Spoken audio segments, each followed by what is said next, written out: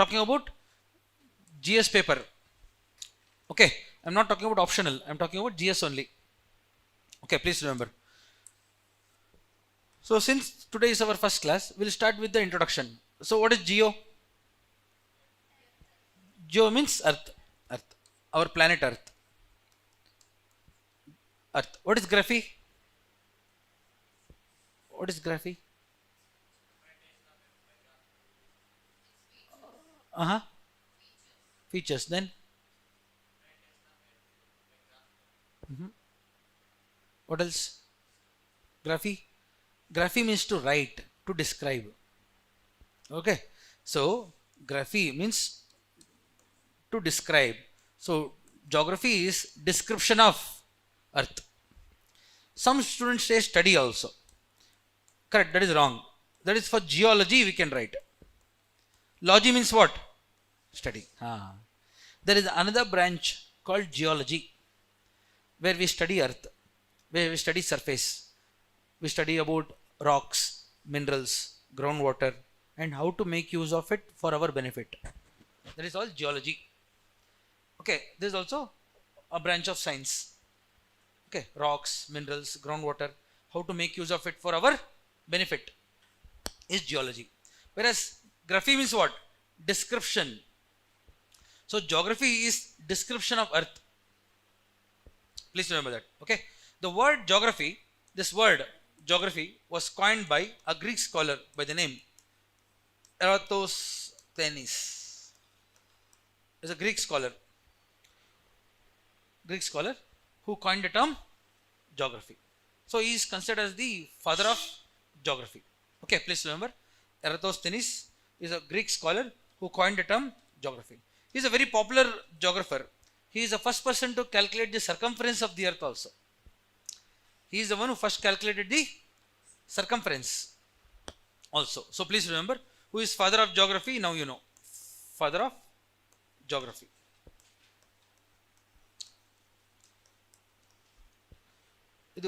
Where is the globe? Globe. I think second floor. Ask Praveen or someone to get it. So this you should know. So he is also the first person to calculate the circumference of the earth. Okay. Please remember this. So they'll ask who is the father of geography. Okay. So geography as a subject is multidisciplinary. It is connected to other subjects also. Okay, let's see that. Introduction, we'll see. Geography as a subject is linked with other subjects also. One map. India map also we need. Give her one map. Okay. So keep the map. Every class I'll give you maps like this. You make a file. Don't fold it. Keep in a file. Because by the end of class there will be around 40 maps. World map, India map, everything. Okay, so we need to make a file of map also. Okay. Now only I am telling you because after that many of you will be folding and putting it in a pocket, then it will have no use now. In every class if you do it, then it doesn't look good.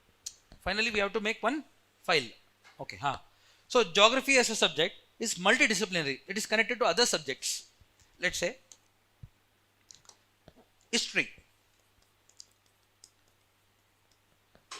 See, history is also connected to geography here.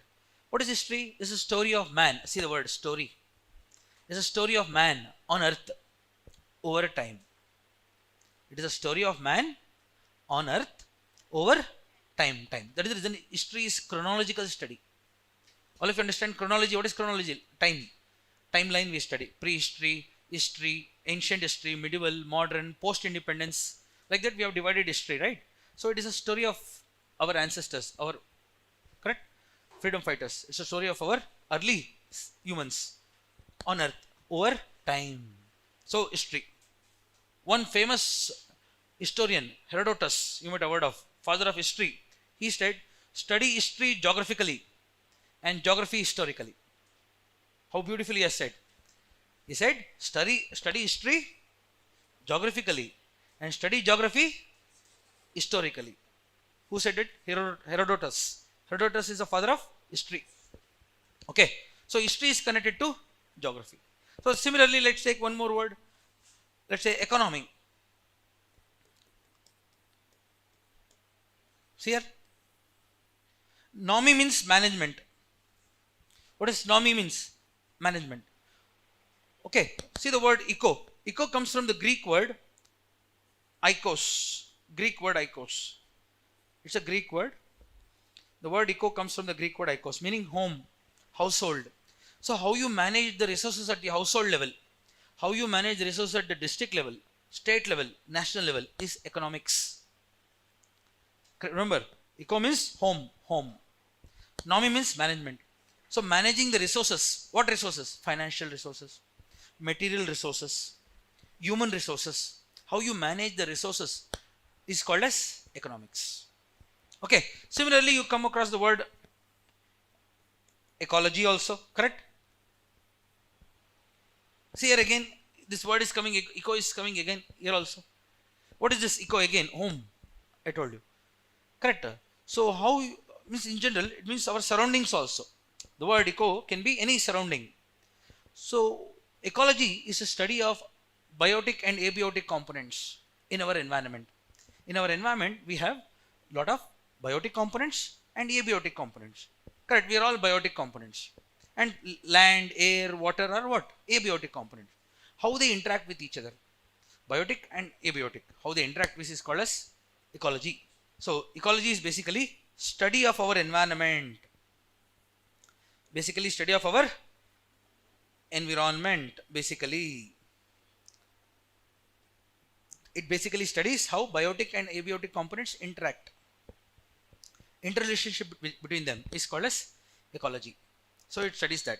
So what is environment here? Means our surrounding. It comes from the French word environ.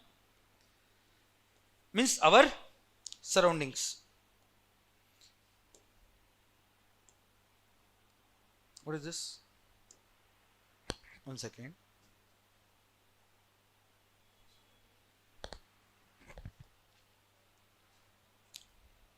Okay, I'll write here. Our surrounding.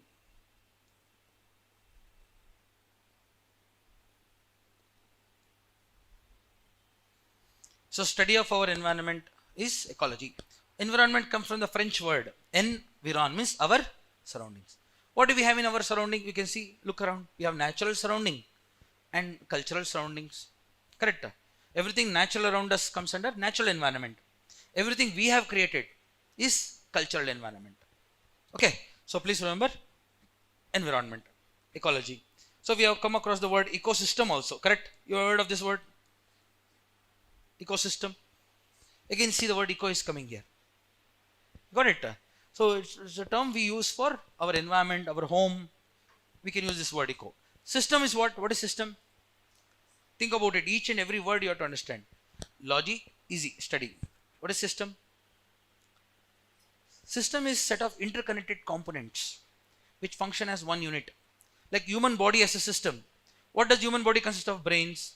Brain we have, lungs we have, heart we have, liver, kidney. All of them are connected through arteries and veins. Correct? All of them together should function. Then only we can function together as a human body. Can you remove your brain and come here? No. Everything is part of it. System. Computer system. Computer system consists of so many input and output devices, motherboard, processor, hard disk, ROM, RAM and all. Together they function as one system. So system is set of interconnected components which function as one unit. Okay. So all of them has to function efficiently. Then only it is called a system. If one component, let's say motherboard is not working, will the system work? No. So understand the words please. So similarly, you might ask, sir, what is there in ecosystem? Ecosystem consists of all the biotic and abiotic components. Biotic and abiotic components. How they interact and the interrelationship between them is called as ecosystem. The interaction between biotic and abiotic components is called as ecosystem. And the study of ecosystem is called as ecology. See, I am giving another definition now. Study of ecosystem is ecology again. Okay. So this interaction between biotic and abiotic is called as ecosystem. So like that, geography as a subject is linked with environment. It is linked with economics. It is linked with history. I'm just telling you, geography as a subject is multidisciplinary. Okay, let's take one more word. Polity. All of you study polity? Indian polity, you study. So the word polity comes from the Greek word. Greek word, polis. Have you heard of the word polis? P-O-L-I-S, poly, this one, P-O-L-I. What is polis means? Have you heard of this? Metropolis, megalopolis. Polis means land, town. The word polis means land, town, or a city. You can Google this if you still have doubt. What is the origin of the word polity? It will show. Greek origin, polis, means land, town. Okay. It comes from another Greek word. Polite means citizens. Citizens. Notice this, please. So the word polity comes from two words. Means what? What is polity? Governance of citizens and administration of land is polity. Governance of citizens of the country and administration of that country is called as polity, Indian polity. That's how you read that. See how geography is connected to polity. This is land. Land is our topic, geography. Citizens are also our topic. Physical geography, human geography. In physical geography, we deal with land. Human geography, we deal with people. So both are part of geography. So now you got the connection to polity also. I'm not saying this because I'm a geography teacher. I'm saying initially when the Greeks started geography, all these were part of geography. Slowly these became separate branches. Early Greeks who started geography, they started together all this. So history became separate, ecology became different, economy, polity, anthropology. Like that, many offshoots are there. Can I use the word offshoot? Anthropology, study of human ancestors, our evolution, races, tribes, all that comes here.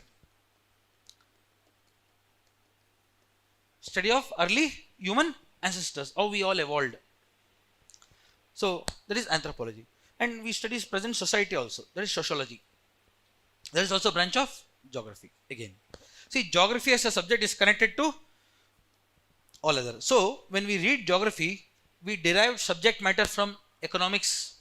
We have environment topics. We have historical topics. We have polity related topics. We have anthropology related topics. We have in geography.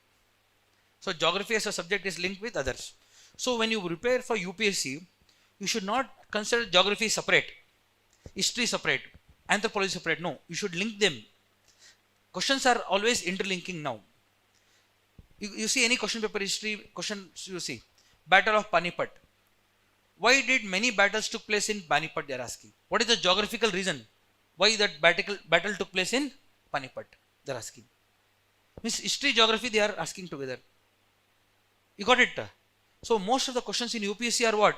Interlinking based questions, analytical based questions. If you see all of them together, then only you will understand and get the good answer. One question was there in the paper. Indian economy is called as a gamble of monsoon. See the question. Monsoon is what? Geography. They are saying Indian economy is a gamble of monsoon. They are saying. Means they are asking how economy is linked with monsoon, rain in India. You got the question now. You will be wondering what is this happening in the question paper. You will be wondering. Economics says geography they are linking. So always remember, UPSC mains questions are always linking subjects there. If you understand from the first day, all the other subjects also will show interest. Okay, so you have to remember this. Many students feel that, oh, history is not needed, oh, polity is not needed. That kind of mindset we have. Don't do that. Okay, so please remember, introduction to geography I have given. So before proceeding, I'll tell you, because I have been teaching for UPSC aspirants for the last 20 years. Some simple mistakes students do. I don't want you to do that. First and foremost is syllabus. How many of you have not seen the main syllabus? Main syllabus you have to see. Today only go to UPSC website, collect the main syllabus. Syllabus is must. You should know what topics we have. Whenever I complete any topic, you underline that. History teacher completes any topic, underline that. What happens by the end of the syllabus? When we complete the classes, you should know, okay, all these topics are covered. If not covered, you can ask, sir, this topic is there in the syllabus, you have not covered. So there will be accountability from our side also. You will also follow the syllabus. You got it? Main syllabus you should follow every day. Keep it in your bag. Second, question papers. Bring question papers, previous year question papers. Every day try to answer few MCQs, few mains questions. Okay, because we are all good learners, but we are very bad at writing. That is where you all fail in the exam. Whatever you learn, Allah, you should make sure you write. So cultivate the practice of writing. I'm telling you, because I've seen answer writing, because I'm part of university, they send us for corrections and all. So state syllabus corrections I've done, Haryana, Punjab, PC, public service, UPSC exams paper corrections and all I've done. A part of the university as associate professor. I've seen students making grammatical mistake, spelling mistakes in the mains paper. You tell me now, how will you get marks? If you are making spelling mistakes, grammatical mistakes in mains paper, and how will you expect you to clear mains? Do you think it's possible? No. Got it? So always write. 2 answers every day you write. Okay. 2 answers every day now. Once you complete the syllabus, start writing 4-5 answers every day. Take as much as mock tests as possible. This is second thing I'm telling you all. Okay, and third is the material.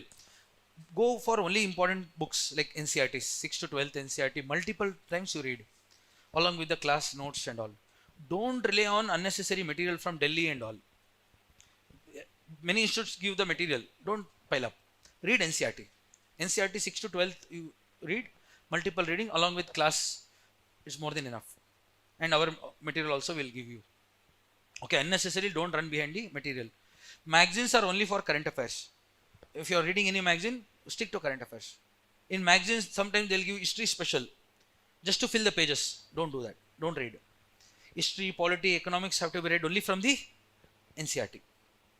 Okay, please make sure you do this. Otherwise, what happens? You'll be wasting a lot of time bringing books from different sources and keeping it. After a while, you'll get scared. Okay, so very few instructions I have given. Writing practice is very important. Grammatical mistakes, spelling mistakes and all, check now only. Okay, as the class progresses, I'll tell you how to write answers and all, I'll teach you. Okay, so now all of you know so the word geography and how the word came and how it is multidisciplinary in nature. Okay, see here, geography as a subject is divided into physical geography, human geography. There are 2 branches of geography. Physical geography deals with everything natural around us. Okay, what is natural around us? Land, air, water. Correct. These are natural around us. So land we study in geomorphology. See the word? Logy means study. Geo means earth. Morpho means structure. So in geomorphology, we study earth structure. Crust, mantle, core and all we study here. Geomorphology. So all of you got the meaning? I have given you the meaning. Morpho means structure, study means logy, geo means earth. Study of earth structure comes in geomorphology. That is first. Then related to air we study in climatology. Climatology and meteorology.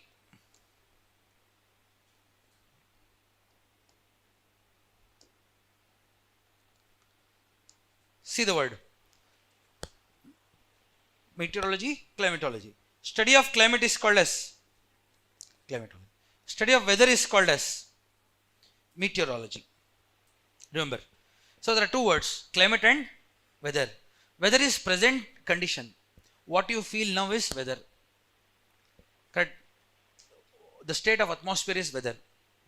Short term condition is weather. Whereas climate is what? Long term.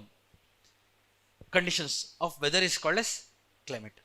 It applies for 32 years. Last 32 years, Hyderabad's weather is climate. So weather is short term, climate is long term. Weather applies to small area, climate applies to large area. Okay, long term condition is climate. Short term conditions of atmosphere is called as weather. Okay, study of weather is meteorology, study of climate is climatology. So what I am doing is I am just introducing subject to you. I am not finishing anything, neither I am starting. I am just telling you what topics we are going to read in future. I am just introducing syllabus to you. Don't worry, all this will come again. Okay, I'll explain each word. I'll give you definition also. Okay, I'm just giving the subject. For example, in water, we'll study in hydrosphere or hydrology. Hydrology is study of water. Okay, and also we study oceanography. Oceanography. So now we'll see one by one all the terms. Don't worry. For now, you just remember hydro means water. Study of water on earth is called as hydrology. Okay. Oceans, for example, very large depressions filled with saline water is called as oceans. What are oceans? These are large depression filled with water. Okay. Again, graphy is what? Description. So description of ocean is called as oceanography. Okay. So remember, land, air and water, 3 topics. Once we cover all this, we study biogeography, life, because all these are natural. All these are naturally found around us. Land, air, water and life. We are all part of this. Biogeography and environmental geography. This also I will be covering. Biogeography or environmental geography.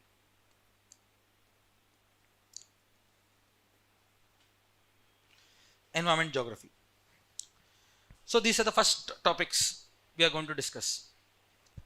Land, air, water, life. Bio means life.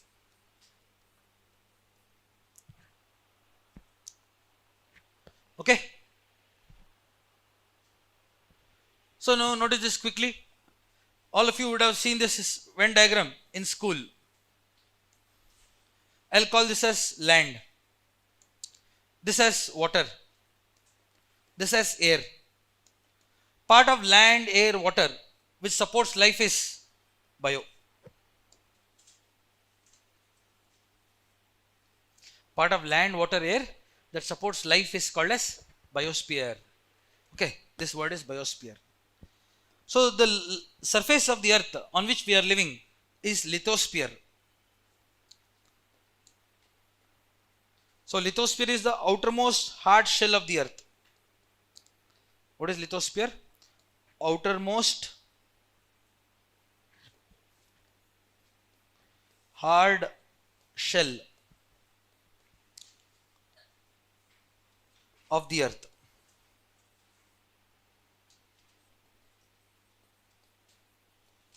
Please remember this, lithosphere, first word. Okay.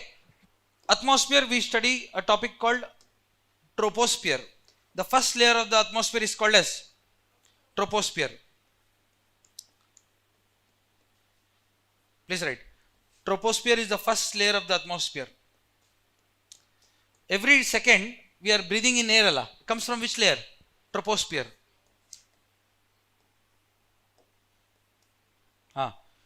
Tropo. Please write. First layer of the atmosphere. First layer of the atmosphere. Troposphere is found where? Just above the earth's surface. So every second of our life we are breathing in, breathing out. From which layer? Troposphere. So most important layer of the atmosphere is troposphere. Okay. So first one, troposphere. So air we study in troposphere. Okay. So small definition you write. Troposphere is the first layer of the atmosphere. Then what is atmosphere? I also write. Thin blanket of air is atmosphere. Thin blanket of air is called as atmosphere. Okay. Thin blanket of air. So now you might ask, sir, what is air? Air is mixture of gases. Mixture of gases is air. Why is this board kind of shaking, Allah? I'm able to see it moving like this. Okay. Air is mixture of gases. Clear now? One by word by word I'm going. Water is what? H2O. Dihydrogen oxide. Water is dihydrogen oxide. 2 hydrogen atom and 1 oxygen atom. All the water on the earth we study under the topic hydrosphere. Hydro. All the water on earth comes under the word. All the water on earth comes under the word hydrosphere. Hydrosphere. Okay. Please remember, land, water, air. Part of all these three which support life is called as biosphere. Biosphere. Okay. We are all part of biosphere. Together, see this entire topic is our ecosphere. All these are part of our environment. Ecosphere. In your NCRT, if you read this, 6th standard NCRT, they have given this. 5 spheres: lithosphere, hydrosphere, troposphere, ecosphere, biosphere. Like this. 5 spheres they have given. Okay? 5 spheres. Like this they have given. Lithosphere, hydrosphere, troposphere or atmosphere, ecosphere, biosphere. Clear? Like this, one by one I am mentioning it, mentioning the topic, so that you will come to know, okay, this is physical geography. All this is physical geography. Okay. There are certain words I will introduce now, one by one. Like part of water which is frozen is cryosphere. Cryosphere is the regions on earth with sub-zero temperature. What is sub-zero? Temperature is below zero. There are certain places on earth where the temperature is below zero, where the water is frozen in the form of ice, like Arctic, Antarctic region, Himalayas. They are all frozen, covered with snow. They are called as cryo. Have you heard of this word cryogenic engine? Cryogenic engine technology in rockets we use. GSLV rocket we use. That word, cryo. Cryogen, please write. Cryosphere, I'll write. Regions which experience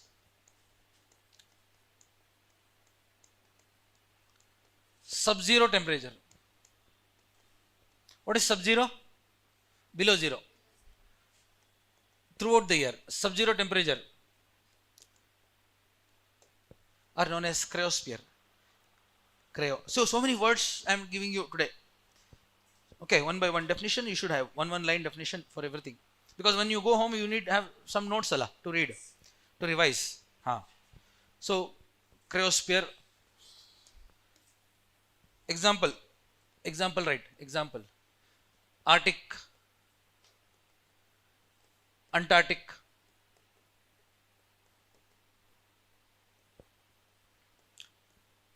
Himalayas or mountains. I'll use the word alpine.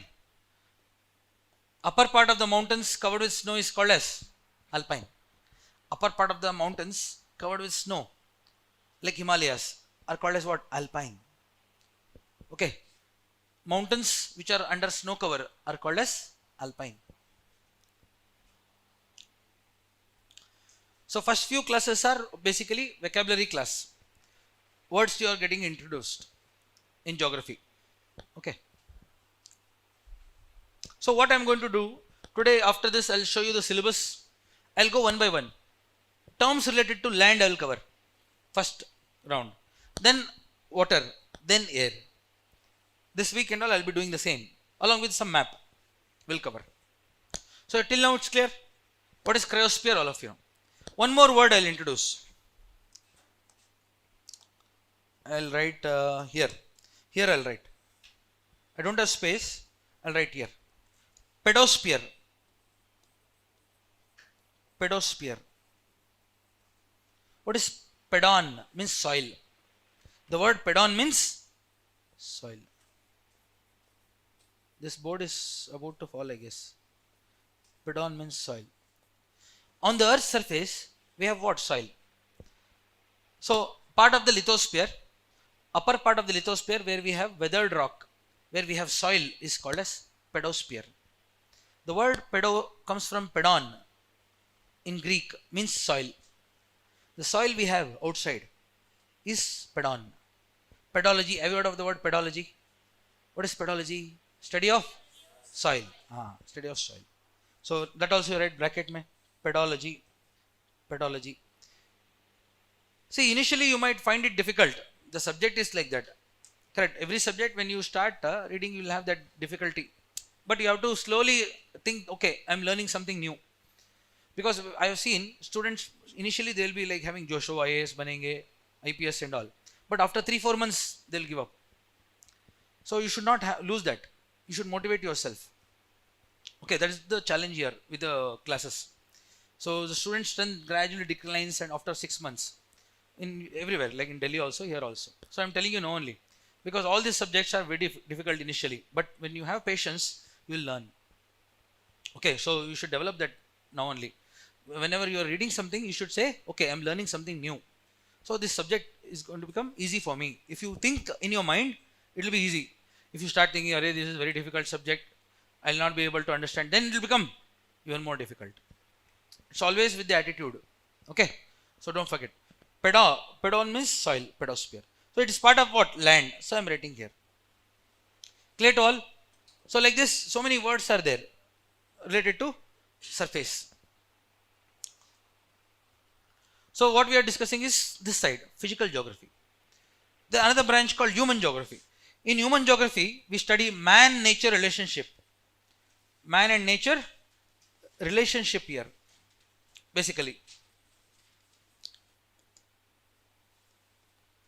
That means since our evolution on earth, what all we have done? Since we all evolved from where? From apes. From chimpanzees we evolved. Correct? Since our evolution, what all we did on earth? Like agriculture we did. Livestock, animals we started rearing. Correct? So we have created transportation, we have created market, trade, education, political system. All this is our creation. That comes in human geography. Okay? So human geography basically deals with man-nature relationship. Just like physical geography deals with natural surrounding, human geography deals with our cultural surrounding, anthropogenic surrounding. What is anthropogenic? Means man-made. Everything related to man. Anthropogenic factors. Okay, anthropogenic activities we study in human. Means human related topics. Everything that we have done on earth comes under human geography. Please write. All activities of man are part of human geography. Main theme of human geography is man-nature relationship. That means how man is changing the natural landscape. Let's say lakhs of years ago, all this was under tree cover, forest cover. There was nothing here. So we slowly changed into agricultural land. From agricultural land, we have made all this. So landscape is changing. If you notice, around Hyderabad, there are so many agricultural land now becoming urbanized, industrialized now. Earlier, it was all forest, like that. So anthropogenic, those are all. Human geography has many branches. Can I write in next page? I don't have space. I'll write like this, see? Like this, many will come. In the next page, I'll write. Human geography. If you have space, there only you write. First one is human evolution. I'll be discussing this. Human evolution. Human evolution.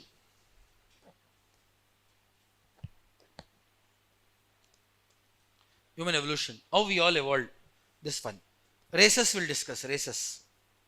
Tribes. Important tribes will discuss. Okay, this is related to anthropology. Okay. Next.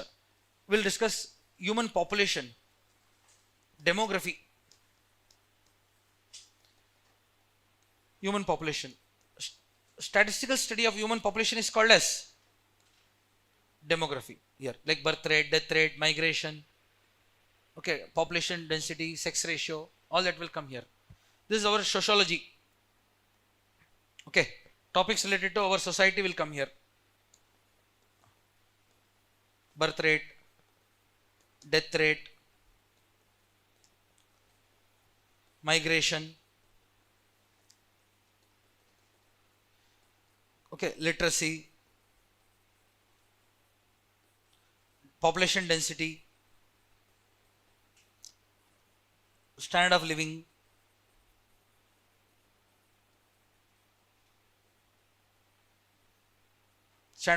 all these are part of demography. Okay, all this will come in human population study, demography.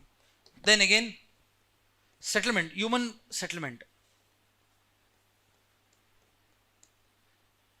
All this are there in the syllabus. If you see the main syllabus, GS geography, all these are there. Okay, human settlement, we study rural and urban. Two types. Today we are where? Hyderabad. Hyderabad is what? Urban settlement. But most of us are from rural settlement. Okay, like that. Rural, urban. Here we study urban problems, urban planning, how to manage urban areas. We study here. Okay, so we'll discuss human settlement. Like various programs, we have Amrut, we have JNNURM, we had Smart City. You heard of Smart City and all? All that will come here. Okay, that is human settlement. Then comes economic geography. Economic geography. I know the syllabus itself is so vast. Economic geography mein we have economic activities. What are economic activities? Yes. What are economic activities? Name them. At least you know some. Huh? Which one? Tax. Plan. Okay. See, it can be anything. Like you might say banking, somebody might say insurance, stock market, you might say, or agriculture, you will say, fishing, you will say, mining, you will say. Correct. Any activity of man which generates revenue is economic activity. Any activity of man which generates capital, revenue, wealth through legal means. Why did I add this word legal now? Because if I kill someone and takes their money, is it economic activity? No. It should be legal. So any activity of man which generates revenue through legal means, and part of the revenue is paid as tax. Let's say I am teaching, I'll get some money. What I should do? If I keep it to myself, that is wrong. I have to pay tax for the country. Correct? Country needs money for various services like defense and all. So economic activities are those activities which generates revenue through legal means, and part of the revenue is paid as tax. Remember that. So what all it includes? Like it has primary. Have you heard of primary? Agriculture, fishing, mining comes in primary. Agriculture is geography topic. Fishing is geography topic. Mining is geography topic. All that are primary. Then comes secondary. Then comes tertiary. Okay. Then comes fourth and fifth. I don't have space here. I'll write here. Fourth is called as quaternary. Fifth is called as quinary. This one, fifth. There are 5 activities today. Okay. Primary involves extraction of raw materials from the earth, like agriculture, fishing, mining, quarry. What is quarry? Cutting rocks. Extraction of rock is called as quarry. Around Hyderabad you can see lot of quarry. What is mining? Extraction of mineral is mining. Animal husbandry like livestock, sheep, goat, cattle rearing is all here. Primary. What is primary doing? Extraction of raw materials from the earth. So the people who work in primary are called as red collar. See this collar. Red collar. Red collar workers. So 50% of our population is in which sector? Primary. Primary. More than 50% of the population are in which sector? Primary. So backbone of the economy is this. See, geography also we study. Economics teacher also will say the same thing. So we study from geography. Economics teacher will tell you from economics angle, like programs, policies in this sector. Okay. Secondary is manufacturing. Everything raw material we have generated, raw material that is converted into finished goods by industries. Manufacturing, correct? What is manufacturing sector doing now? Converting raw material into finished goods. Power generation comes here. Industry, manufacturing, power, infrastructure development. Every day they are making road, dams, correct? All that is what? Secondary activity. New roads are being constructed, flyover they are making, metro they are making. What is that? Secondary. I think everything should fall in place now after this class. Okay, which sector comes where? You should know. Tertiary. Tertiary is service sector. Like education, healthcare, media, journalism, tourism, trade, all that comes here. Please write quickly. Trade,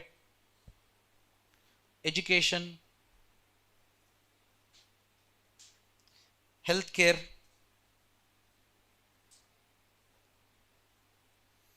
your civil services, public service, correct? You are all entering here. Police, law and order, judiciary, Indian administrative service. What is that? Service sector, tertiary. Like that, right? Keep on writing. I don't have space. Banking, insurance, stock market, judiciary, police, law and order, defense, army, navy, air force. Got it? There is all service sector. So people who work here are called as white collar. That is the reason lawyers, doctors, correct? They wear white collar. Okay, white collar jobs. These are white. People who work in secondary here are called as blue collar. People who work in industries, manufacturing sector are called as blue collar. People who work in tertiary sector are called as white collar. Like doctors, engineers, teachers, okay, lawyers, all this. Right, banking, insurance, stock market and all. Done? So all this we study in geography and environment. So certain activities were here, tertiary. They have been removed into quaternary and quinary. So quaternary and quinary were not there earlier. They are branches of tertiary only. Like information communication technology, IT, your artificial intelligence, AI, robotics, correct? BPO, KPO comes under which sector? Here. Advanced learning, research and development and the corrective, R&D, research and development in any sector comes in which sector? Quaternary.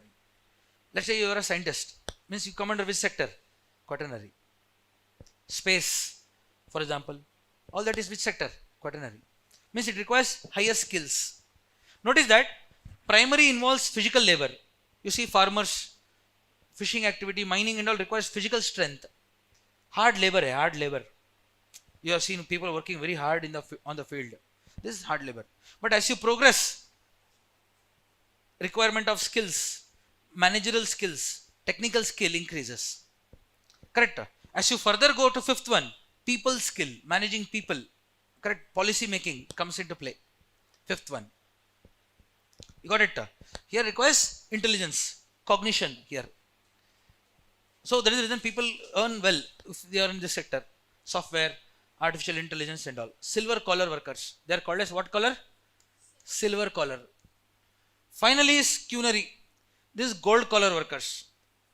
So all the policy makers come here. The decision makers. Okay. Top bureaucrats. Politicians. MP, MLA, CM, PM. They are the one who make laws for us. They are the one who manage people here through their policies. So, culinary. Okay. So, how many set of activities are there? 5. In polity class, you read this. Legislature, judiciary, executive. You study that here. All legislators, executive, judiciary comes here. Culinary. Okay.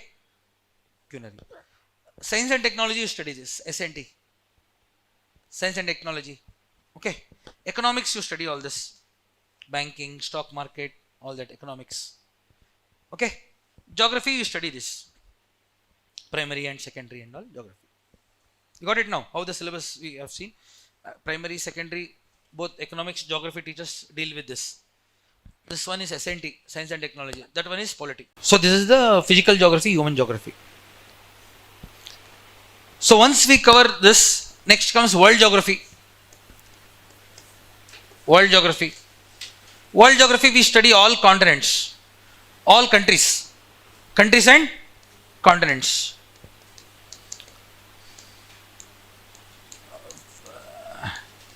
So this is a very wonderful topic, world geography. Many questions come from world geography. If you understand world geography, you can understand IR easily, international relations, world history. World history become easy. Okay, world economics, international organizations, correct, international organizations like UNO, NAM, all that, SARC, all that is part of world geography. Once we cover world geography, IR becomes easy, international organization becomes easy, world economics, world history will become easy for you. You don't have to mug up. Current affairs and all, you don't have to mug up now after the world geography. So please buy one atlas, preferably Oxford School Atlas. Oxford School Atlas you have to bring to the class. One atlas compulsory, because in every class I will be showing you the places. Without atlas we can't complete or start geography. Okay, if you don't have atlas today, fine, but tomorrow compulsory. If you can't buy, please borrow it from your friends and come for first 2 weeks or first 1 week. Otherwise I will not be able to cover. Okay, so world geography, then we will also cover India. In Indian geography, I will be covering all physical part first, then human part. Human geography, physical geography. Okay, roadways in India, trade in India, tourism in India, like that will come. Physical and human. So when I cover India, your state also will be covered. Telangana, Andhra Pradesh will be covered, so that you can write your state exams also. So syllabus is bit vast. If you have seen, I am still writing the syllabus. Okay, so we have lot of topics to cover.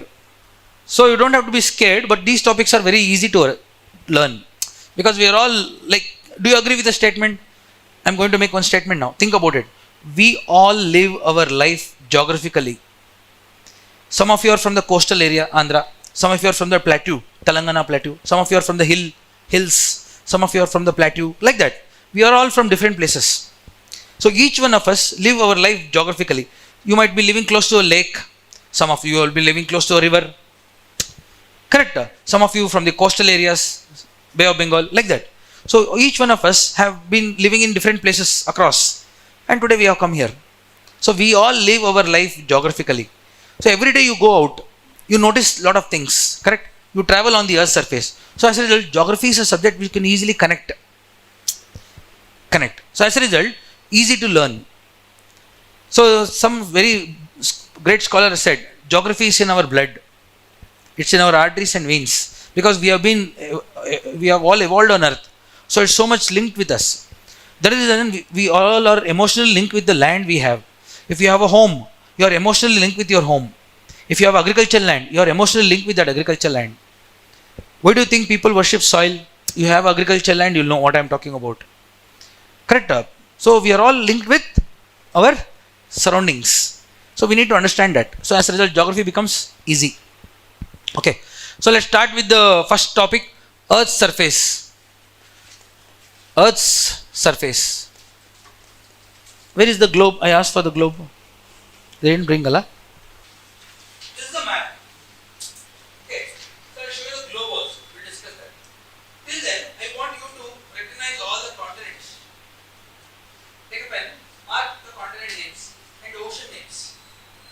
Okay, let's see. Because Earth's surface, we have both land and water, correct? Earth's surface contains both land and water. We have continents and oceans indirectly. Please write mark.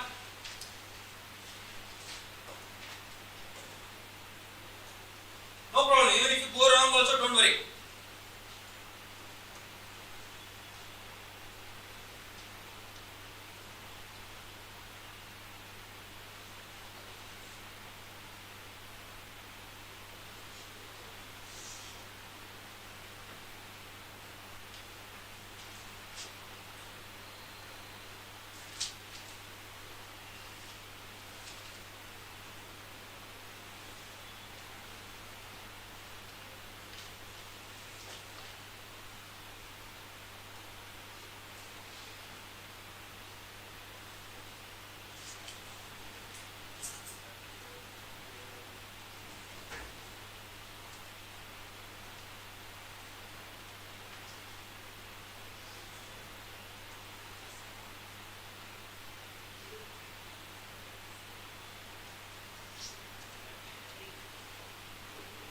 Okay, so please pay attention. This is Asia. This is India. All of you. So now, see here. This is Asia, correct? Look at Asia. Second largest is Africa. Africa here. Correct. Third largest is North America here. North America. Fourth is South America. Mark 1, 2, 3, 4 also you mark. Okay. This is Antarctica below. Below is Antarctica. Fifth largest continent is Antarctica here.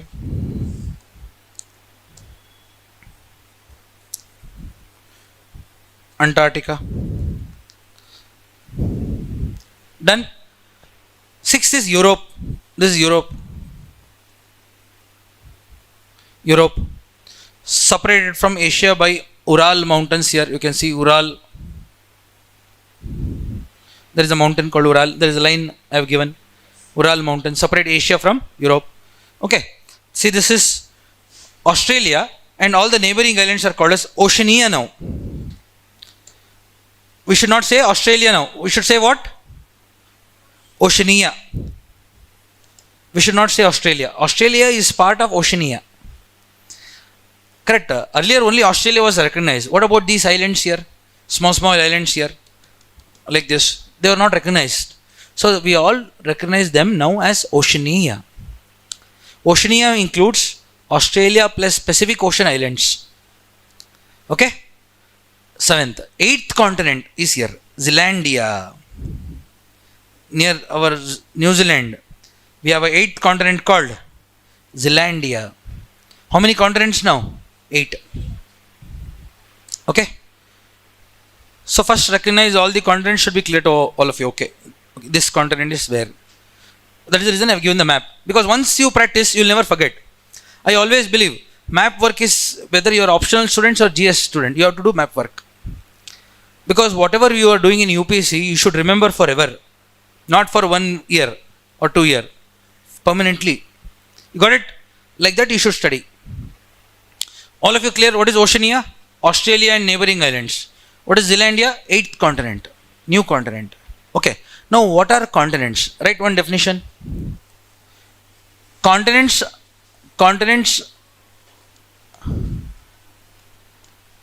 are very large landmass above sea level. Please write. Continents are very large landmass, very large landmass above sea level. Do you all agree? Continents are above the water level, above the ocean. They are very large in size. So continents are very large land mass above sea level. Right? Okay. Mark all the oceans now. Same map. Go to map. Mark all the ocean. Indian Ocean, Pacific, Atlantic. I'll only mark. Wait. See here. All of us here. This is Atlantic. Atlantic Ocean. Notice Atlantic Ocean is shape. What is the shape also you notice? A shape. Atlantic. See here, this is Indian Ocean. What is the shape of Indian Ocean? See this? M. This is Pacific. This side is Pacific. Pacific Ocean. Pacific Ocean.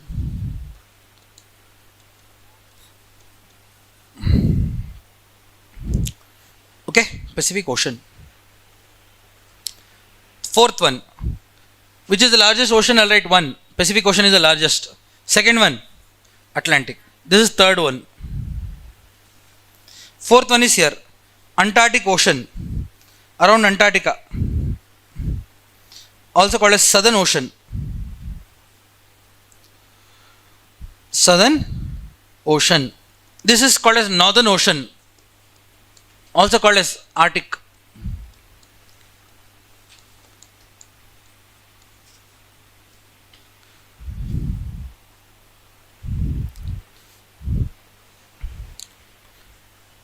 Okay.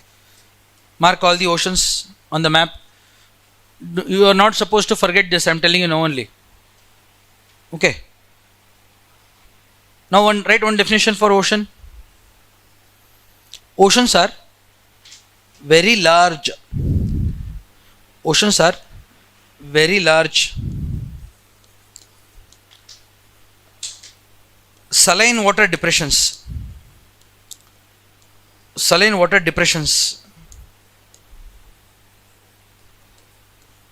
All of you understand? Depression means like something that is low lying here. In the classroom, that is depression. I am standing on continents. So that is a depression filled with water. What water? Saline water. Okay, write one more sentence. Oceans are large, interconnected body of salt water. Oceans are large, interconnected body of salt water. What do you mean by interconnected body of salt water? What is interconnected means? They are all connected. See, Atlantic Ocean is connected to Indian Ocean is connected to Pacific. Correct na? They are all connected. All oceans are interconnected body of salt water. Complete that sentence. Interconnected body of salt water. Is it clear till now?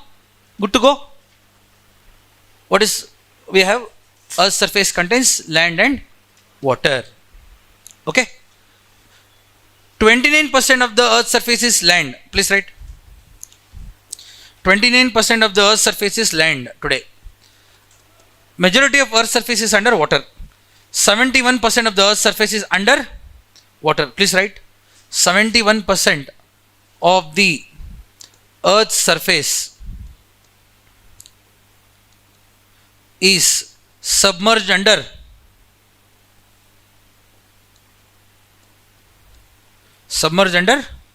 water. That means lot of places are under water today. So thank you.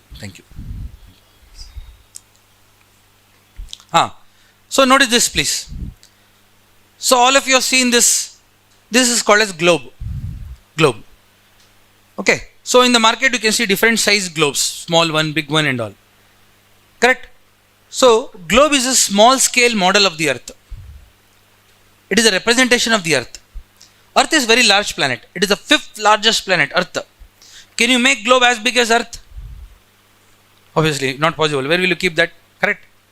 So We have reduced it in size. So what is globe? Small scale model. What is globe? Small scale model. I'll come back to this. Please wait. Let's write that. Globe is very important. Globe is, please write, small scale model of the earth.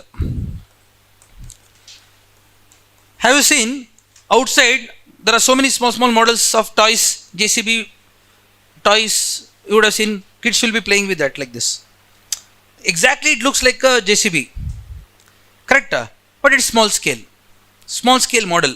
So model is what? Representation of reality. Model is a representation of reality. Means by showing this I can tell you, oh, earth looks like this. What is shown there? Notice continents are shown on the earth's surface. Water is shown. That's what I was showing you. Earth's surface contains land and water. Can you see all land and water? So the globe tries to represent which part of the earth? Surface. Surface of the earth. It is a small scale model. What type of model? 3D model. It shows the 3D view of the earth. Please write. Globe is the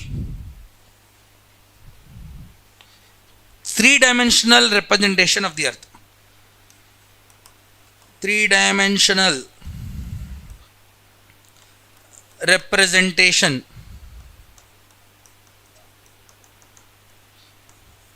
of the earth. 3D. 3D of the earth. It shows all the 3D. All the oceans are shown. Try to recognize Pacific here. Please see Pacific. This is the Pacific, largest. Okay, I'll do one thing. I'll take one blade. I'll cut the globe here. Why am I cutting the globe here? Because there is no land. I'll not lose much information. I'll cut the globe here. This half I'll cut. What if I cut? I can open it like this. That's what is map. Map. This is what you get. When you open the globe, where did you cut the globe? Pacific Ocean. See, this is Pacific Ocean. You cut the globe here and you open it. 2D. Maps are 2D. Globe is 3D. Got it? That's it. So that is the reason half of the Pacific this side, another half is here. Please write here also Pacific, here also write Pacific. One half is here, other half is here. Clear to all? So don't think there are two Pacific Ocean. One ocean only. We have cut the globe here. So right, what are map? Two-dimensional representation of the earth. Right. Maps are 2D. Two-dimensional representation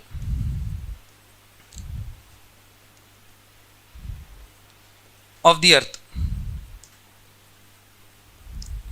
Now you know what is globe, what is map. Okay. Globe is 3D, map is 2D. So that is the reason you wrote all the continent names there. Okay. Maps became popular than globe because maps are easy to carry. If I give you globe and map, which is easier to carry? Can you put this in your bag? No, not possible. Correct, but map easy. You can put it in your pocket also, you can go. So maps are easy to carry. Correct. That is the reason maps became popular worldwide. Okay, now you know. Okay. So globe and map. So simple definition I have given you. Okay. So that is the reason we saw all the continents marked on the globe. All the oceans you know, all the continents you know. How many oceans we have? 5. 5 oceans. 8 continents. Okay. Clear? So notice this. In 29% we have all the continents. All the continents. Quickly write. Asia, Africa, North America, South America. Because you should have notes. One in the map form, one in this form. Antarctica, 5th.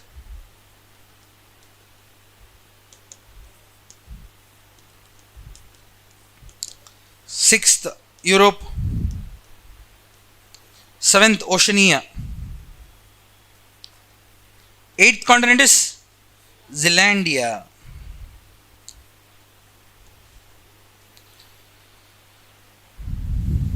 Right, first.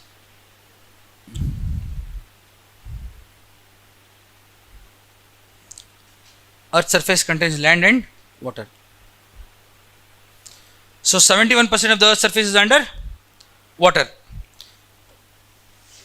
See here, if you take all the water as 100%, all the water on Earth as 100%, see here now, all of you see here. Let's say this is water. In 100%, 97% of the water is saline. 97% of the water is saline, salt water. It is found in ocean. Only 3% is fresh. So water is divided into two parts, saline and fresh. 3% is fresh, 97% is saline. Notice this. In that 3%, all of you notice this. In 3% of water, 69% of the water is ice. Ice and glacier. Ice and glacier. Okay. 30% of the water is groundwater. Groundwater is found below the surface. Just 1% is easily accessible water. Easily accessible water means that is easily used by us. It is available for us. Easily accessible water. Surface water. Just 1% of the water is available for us. Readily. In the form of lake, rivers and all. Just how much is available? Only 1%. Overall 100 is water. 100 में 97% is oceans में है, saline. 3% is fresh. In 3%, 69% is ice. Ice. All of you understand all ice. Arctic, Antarctic ice. This part. Snow and ice. 30% is groundwater, means below the soil. Here. Ground, below the ground. Here, this water, groundwater.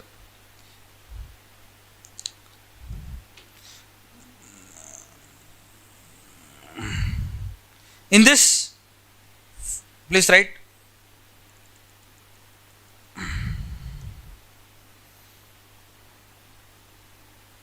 I'll write 52% is lakes. 52% of the water is in lakes. 38% is in soil moisture. I'll change the color. Soil moisture. What is soil moisture? On the surface of the earth, we have soil. There is some water there. Rainwater and all that falls. That is 38% soil moisture. 52% lakes. How much? 52 plus 38? 90. Next comes 8%. Here is water vapor and clouds. In the sky, water vapor. Atmosphere mein clouds hai na? That one. Clouds.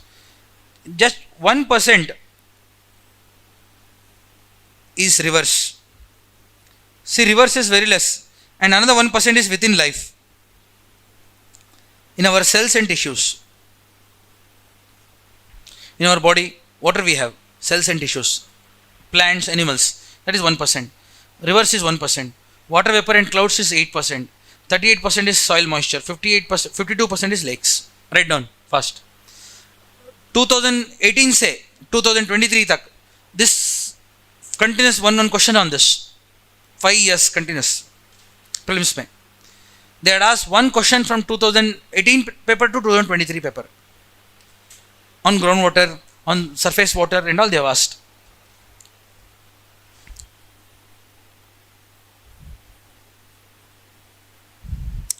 Why am I writing a pie chart? Easy to understand. Easy to give the differences, see the differences. Write fast please. Separate book may you write. Write properly, do not make any mistake in that. So hope all of you know how to read this. That 97% saline, 3% is falling down into the another pie chart like a waterfall. Again 3% is divided into this. In that 1% is coming down again into next one. Okay. So now all of you know land and water. Water two types, salt water, fresh water. Correct. In that fresh water again how it is distributed we know. Okay. Now we have given you another map. Check that please. India map with a boundary, with state boundary given. Okay, tomorrow also I'll give you this, don't worry. For now, I want all of you to write the states using, let's write only two names, two letters, AP, Andhra Pradesh, TN, Telangana, Tamil Nadu, like that you write. Telangana, TL, Karnataka, KR, identify all the states, water body, let's see.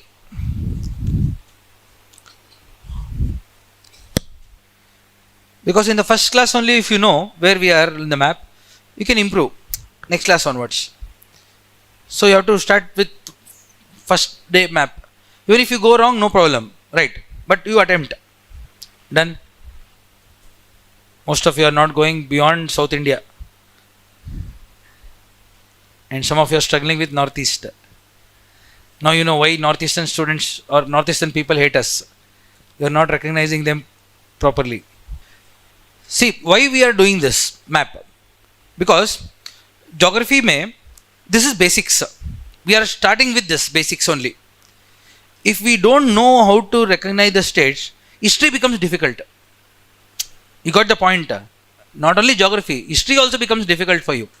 Because history may, what happens, the teacher comes and starts telling you the story, what happened earlier, now and all. So if you don't know where is that, which state he is talking about, which part he is talking about, how will you understand that? Economics becomes difficult. Those teachers will think that you already know. Geography teacher has already covered the basics. You got it? So map, we should never go wrong. If this is correct, all the story will fall in place. So today I am giving excuse because I see many of you have written Ladakh, J&K, you have misplaced. Those things you should not do. For example, at least some basic work you should be able to cover. For example, let's say notice this please. I'll show you to recognize, how to recognize. First, all of you should at least recognize our neighboring countries first. Mark all the neighboring countries. Notice the map of India here. See here. So when you mark, let's say this is Ladakh, you should know. Ladakh. This is J&K. Like this basic, you should not go wrong. You got it? So if you go wrong here only, J&K, Ladakh only, many of you have gone wrong. Okay. So today I am giving you excuse. Why? Because first day. Tomorrow also I will be giving same map. Then all of you should get all the 28 states correct. 28 states hona chahiye. Correct. 8 UTs we have. Correct. 8 UTs. All UTs should be correctly marked. States should be correctly marked. Capitals you should know. Okay. So this is Arunachal Pradesh here. Arunachal Pradesh. Then Nagaland. Correct. Manipur here. Mizoram here. Tripura here. Meghalaya here. Many of you are struggling with the northeast. This is Assam here. Sikkim here. You should never go wrong. I am telling you now only. Okay. So Sikkim, Meghalaya, Assam, Arunachal Pradesh, Nagaland, Manipur, Mizoram, Tripura. Okay. So make sure you remember the state first. Then mark all the neighboring countries like Pakistan here, here Afghanistan here, here China here, Nepal, Bhutan, Bangladesh, here Myanmar. Till you all get perfect, I'll give you the map. Tomorrow also I'll give you, day after tomorrow also I'll give you. All of you should get out of out, I'm telling you now. No excuse. Clear? Tomorrow no excuse. Water bodies mark. Arabian Sea, Bay of Bengal,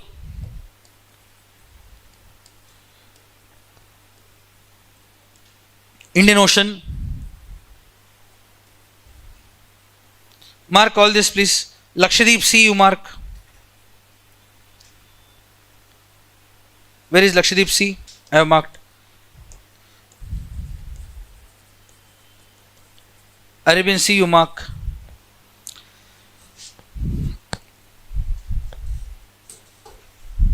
So basic map work we should know.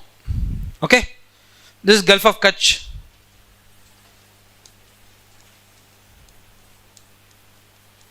Gulf of Kambat.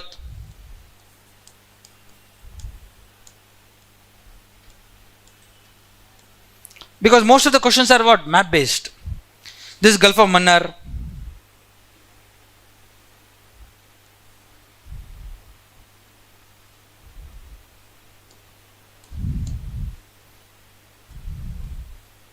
Sri Lanka here. Locate Park Bay. Park Bay. Park Strait. Park Bay, Park Strait.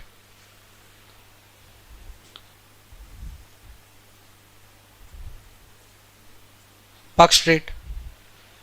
Okay. This is our Andaman Nicobar Islands. Andaman Nicobar Islands. Here locate Andaman Sea.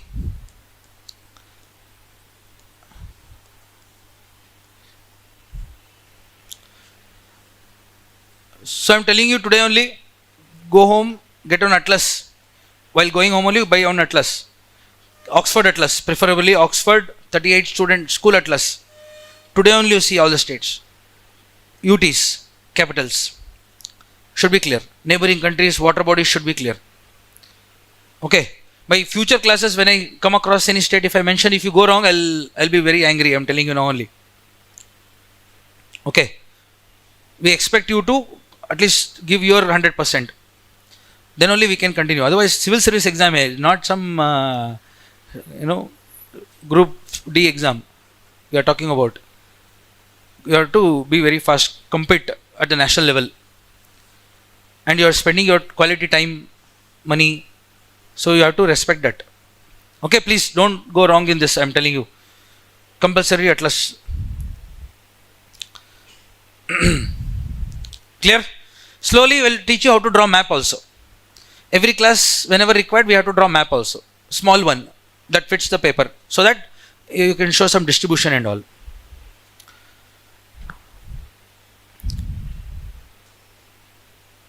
Mark Andaman Sea, Bay of Bengal, okay, Lakshadweep Sea and all. Clear? For now it's enough. For now map part is clear. Okay. Now, shall I continue? Today's exercise I have given you what you have to do. Anta. Tomorrow you should remember the capital cities also. Okay?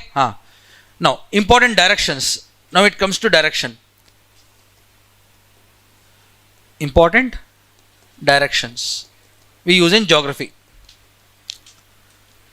There was a Greek poet by the name Homer. Many of you might have heard of. Greek poet, very popular poet. He wrote a first novel, world's first novel, Iliad and Odyssey. Iliad and Odyssey was written by him.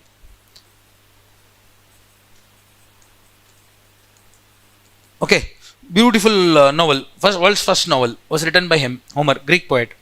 So he is the one who first used the directions, and he identified these directions for the wind. For the wind is coming from this direction, he called as north wind. The wind coming from this direction, he called as south wind. South. Wind coming from this direction, he called as east. This west. Like this, he is the one who first started using directions based on wind. Today we use it everywhere. Correct. In Sanskrit and Telugu also, Uttara, Dakshina, Purva, Paschima. Correct? Remember this. So important directions you should know. Now see here all of you. Take the starting letters W, S, E, N. You will get news. What is news? North, east, west, south. The starting letters of all this. We use every day. News channel, newspaper. What is news? Information we get from all sides is called as news. Information we get from all sides is called as news. North, east, west, south. It stands for north, east, west, south. Clear? Right. Further directions you write. This is north. east, this is southeast, this is northwest, this is southwest. I am covering all the basics. 4th standard NCERT, 5th standard NCERT, 6th I am covering now. Further other directions you write. Oh.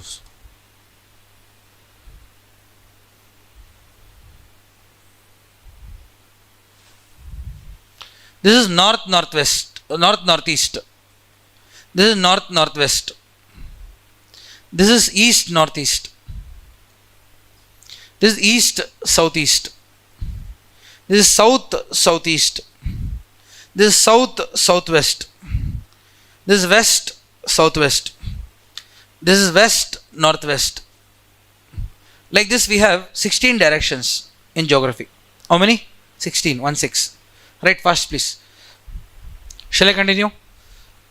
Important directions, all of you know.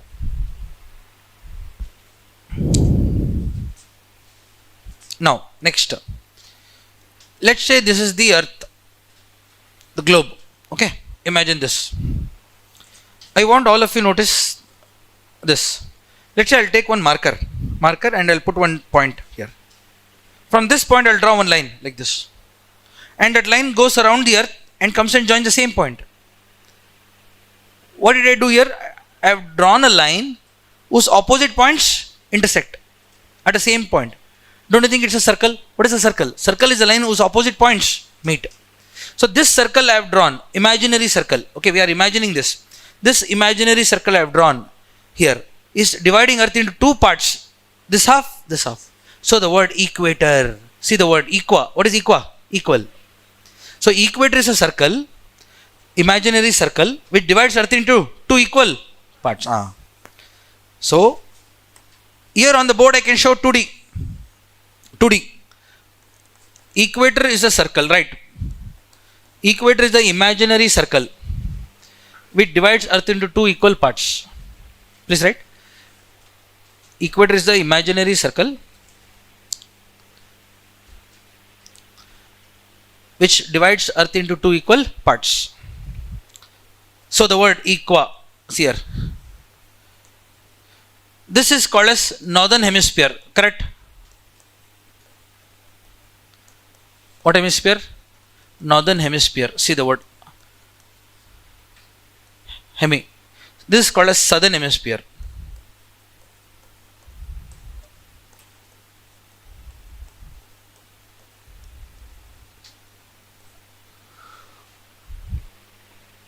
Northern hemisphere, southern hemisphere. So what is equator? Equator is an imaginary circle which divides earth into two halves. Okay, now see this, another imaginary. Imagine one line going from here, from the north, coming out here. Earth is spinning around that line. That imaginary line is going from the north and coming out here, like this. It is going like this, coming out here. So earth is spinning around that line. So this line is called as axis of earth rotation. Please write. Axis of Earth's rotation. What is the axis of earth rotation? It is the imaginary line around which earth spins. Please write. It is the imaginary line around which earth spins from west to east. So earth spins like this, west to east. Okay, the spinning of earth gives us rotation. So the name, axis of earth's rotation. Okay, axis of earth rotation means earth spins around that line. Imagine there is a pole. I am holding that pole and I am going around it. That is my axis. That like this is the axis. Okay, axis of the earth. So all of you know what is equator, what is axis of the earth. Clear? Simple. Small topics I am covering now. Next. Okay, see here. We'll start with the earth introduction today. Tomorrow anyhow we are going to continue with the same topic. Right? Give the heading as earth now. Certain topics related to earth we'll study. Okay? And solar system. Please write earth, our home planet. Our home planet.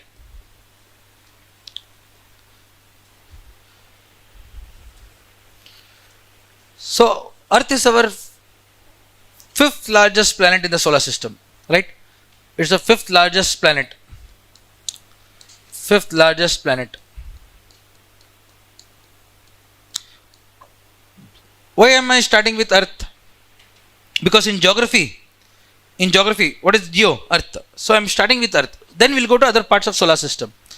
Earth is the fifth largest planet in the solar system.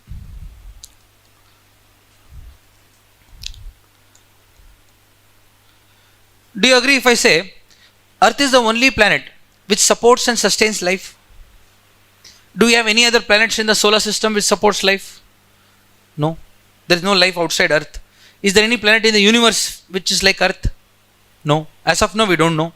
We are searching for them. If there is Earth-like planet and that, but till now we haven't found any. Okay.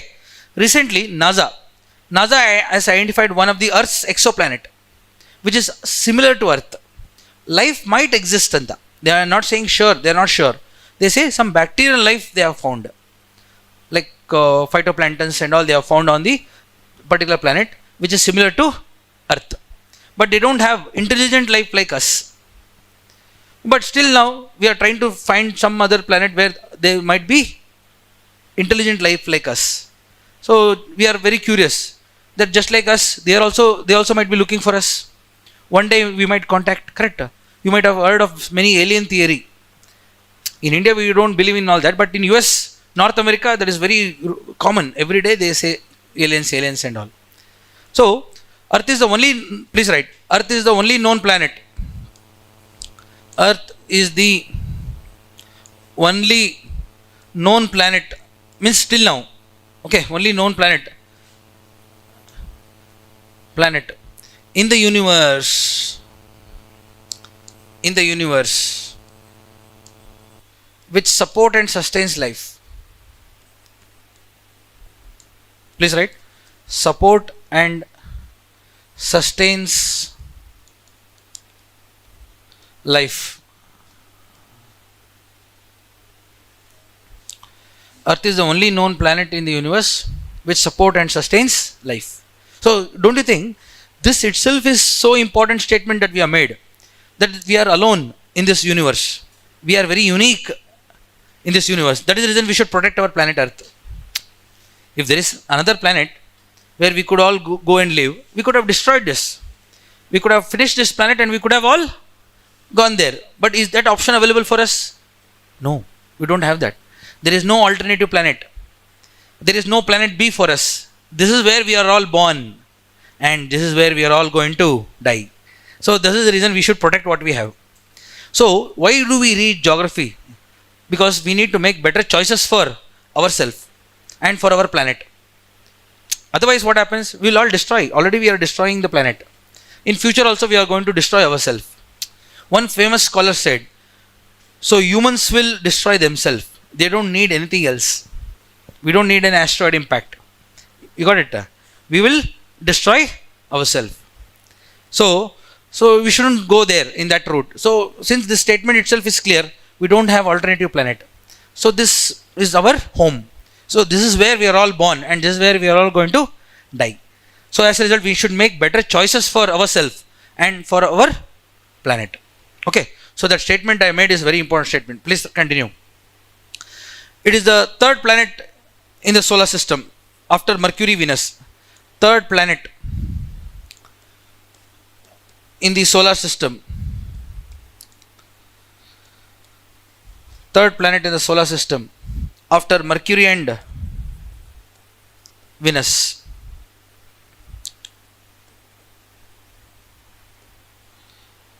After Mercury and Venus, we are third, location wise.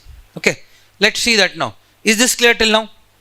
So I told you NASA is looking for Earth-like planet. Write that somewhere, side mein. NASA. Okay, National Aeronautics and Space Administration, USA. Okay, just like our ISRO. ISRO is India. NASA is for US. So NASA has a program called Search for Extraterrestrial Intelligence. SETI. What is SETI? Search for Extraterrestrial Intelligence. What does it mean? Earth-like planets. Search for Earth-like planets. Search for extraterrestrial intelligence means they are looking for intelligent species. They have found one, Kepler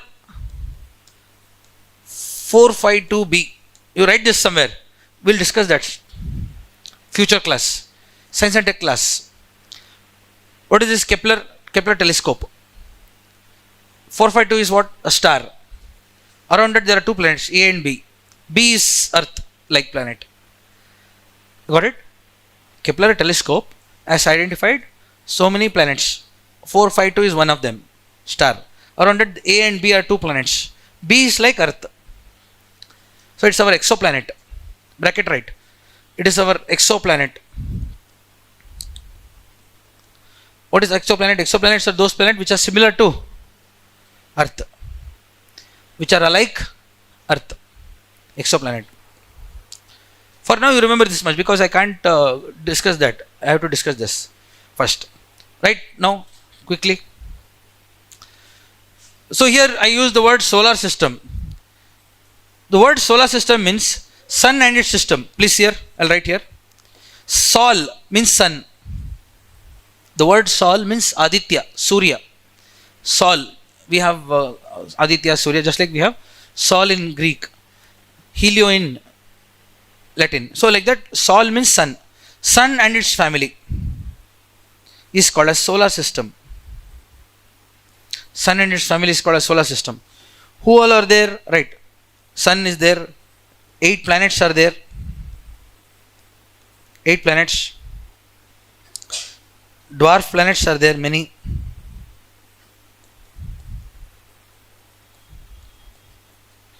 Right. Satellites are there. Asteroids, meteors,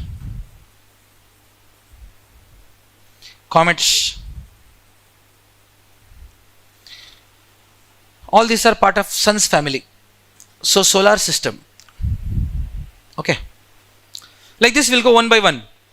Today I've completed some introduction topics, basic topics. This is in 6th standard NCERT also, solar system. So I'm going to cover that and cover other topics also. Okay. For now, this much is enough for today. Tomorrow's class again I'll continue from here.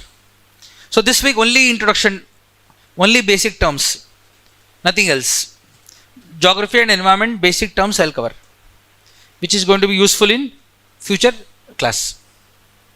When I start the class, I will not discuss all this. I'll directly go to the topics, geomorphology and all. Okay. So is the font size okay to all? If you have any eyesight issue, come to the front. One. Second, I am going slow. So some notes also I am giving. So I will increase the speed from next class. After basic classes, I have to increase the speed. Otherwise, I will not be able to cover the vast syllabus. Speed I will increase little bit. Okay. We have 2 types of notes we are going to give you. One, class notes here. Second, printed material. That will be from institute side. But I request you to go through NCERT. NCERTs are must. G.C. Leong book is must. You know about G.C. Leong? They have given G.C. Leong? That is good. Then Atlas. So 3 things you should have. One is NCERTs. NCERTs from 6th to 12th. Multiple revisions you have to do. Then certificate physical and human geography book.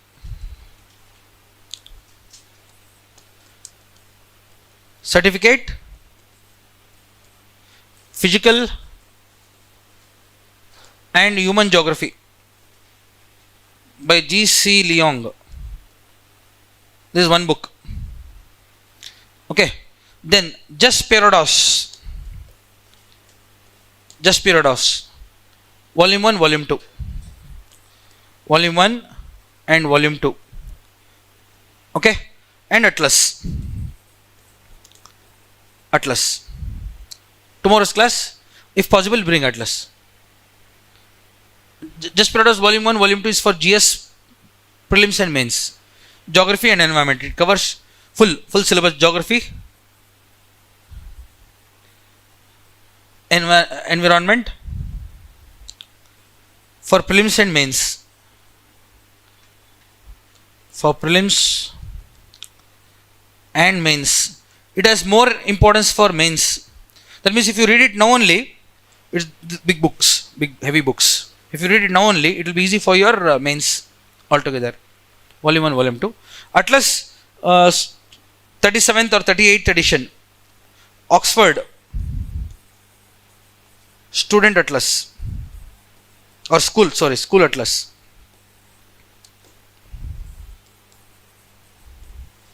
This is helpful for GS and optional also. Your states have given well. Some of the important topics. We'll continue now. Yesterday I was talking about solar system. Sun and its system is called as solar system. Sun's family we were discussing. And location of Earth we'll discuss now. Okay. So whoever came today, please check the notes. Okay, you'll get the recordings also. Not a problem. Okay. So we were discussing solar system.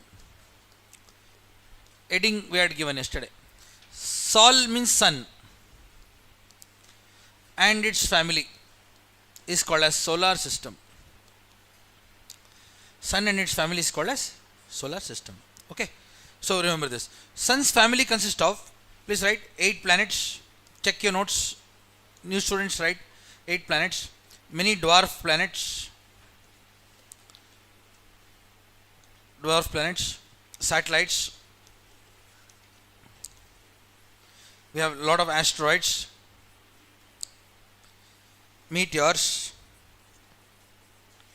comets. All are part of Sun's family. Okay. So we have to see the location of Sun and planets now. Quickly. Okay. Shall I continue? Yesterday only we have written all this.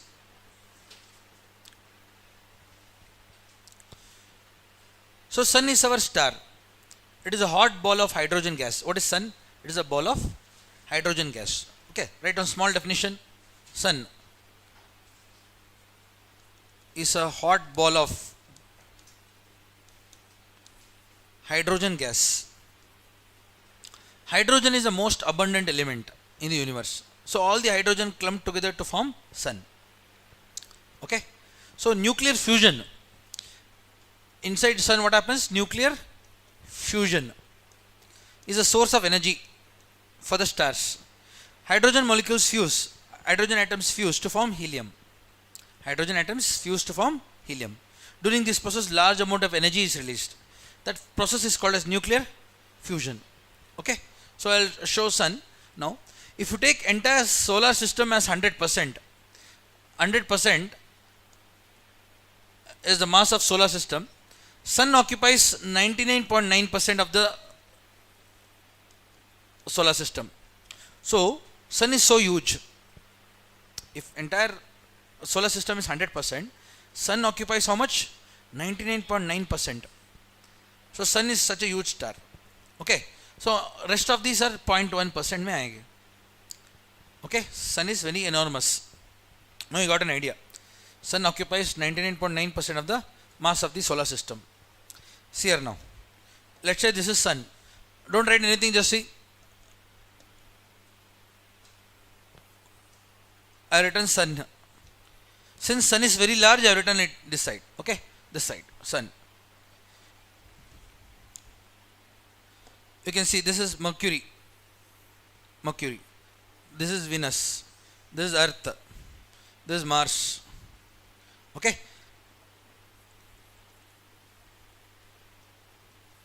Mercury, Venus, Earth, Mars. This is called as asteroid belt.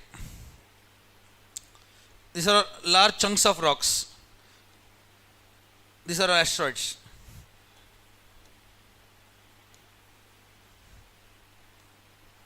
Asteroids. Asteroid belt. Asteroid belt. Okay. Then comes Jupiter, Saturn, Uranus, Neptune. Okay, like this. These are called as inner planets. those are called as outer planets. Okay, these are all inner planets. These are called as outer planets. Please remember, these inner planets are made up of rocks and minerals. So they are rocky planets. Rocky. Whereas these planets are made up of gases, enormous amount of gases. So gas giants. Gas giants. So these planets are made up of rocks and minerals. They are all are like Earth. They are similar to Earth. So terrestrial planets. What is terra? Terra means Earth. Terrestrial planets. All these are gas giants. They are like Jupiter. Gas giants. So Jovian planets. Jovian is the other name for Jupiter. Okay, Jovian planets. These planets have very high density. They are highly tightly packed. So denser planets. All are denser. These are gas giants. They look big, size, but density less. Okay, so they are rarer in terms of density. What is rarer means? Less in density. Okay, so please remember, size wise, largest is Jupiter, largest one. Second is Saturn. Third is Uranus. Fourth is Neptune. Fifth is Earth. Sixth is Venus. Seventh, Mars. Last, smallest is Mercury. Okay, numbers I have written. So Earth is the fifth largest planet. Okay, notice this. Among these four, which is largest? Earth. Among those four, which is largest? Jupiter. These planets are close to Sun. So solar wind blew out most of the dust. Most of the gases were blown out by the Sun. So all the solar wind blown out dust came here. So all these planets are made up of gases and dust. They are rich in gases and dust. And they have dust rings also. Like rings are there here, you can see. Saturn has a very distinct set of rings. Like this. Jupiter has a very faint ring. Like this. But all of them have rings. Dust rings. Most distinct dust ring is with Saturn. Okay, please remember this. So all of them are ringed planets. They have ring around them. Okay. So in 2006,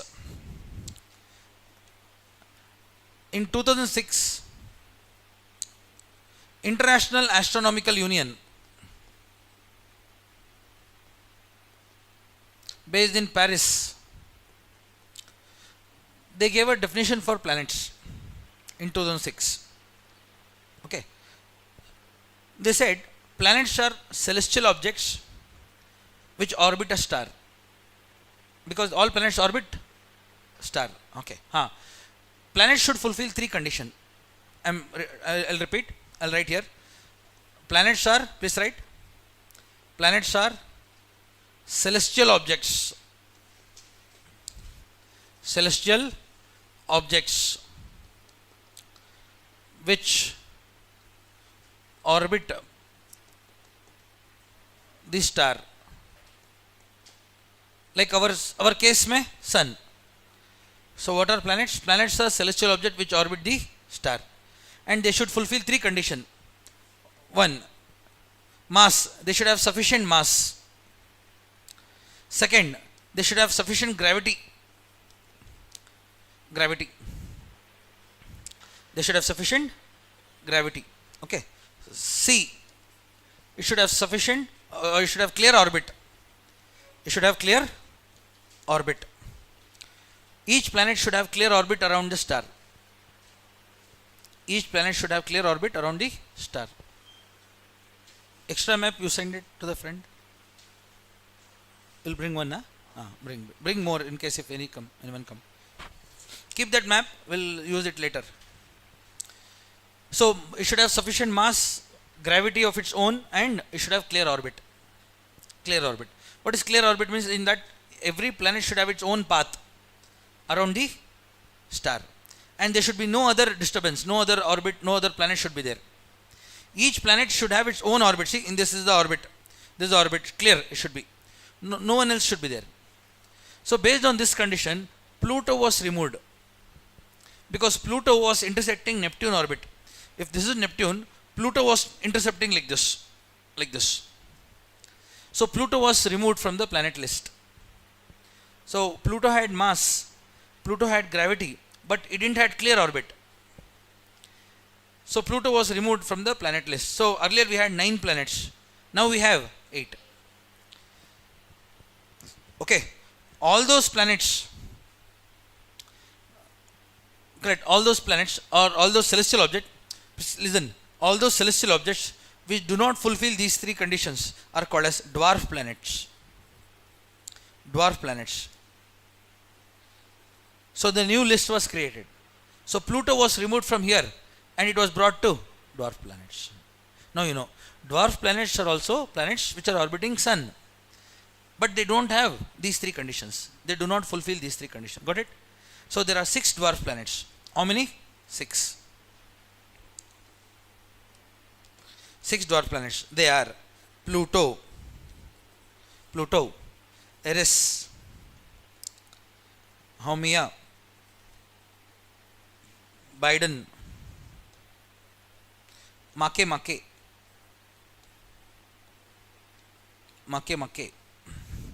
and Ceres. These are 6 dwarf planets. Shall we identify them?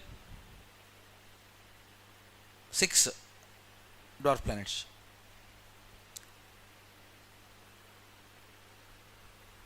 Shall I continue? I'll keep it here, huh?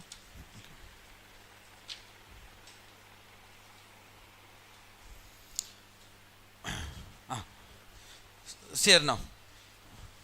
Ceres comes here. Ceres. Locate Ceres. This one, Ceres.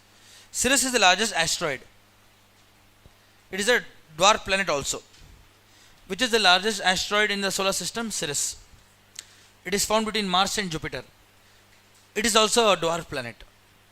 Why it is called as dwarf? Because it is very big in size. Okay. Why it is called as dwarf? Because it is in along with other asteroids.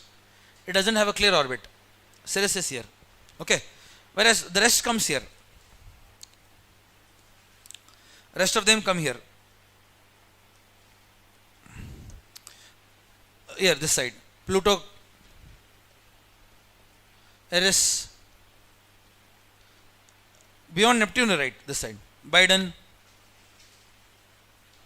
Haumea, Make. All of them come after Neptune.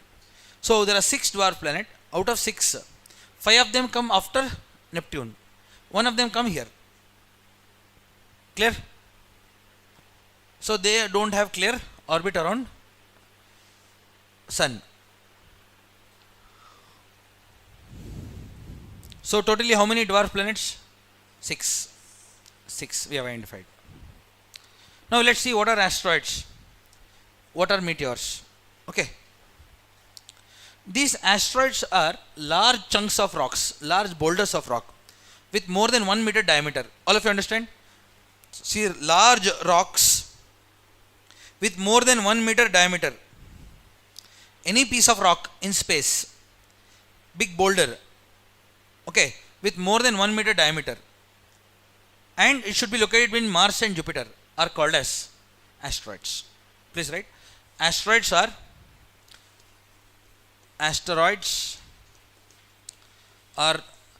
large boulders of rock with more than 1 meter diameter. More than 1 meter diameter. Okay. And they should be located between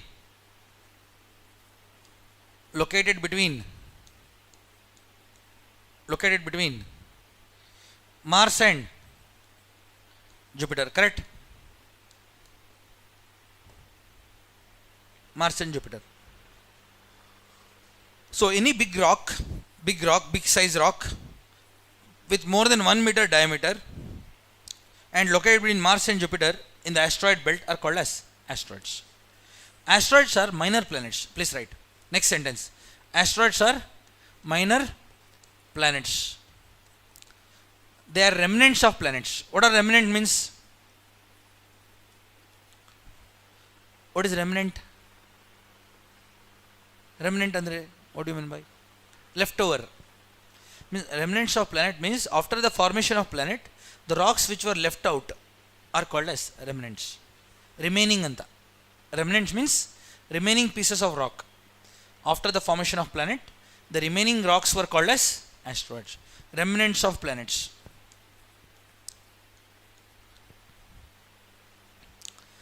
Remnants of planets. Okay. Okay. Now, any piece of rock with less than 1 meter diameter, any rock with less than 1 meter diameter, okay, then they are called as meteoroid. Please write. Meteor or meteoroids are those rocks which are floating in space with less than 1 meter diameter. Please write. Meteoroids are rocks floating in space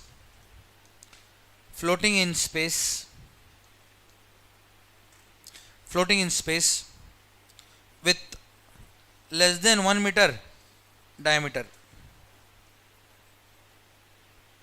Means they are randomly floating in space here and there. They don't have a specific place. They are also pieces of rock less than 1 meter. Less than 1 meter can be this much also. This much also, correct. Different size, less than, all of you understand 1 meter is this much. 1 meter is this much. This much is 1 meter. Okay. Any small pieces of rock with less than 1 meter is called as meteoroid. More than 1 meter are called as asteroid. Clear? Clear to all? Okay. So that means these meteoroids can be anywhere here. Small pieces of rock here. Like this. Here. This is meteoroid. Meteoroid can enter our atmosphere. Correct. They can enter our atmosphere anytime. I'll show you that. Is this clear? What is the difference? 1 meter diameter mainly. Okay. This is given by NASA's classification. Okay. Now I'll show you. Let's say this is Earth.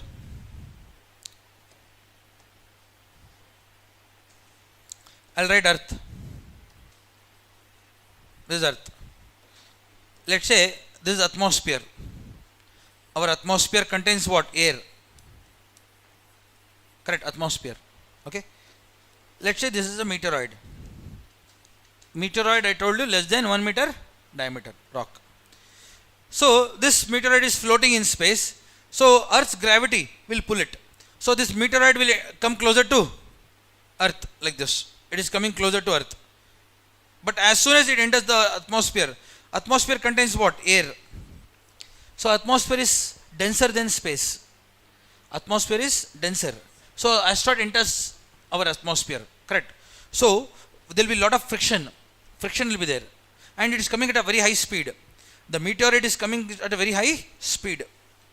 High speed. Because of the Earth's gravity.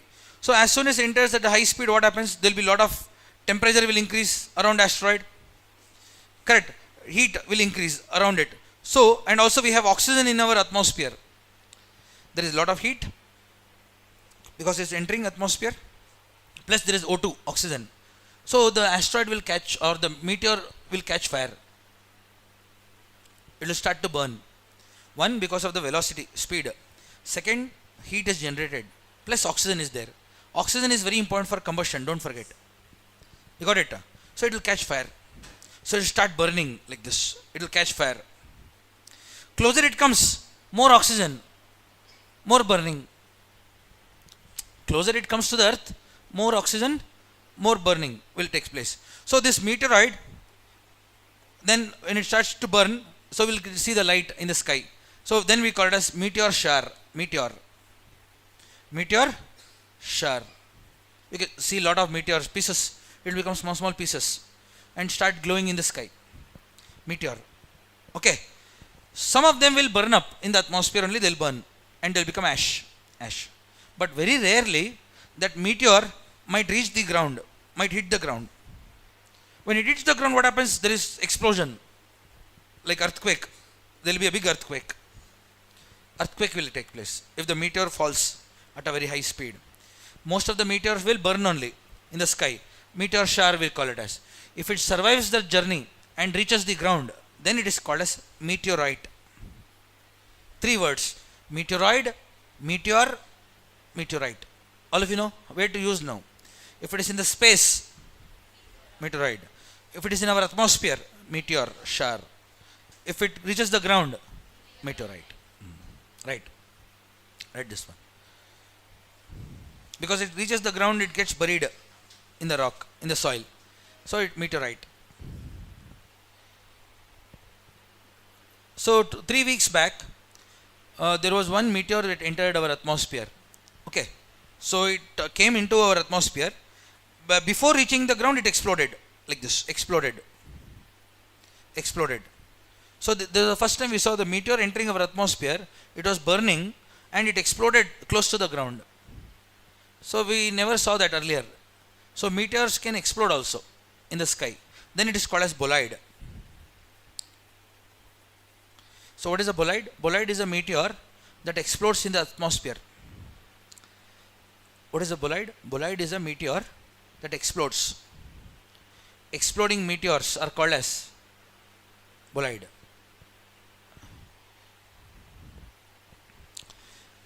Is the terms clear? Meteor shower in the atmosphere. Meteoroid in space. When it reaches the ground, meteorite. Okay. If this meteorite is very big, what happens? Big earthquake on earth. People will die. Everyone will die if this happens. Okay. Now you know why the meteor catches fire. Oxygen. Temperature increases, oxygen is there. So it will catch fire. Because oxygen is very important for combustion. Many times, let's say in the night, during the day you can't see meteors because of the brightness of the sunlight. But during the day, let's say you are standing here, correct, you are the observer, night, you are looking up like this. Have you noticed, sir, some things will pass like this in our atmosphere? Sudden light is going like this. That is the one, meteor. Many people think that it's a star. It is not star, it is a meteor. Meteor enters our atmosphere, catches fire and then goes out. This is our atmosphere, Allah. This is our atmosphere. It goes like this. So when the meteor enters our atmosphere, oxygen hai, so it will glow. Suddenly it will go out, again no oxygen, it goes off. So whenever a meteor is passing in our atmosphere, so it will glow for 2 seconds, 3 seconds, then it goes out of the atmosphere, means what? No oxygen, then off. That is the reason you see a lot of meteors crossing the sky. Now you got it right. Very interesting. So meteor shower, all of you know. That is the reason we see a lot of things like this going in the sky. For 2 seconds we see, then it's gone. Because it is entering our atmosphere and going out. Many meteors will do it every night. They keep crossing. So we see many like this. So you got the terms. Meteor, you know. Asteroid, you know. Now, which is the largest asteroid? Ceres. All the asteroids are between Mars and Jupiter. Now, come here. This is Neptune, Allah. This side is a belt called Kuiper belt. This is called as Kuiper belt. After Neptune. So this one are all found where? In the Kuiper belt. Kuiper, Kuiper belt. Kuiper belt is beyond Neptune. It comes after Neptune. This is asteroid belt. That is Kuiper belt. It is very far from the sun, correct? This place is very far from the sun. The sun is there. You can notice sun. Kuiper belt is here. So temperature will be very low. If I am here, very high temperature. If I am very far here, it will be very, very low temperature. Temperature is low means what? Minus 600, 700 temperature. So gases, dust, water vapor are all frozen in the form of ice. Gases, dust, water are all frozen in the form of ice. Here, we'll get all the gases, dust frozen like this. Like this. This is called as Oort cloud. Oort cloud. Oort cloud is a cloud where we have a lot of comets. Comets come from here. This is the home of comets. You write comets. Oort cloud is found where? In the Kuiper belt. Temperature is very low, so gases, dust, minerals are all frozen. Such frozen objects are called as comets. Comets are frozen objects. Frozen. Because of very low temperature, gases, dust, minerals are all frozen. I'll write. Definition I'll write. Comets are frozen objects. Frozen objects. Made up of. Frozen. Made up of. Frozen gases, dust, minerals.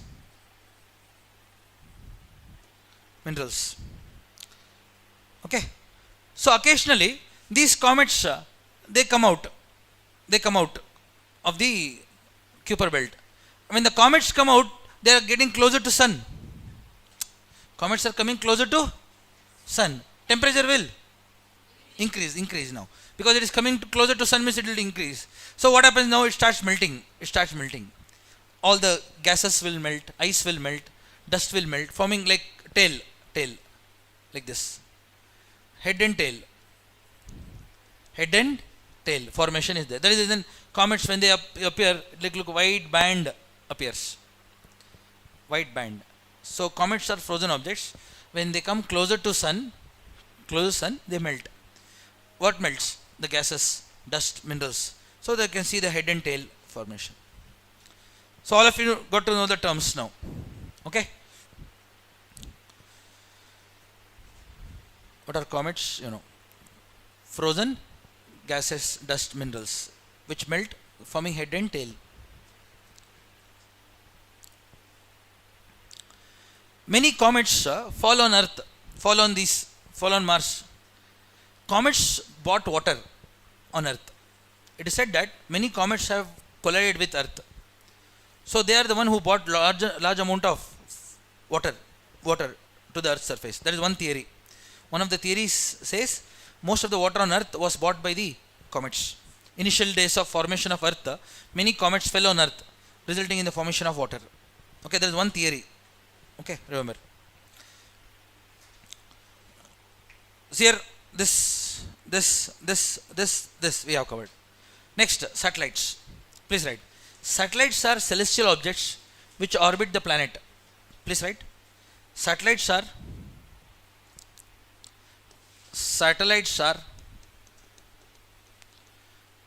celestial object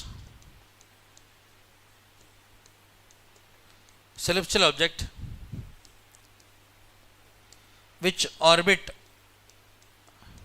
a planet. All of you understand? Means celestial objects which orbit planet. Like Earth के लिए we have moon orbits Earth. Okay, for example, this is Earth, so this is moon is our satellite. The word satellite means, right, attendant, personal assistant. The word satellite means assistant, personal attendant. What do personal assistant do? They are always with you, correct, roaming around you, like that only. Satellites are personal assistants of planets. Okay. So in our solar system, see here, except Mercury, Venus, except these two, all of them have their own satellites. Please write.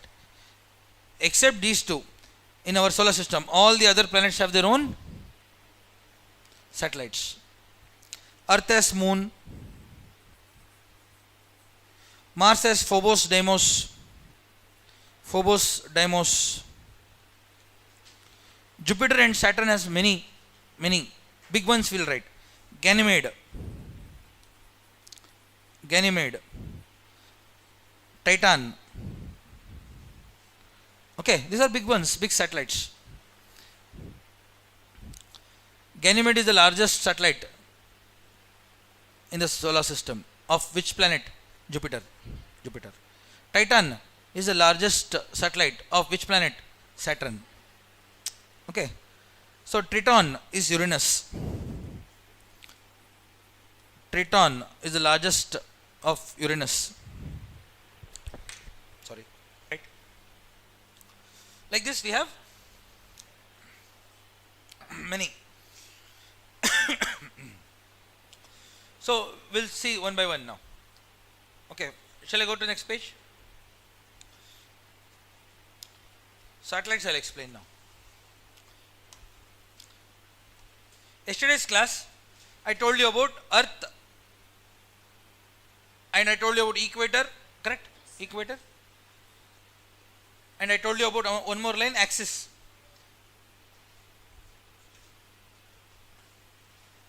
Correct? This was the image yesterday I wrote. This line is equator, northern hemisphere, southern hemisphere. This is the axis around which Earth is spinning. See this, all of you. This is the equator here, this line, equator. This is the axis, which is going from north coming out here. Earth is spinning around that axis. And this is the equator. All of you remember this. Okay. We'll discuss few things now, few aspects now. Then only we can discuss this. Okay. Initially, everything was in the form of nebula. Nebula is the cloud of gas and dust. Giant molecular cloud of gas and dust. Gas and dust. Rocks and minerals. Everything was in the form of a nebula. Nebula. Okay, imagine that nebula. Like this. You will understand this, don't worry. I am going to some topic now from here. Like this. Different objects are there. You can see gases, dust, minerals. In different color I have given. So nebula is a giant molecular cloud of gas and dust. Okay. So it had minerals, gases, dust and all. The most abundant gas or most abundant element was hydrogen. Which element? Hydrogen. Because in the entire universe, most abundant element is what? Hydrogen. So all this started to clump. Because nearby there was an explosion, star explosion. That energy from the star explosion caused our nebula to compress like this. Because of the nearby star explosion, the nebula got compressed. And all of them started to fuse. All of them, especially the gases, all started to clump together. So the initial protostar was formed. Our sun was formed in the center. All the hydrogen started to come together, clump like this, one around the other, forming sun. Along with this, when the sun was formed, all the other dust gases started to encircle. All the dust and minerals started to encircle the sun like this. Like this. These are all what? Dust. Dust and minerals, gases. Dust, minerals, other gases, all these started to form a ring around a sun. These are called as protoplanetary disk. Planetary disk. Planetary disk. Protoplanetary disk. Means it's like a CD-ROM. Center sun and CD-ROM we have lines just like that, sun in the center and all the dust started to encircle. So slowly these dust, minerals, gases started to coalesce due to mutual gravity. What is coalesce means? To combine. All the dust, gases, for example one gas, another rock, minerals, they all come together. They start to clump like this. They all started to clump. This is called as coalesce. So all of them started to coalesce. one second, coalesced. Okay, they all started to coalesce due to mutual gravity. What is mutual gravity? Means gravity acting on each other. One's gravity acting on the other, so they will combine, because the force of attraction acting on both of them will make them to come together. So one dust, gases, minerals, they start coming together. Coalesce means to combine. Coalesce means to combine. So you can see all of them started to coalesce due to mutual gravity. What happens when all of them start to coalesce? See the next diagram. Sun is now here. We can see around sun now, we can see many planets were formed one after the other. Like this, many planets were formed. Here, one planet here, another planet here, another planet here, like this. Many planets were formed one behind the other. So all the dust, minerals, gases, they all clumped together to form larger mass, larger clump. So all of them clumped to form larger clumps. These clumps became planets, satellites, asteroids, meteors. This is how our solar system was formed initially. Okay, so first everything was in the form of nebula, then gases all came together to form sun, then around that all the dust rings formed, protoplanetary disk, and each disk में rocks, minerals came together to form planets. Okay, this was first explained by Immanuel Kant, a German philosopher, in 1755, in his book Universal Natural History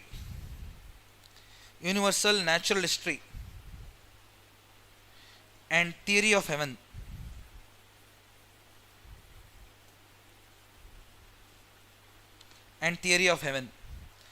Universal Natural History and Theory of Heaven was first written by Immanuel Kant, 1755. In this book, he gave a theory called, or hypothesis called, nebular hypothesis.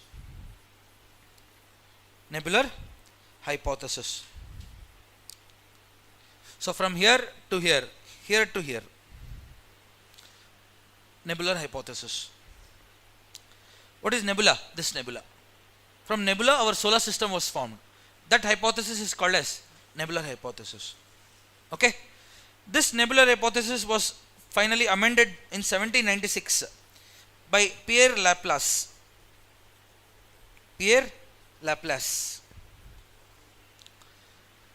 So it's called as Laplacian theory also. Got it? So see how solar system was formed. Initially everything was in the form of nebula in the galaxy. From nebula, gases, hydrogen came together to form sun. Then all the dust started to encircle because of sun's gravity. Then all of them gradually coalesced, clumped to form planets, satellites, comets, meteors and all. Okay? Shall we watch one documentary? I have done a lot of documentaries, animation and all on this. I'll show you. Okay. If you're done writing, I'll continue. This is our proto-sun. What is proto-sun? Means pre-sun. Before formation. Proto-sun. Then sun. These are protoplanetary. Means what? Before planet's formation. This is planetary disk. Orbit. So nebula is a giant cloud of gas and dust. Very big cloud. Molecular cloud. So these clumps finally became planets, satellites, asteroids, meteors, comets and all. All those gases, dust came together, formed planets.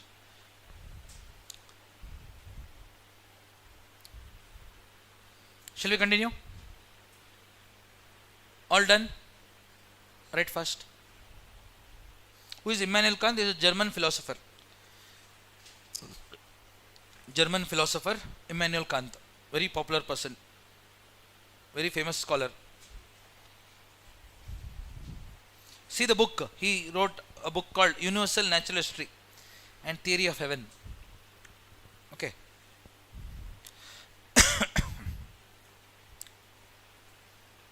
There are many theories for formation of solar system, but this is the closest, most acceptable theory. Even today, many stars are formed, are born every day in our universe. Our telescopes, Kepler telescope, James Webb telescope are able to see this now. In the space, in the universe, new star is formed, new rings are formed, dust rings, and around that new planets are formed. So this is confirmed now. Nebular theory is the most confirmed theory now, as of now. So in our universe, new stars are born every day, and new planets are formed around them every day. So many new stars we have seen now in the telescope. So this is the closest one. Okay, I'll show you what I have done.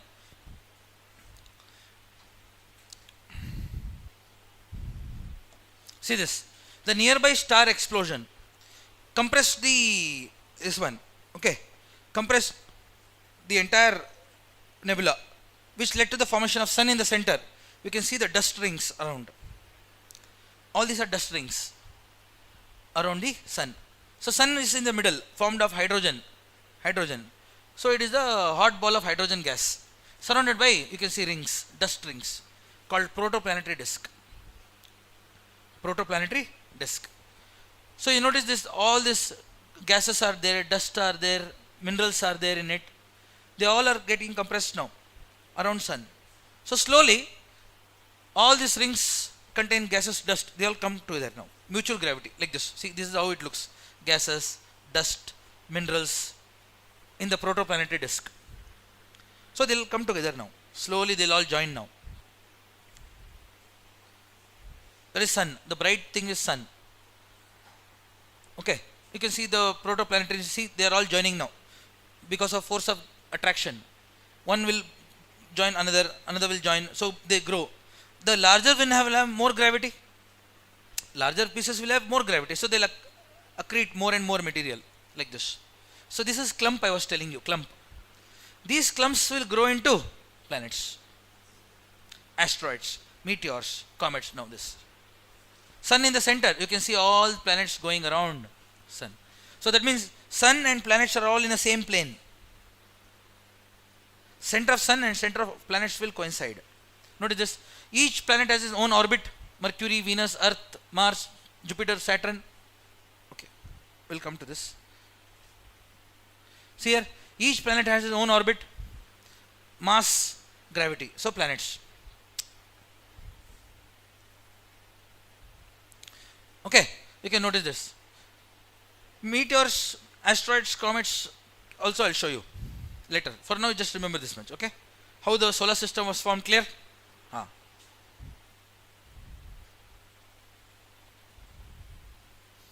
See this, everything in one image. See, this is nebula. Nebula got compressed to form this. This is what we wrote, the diagram. Sun in the center, protoplanetary disk. Accretion means what? To come together, coalesce. See, like this. Then finally like this. Okay? Very interesting, correct? So nebular hypothesis is, that is Immanuel Kant, Laplace, Pierre Laplace. In 1755, Universal Natural History and Theory of Heaven. And other one is 1796, Pierre Laplace. Okay? Clear? Two theory, this one theory, but two names. Laplace nebular hypothesis, then Laplacian theory, they call it as. Because he was the one who made changes, final changes to the theory. Okay. Okay. So this is our formation of solar system. Solar system. We'll come back to this later. So now you know, now you can understand easily. Okay. So started from nebula, then from this to this, then this. Okay. Shall I continue?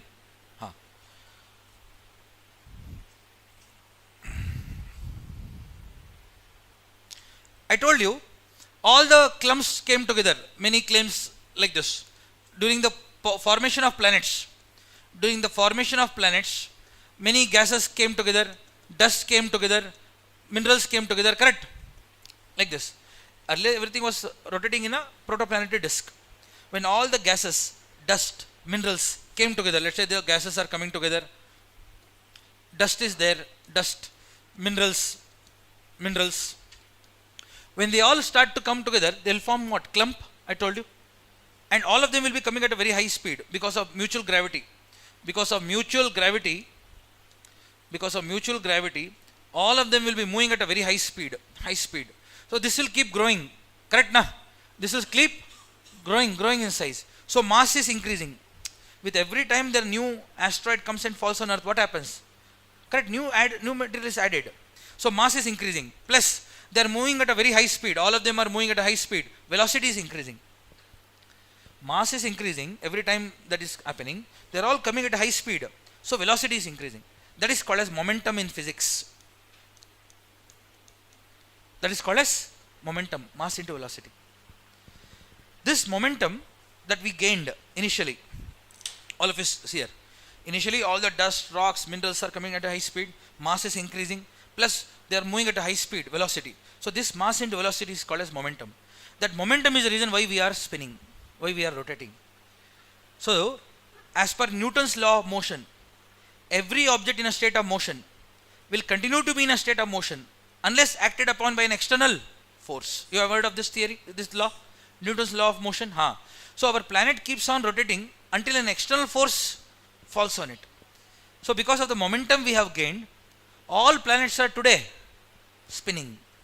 Okay, please write. Why do we rotate? The question answering is, why is our planet spinning? Why is our planet spinning? Why are we rotating as a planet? Because of the momentum we have gained. Momentum we gained at the time of formation. At the time of formation. Why do we rotate? Why does our planet spin? It's because of the momentum we gained at the time of formation of our planet.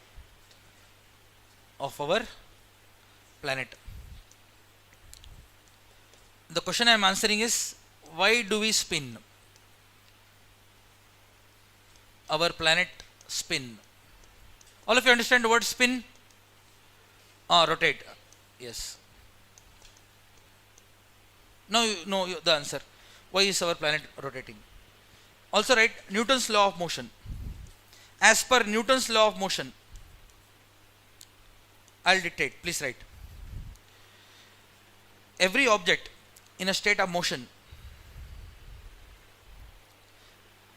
every object in a state of motion will continue to be in motion.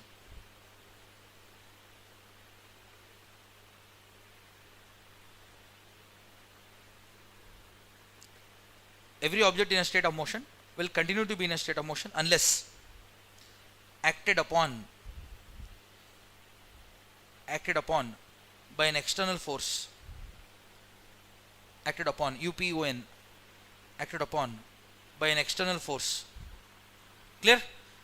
Every object in a state of motion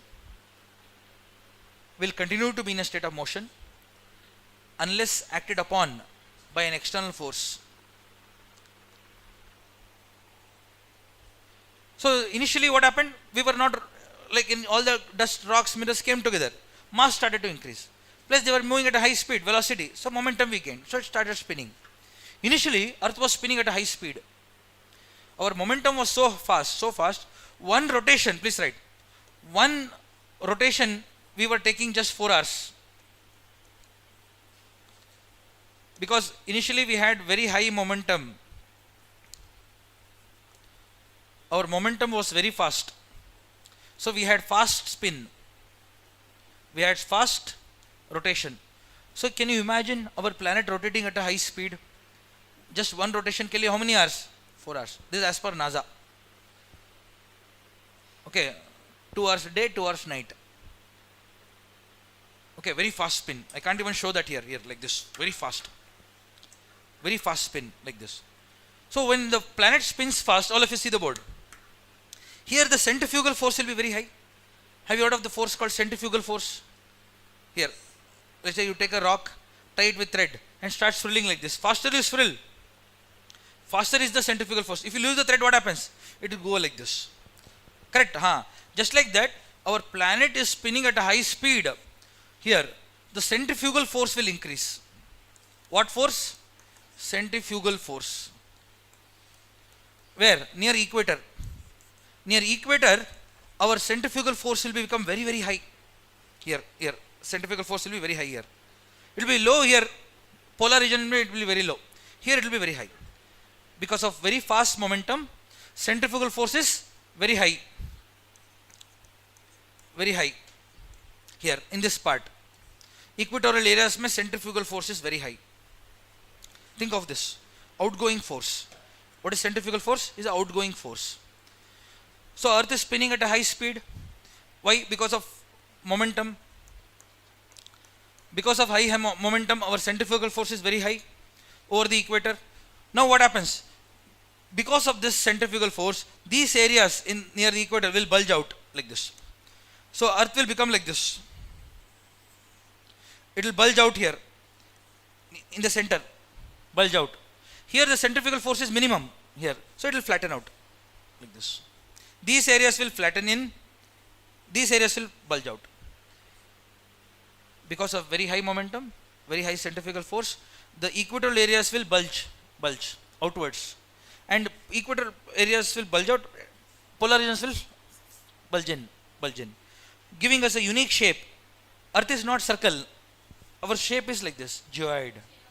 The shape of the Earth is geoid. Now you know why the shape is geoid. The reason for that is fast momentum, a high centrifugal force made our Earth to bulge. So technical word is oblate spheroid. Oblate spheroid. Technical word. What is the shape of the Earth? Means you have to say oblate. Oblate means what? Obese. What happens when you become fat? Your tummy comes out, right? Oblate. Earth is obese. Earth is slightly obese.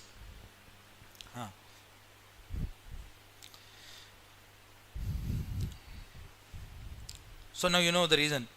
So very high momentum, fast momentum of Earth, high centrifugal force that caused the Earth to bulge. That is the reason our equatorial circumference is more than polar circumference. I mean, if you are able to understand circumference, all of you know this length. Circumference, equatorial circumference is more than polar circumference. Equatorial diameter is more than polar diameter. All of you understand? Okay, easy. Diameter, you understand Allah? Okay, wait, I'll show you the photo. It will save my time.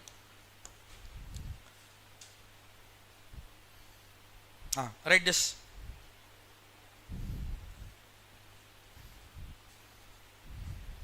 Write this. All of you. See, the equatorial circumference is 40,075 kilometers, whereas the polar circumference is 40,008 kilometers. All of you understand circumference diameter word? Okay, this round thing is circumference. If you don't understand, this is very difficult for me. Got it, Allah? This circumference, this one, this line, this polar circumference. If you take the tape and measure, this is polar equatorial circumference, this one, this is polar circumference. Diameter is from this point to this point, like this diameter, or like this polar diameter. So write this, draw circle. Because of very high centrifugal force, Earth is bulged here. So equatorial circumference will be more, whereas polar circumference will be less. Alright, this diagram. And then this. How much is the equatorial diameter?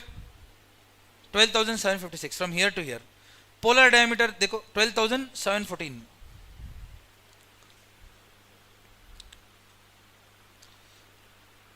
So in geography, a little bit mathematics is there. You have to understand this.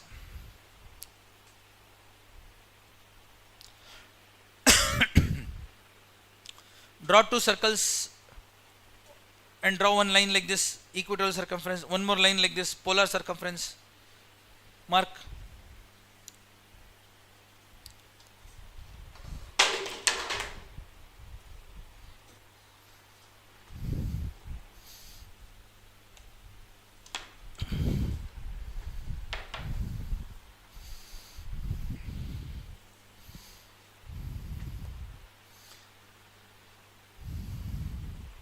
So why this happened? Because Earth formed initially as a planet. Then it was spinning at a high speed because of very high momentum. So our momentum was such that centrifugal force increased. That made the planet to bulge initially. Okay. So what happened after that? Initially it happened like this, geoid shape occurred. Slowly after the formation of planet, many asteroids fell, meteors fell on Earth, comets fell on Earth. What happens to the momentum? Decreases. Because it is spinning at a very high speed. What is Newton's law of motion saying? Any object will be in a continuous state of motion unless an external force acts on it. What is external force? Asteroids, meteors, comets falling. If every day meteors are falling, comets are falling, what happens to the momentum? It comes down. Momentum decreases.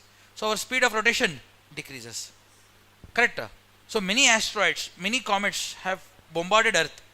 So our momentum has decreased. Today, Earth is taking 23 hours, 56 minutes, 4 seconds. That is the reason today Earth is taking 24 hours approximately.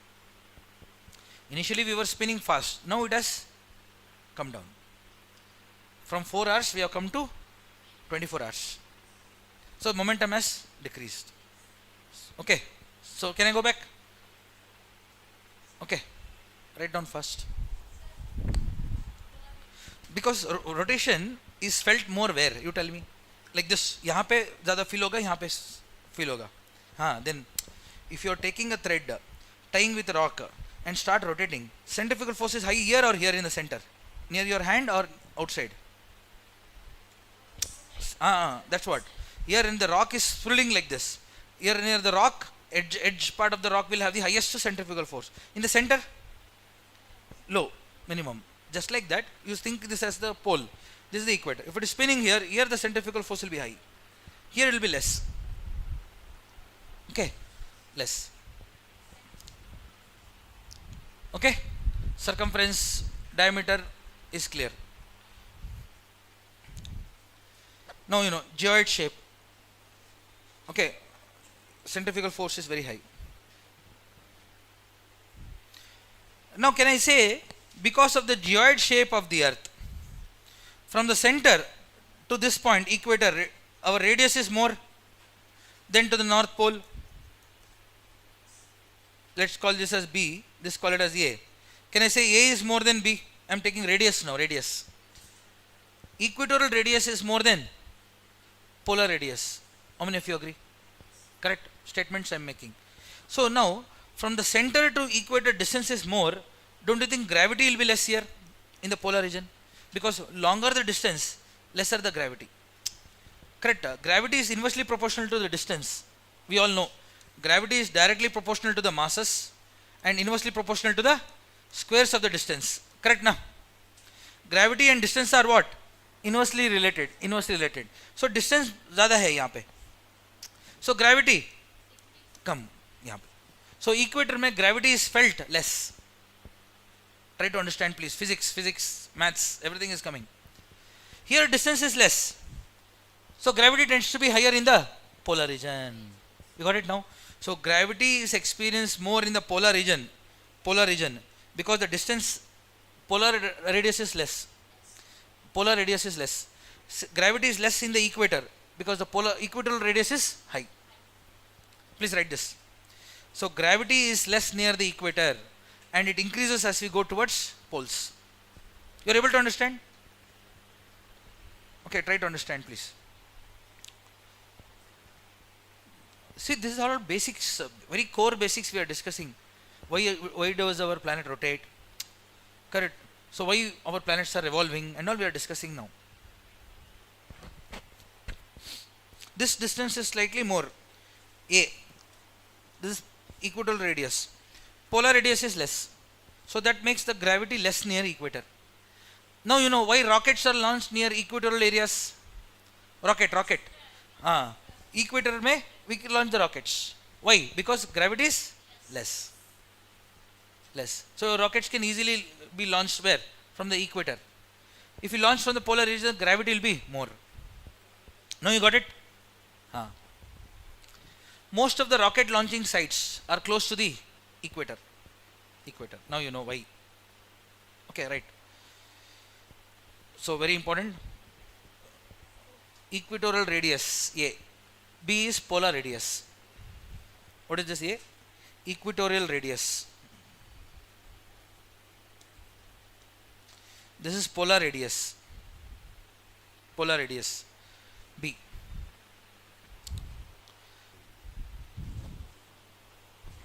Shall I continue?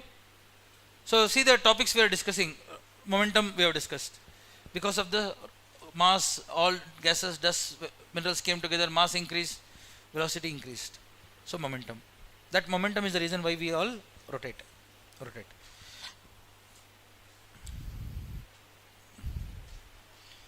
So initially our earth was spinning at a very high speed. Okay, 4 hours. 4 hours. One rotation in 4 hours. After that many asteroids fell. Correct, asteroids, meteors fell on earth. What happened? Momentum started to decrease. Today we have 23 hours, 56 minutes, 4 seconds. So approximately 24 hours. So that means our planet has slowed down. Our momentum has slowed down. Today we take 24 hours for one day, one rotation. So that is the reason we have 24 hours a day. Clear now? Okay. Because of many asteroids, meteors, comets have reduced our momentum. So that is the reason we now have 24 hours.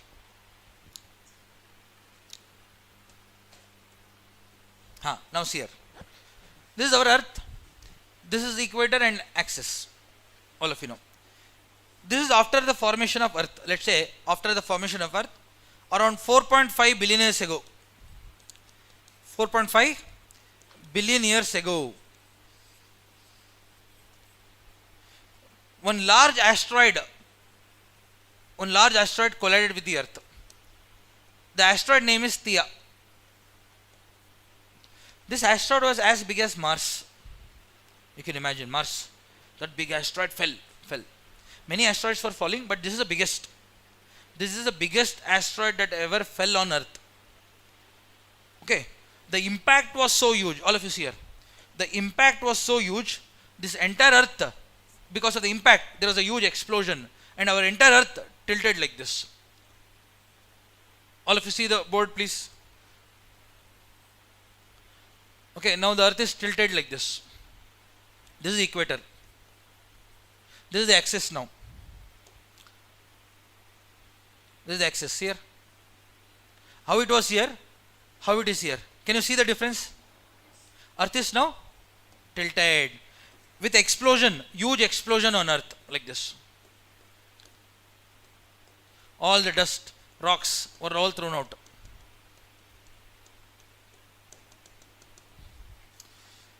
All the earth, rock, dust were all thrown out like this. This explosion was called as giant splash. What happens when you throw a stone into the water? Have you seen when you throw a stone into the water, what will happen?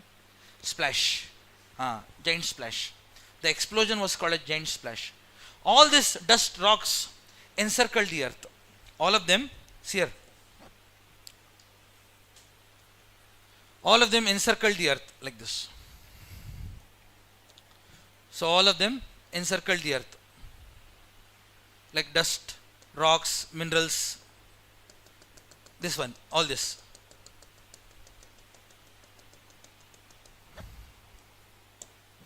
All of them encircled the earth.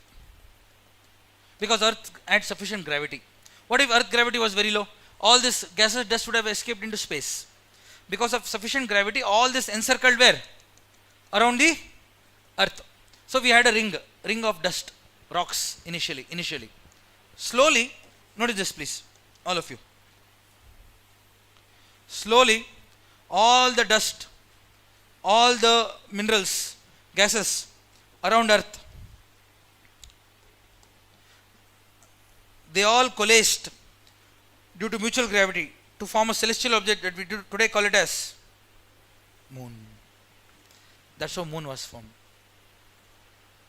Means the dust, minerals, rocks that came out of Earth and this asteroid, this and this, together they started encircling the Earth. Slowly they all coalesced, combined to form Moon. Okay, all this dust coalesced due to mutual gravity to form our satellite Moon. That's how Moon was found. Okay, this theory is called as giant impact theory. Giant impact theory. This theory explains the formation of Moon. Right. Two theories I am completing today. One is solar system and our Earth. Other one is Moon. Formation of Moon also you know.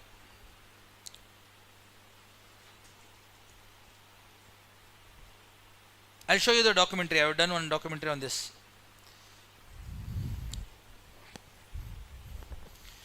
So notice Earth here. Have you ever noticed that Earth is tilted? It is not like this. It is like this. See this diagram there? Tilt is shown. Why did Earth tilt like this? Because of the impact. The impact was so huge, Earth matter was ejected out.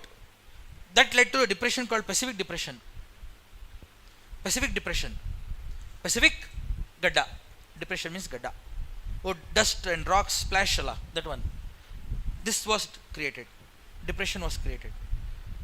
In this depression, rainwater collected, ice water collected, river water collected, forming Pacific Ocean. You got it? That's how Pacific Ocean was formed. Okay. Right first. Like this, new satellites are born. Moon is our satellite. Moon is our natural satellite. Why do we say Moon is our natural satellite? Because it is naturally formed like this. Because of an asteroid, matter and Earth matter. Together, Moon was formed. So don't you think Jupiter, Saturn will have more satellites like this? That is the reason Saturn and Jupiter are always in competition for number of satellites. Because Saturn has a lot of dust rings. All of them keeps joining to form satellites. Jupiter is closest to asteroid belt. Jupiter keeps attracting all the asteroids. So as a result, Jupiter and Saturn both have very high number of moons, very high number of satellites. You got it now? Shall I continue? So whenever you get a question like this, discuss the formation of Moon with a suitable diagram. Question is, discuss the formation of Moon with a suitable diagram. What is the keyword in the question? Moon. Moon is a keyword. Main keyword you have to identify. So Moon is the keyword. So you have to write introduction on Moon.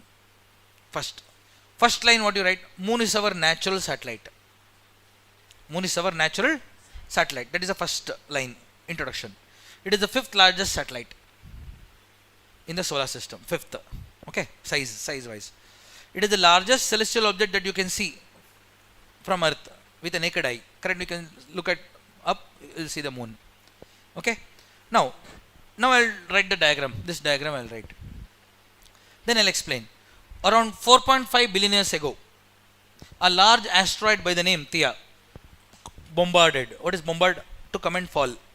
Collided with the Earth. That one. This collision led to an explosion called giant splash. So because of this explosion, rocks and dust were ejected out. Eject means to come out. Ejected out. Correct. All of this encircled the Earth due to the Earth's gravity. Slowly they all coalesced due to mutual gravity to form a celestial object that we today call it as Moon. See, it's coming like a story. It is going like story. So everybody likes to read like that story. You should write in such a way even a small kid will understand. Oh, that's it. And this diagram is explaining the same. In geography, answer writing is easy because you remember only diagram. Diagram also you'll get marks. Writing the same in theory also you'll get marks. Each diagram is equivalent to 20 to 35 words. If I am writing this much, means it's equal to 20 words, 20. Correct? So you can reduce the number of words in the overall answer. So like this you can write one diagram and theory. You got it? What I did, I didn't say anything from the book. I'm just making the answer here in front of you. What is the story? Around 4.5 billion years ago, a large asteroid by the name Theia collided or bombarded Earth, due to which there was an explosion called giant splash, which ejected Earth's matter, rocks and dust into space, which encircled the Earth due to Earth's gravity. Slowly all of them coalesced due to mutual gravity to form our satellite moon. See, again same story I'm telling you. So remember the diagrams in geography. If you remember diagram, theory comes automatic. You don't have to mug up. That's the advantage. Otherwise you will have to refer so many materials, refer so many books. You will never remember anything. So we have advantage here. So always make sure you write good diagram. In diagram only you write everything. All the words there only. So then all you have to do is connect them. Flow also is maintained. Because of this, I'll tell now, continue the answer. Because of the impact, following changes can be seen on moon, can be seen on Earth. First is the tilt. Okay. Because of this, I'll write continue now. Because of this, following changes can be noticed on Earth. First one.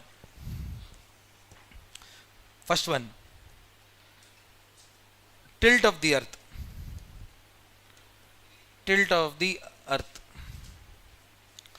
Second one, Pacific depression. All of you understand? Pacific depression. Pacific Gadda. Today it is Pacific Ocean. Okay. Third, don't you think this is the external force? Asteroid falling on Earth is what? External force. Outside force.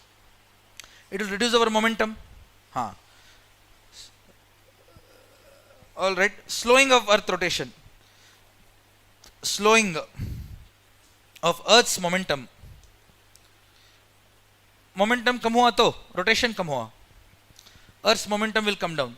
So rotation also will slow down. That is the reason after formation of moon, our Earth has slowed down. Okay, slowed down. After the formation of moon is always around Earth. Correct? It is going around Earth. That means any asteroid or meteor or comet which comes closer, 90% chances they will go and fall on moon. So moon is taking the impact. All of you are able to understand? Let's say I am going like this, my bodyguard is here, always going around. If somebody comes to hit me, he will take the impact. Who? My bodyguard here.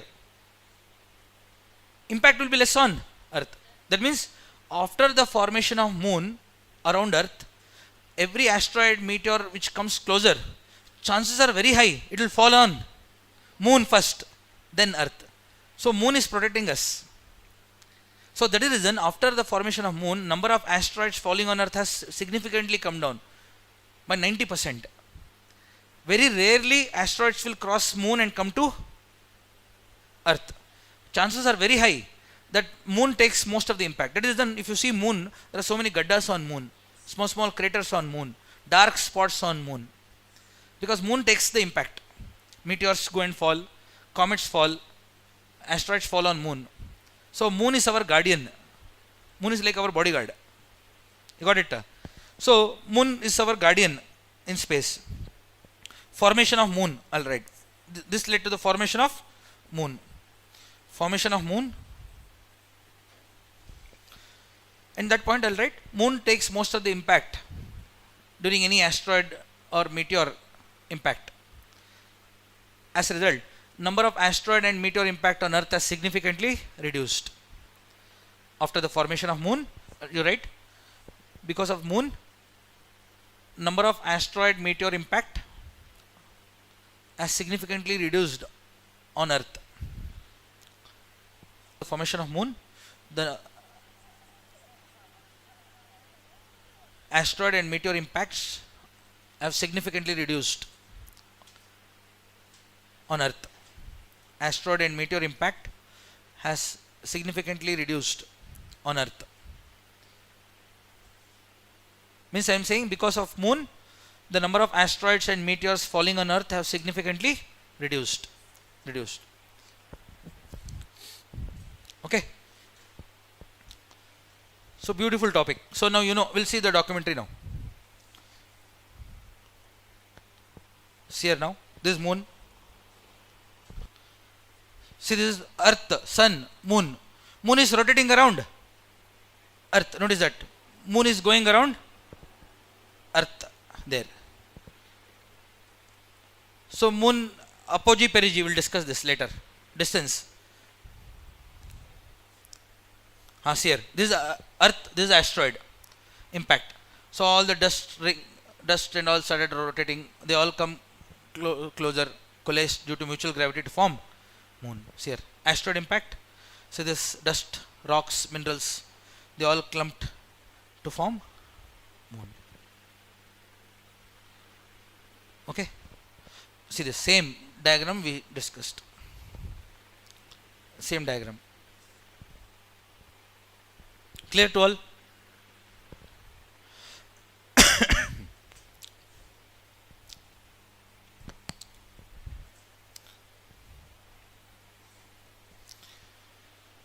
So what are the 4 changes you have written? So we have discussed Earth formation, we have discussed moon formation. Right, next, tilt of the Earth. First one, we'll see tilt. Tilt of the Earth.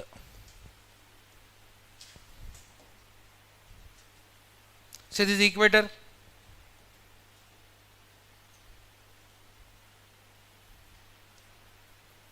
This is the axis, west to east, correct? Earth is spinning around that axis, west to east. This is the equator.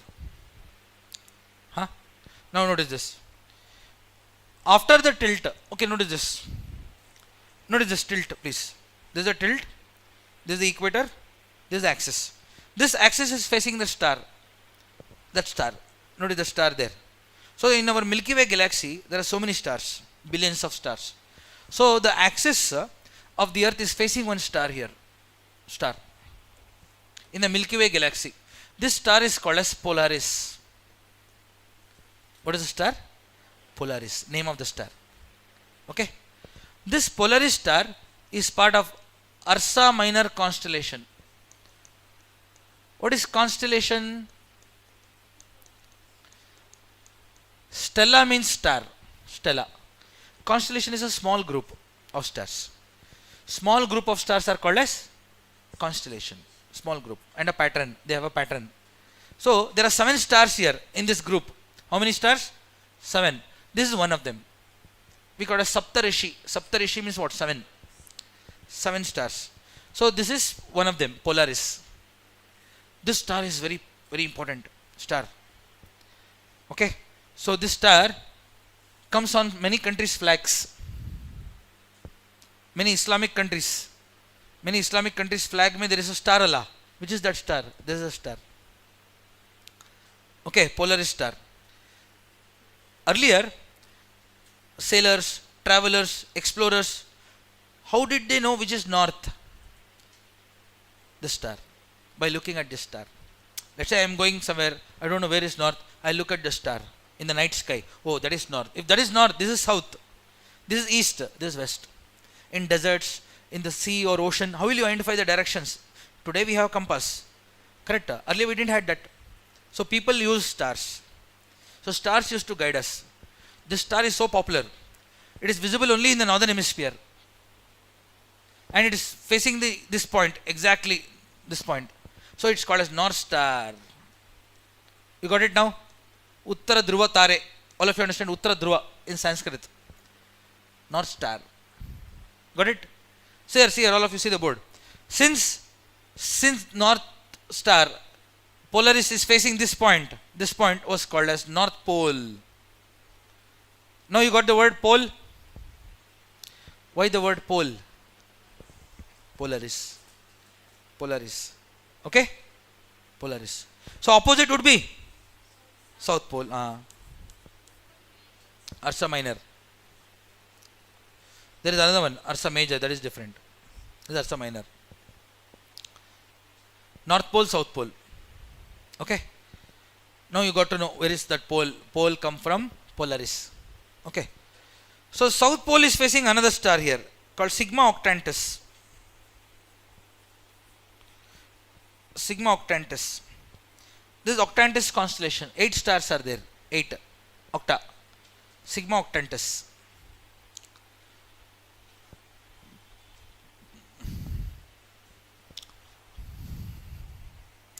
North Pole is also called as geographic north.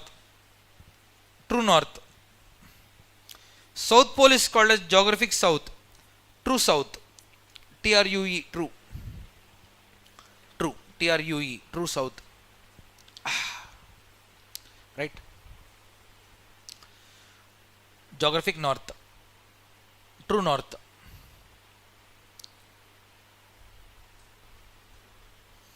Clear? Now let's calculate the tilt. Let's calculate the tilt. I am drawing 2 lines. All of you can see the line, correct? Can you see? Vertical and horizontal. 2 lines I have drawn. So the tilt of the earth is this axis, is the main axis, earth rotation axis. This axis is tilted from the vertical by, notice, 23.5 degree. What is this angle? 23.5, like this. From the horizontal line here, 66.5. I mean, if you are able to understand this degree, both of them together is 90, correct? 23.5, 66.5 together is 90. So from the vertical line, our axis is tilted by how many degrees? 23.5. From the horizontal, 66.5. Okay. So this is called as axial tilt.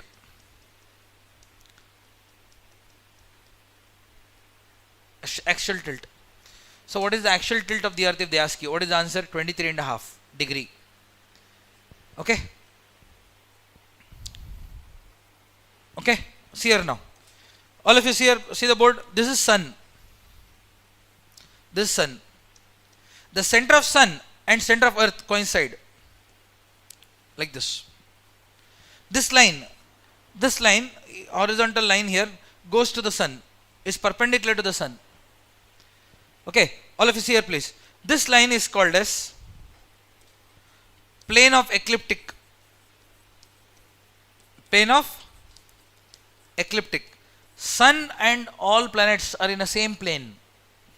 All planets are in the same plane. So center of earth coincide with center of sun.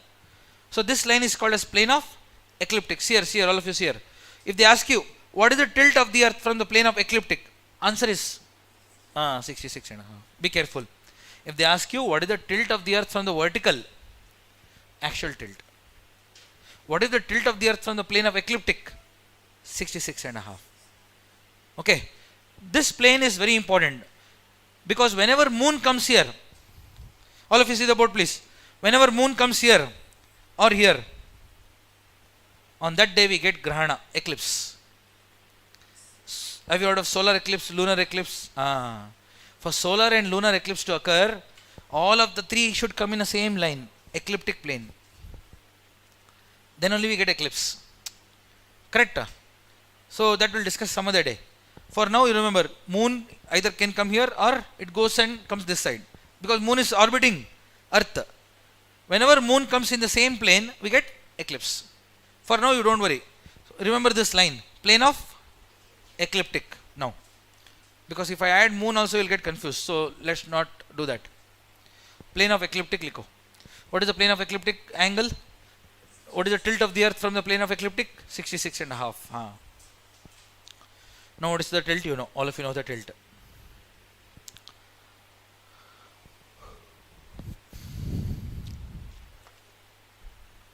Now check out the map we have given you one map.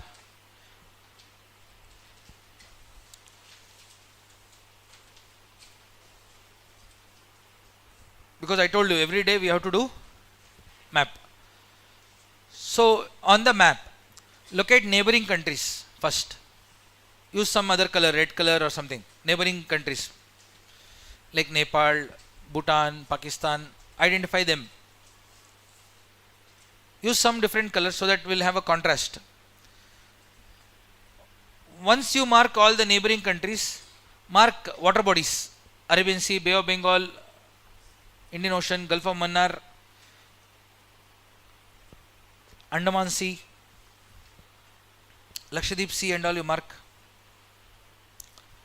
water bodies. Then mark all the states. Start marking all the states without seeing the atlas. Write only 2 letters. Mark UTs also, Union Territories. All states, 28 states, 8 UTs.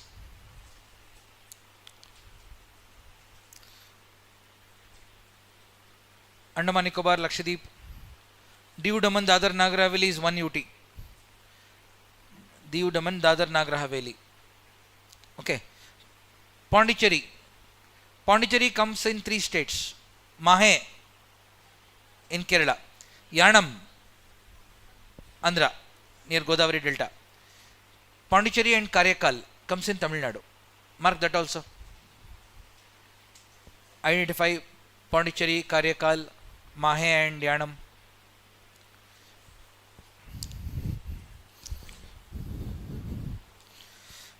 Andaman Nicobar you identify. Some marking is given, you can notice some small marking we have given so that you can mark there only. Mahe, Yanam, Pondicherry, Karaikal. Complete it please. How come you are not marking Goa? Goa only you have not marked, you also have not marked Goa.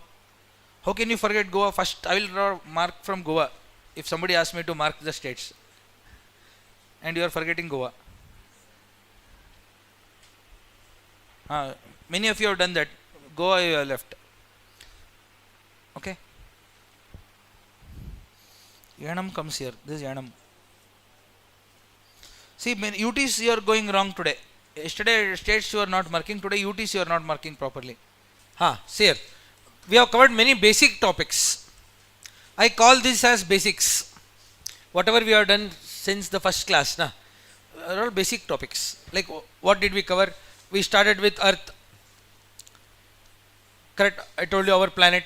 We discussed Earth's surface, land, water. Correct. We discussed this. So we discussed important directions, north, south, east, west. Then we discussed solar system, all asteroids and all we discussed, comets and all. Then we discussed rotation part. Why does our planet spin or rotate? Correct. Then we discussed momentum, the concept of momentum. Then we discussed about the shape of the earth, geoid shape we discussed. Correct. These are topics we have covered already. Geoid shape. Then we discussed about tilt of the earth.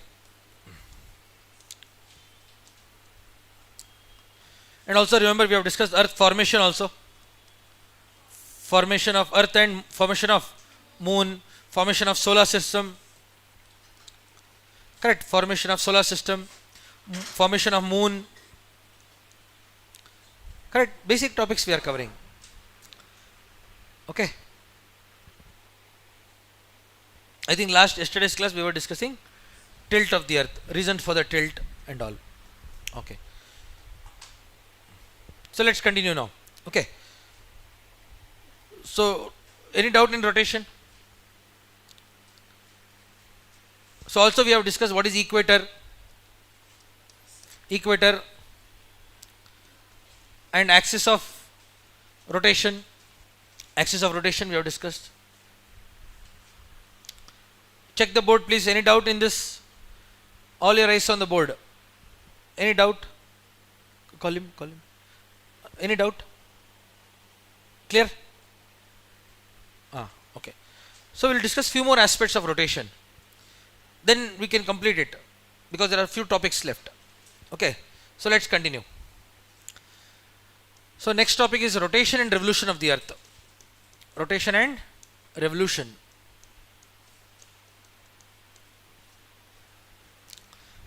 Rotation and revolution of the earth. So first one is rotation, also called as spin. Spin. So we all know earth rotates on its axis. We all know this is earth, this is the axis, and earth spins around that axis from west to east. When our planet completes 360-degree once on its axis, it is called as one rotation. Clear to all? Means our planet should spin how many degrees? 360. Notice this as reference. Okay, India as reference. This India as reference, this bar as reference. This is here. We are starting from here. Let's say it has to go like this, 360-degree once. That is called as one rotation, right? Rotation means when our planet spins 360-degree on its axis once. Right, rotation means when our planet spins 360-degree on its axis once. That is called as one rotation. Can I say one rotation is same as one day? That one rotation is called as what? One day. One day. So why does our planet spin? Momentum that we have gained since the formation, correct? At the time of Earth formation, we had momentum. Because of that, our planet spins. Initially, our rotation, one rotation was 4 hours. 4 hours when Earth was formed. Today it is taking, for one rotation, it takes 23 hours, 56 minutes.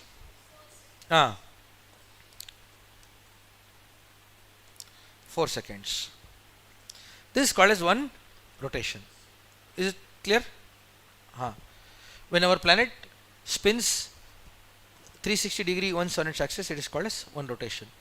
One rotation is 4 hours initially. I am just repeating yesterday's class, not new. So today Earth is rotating once in 23 hours 53 minutes 4 seconds. Means our momentum has reduced. Slowly our momentum has decreased. Okay.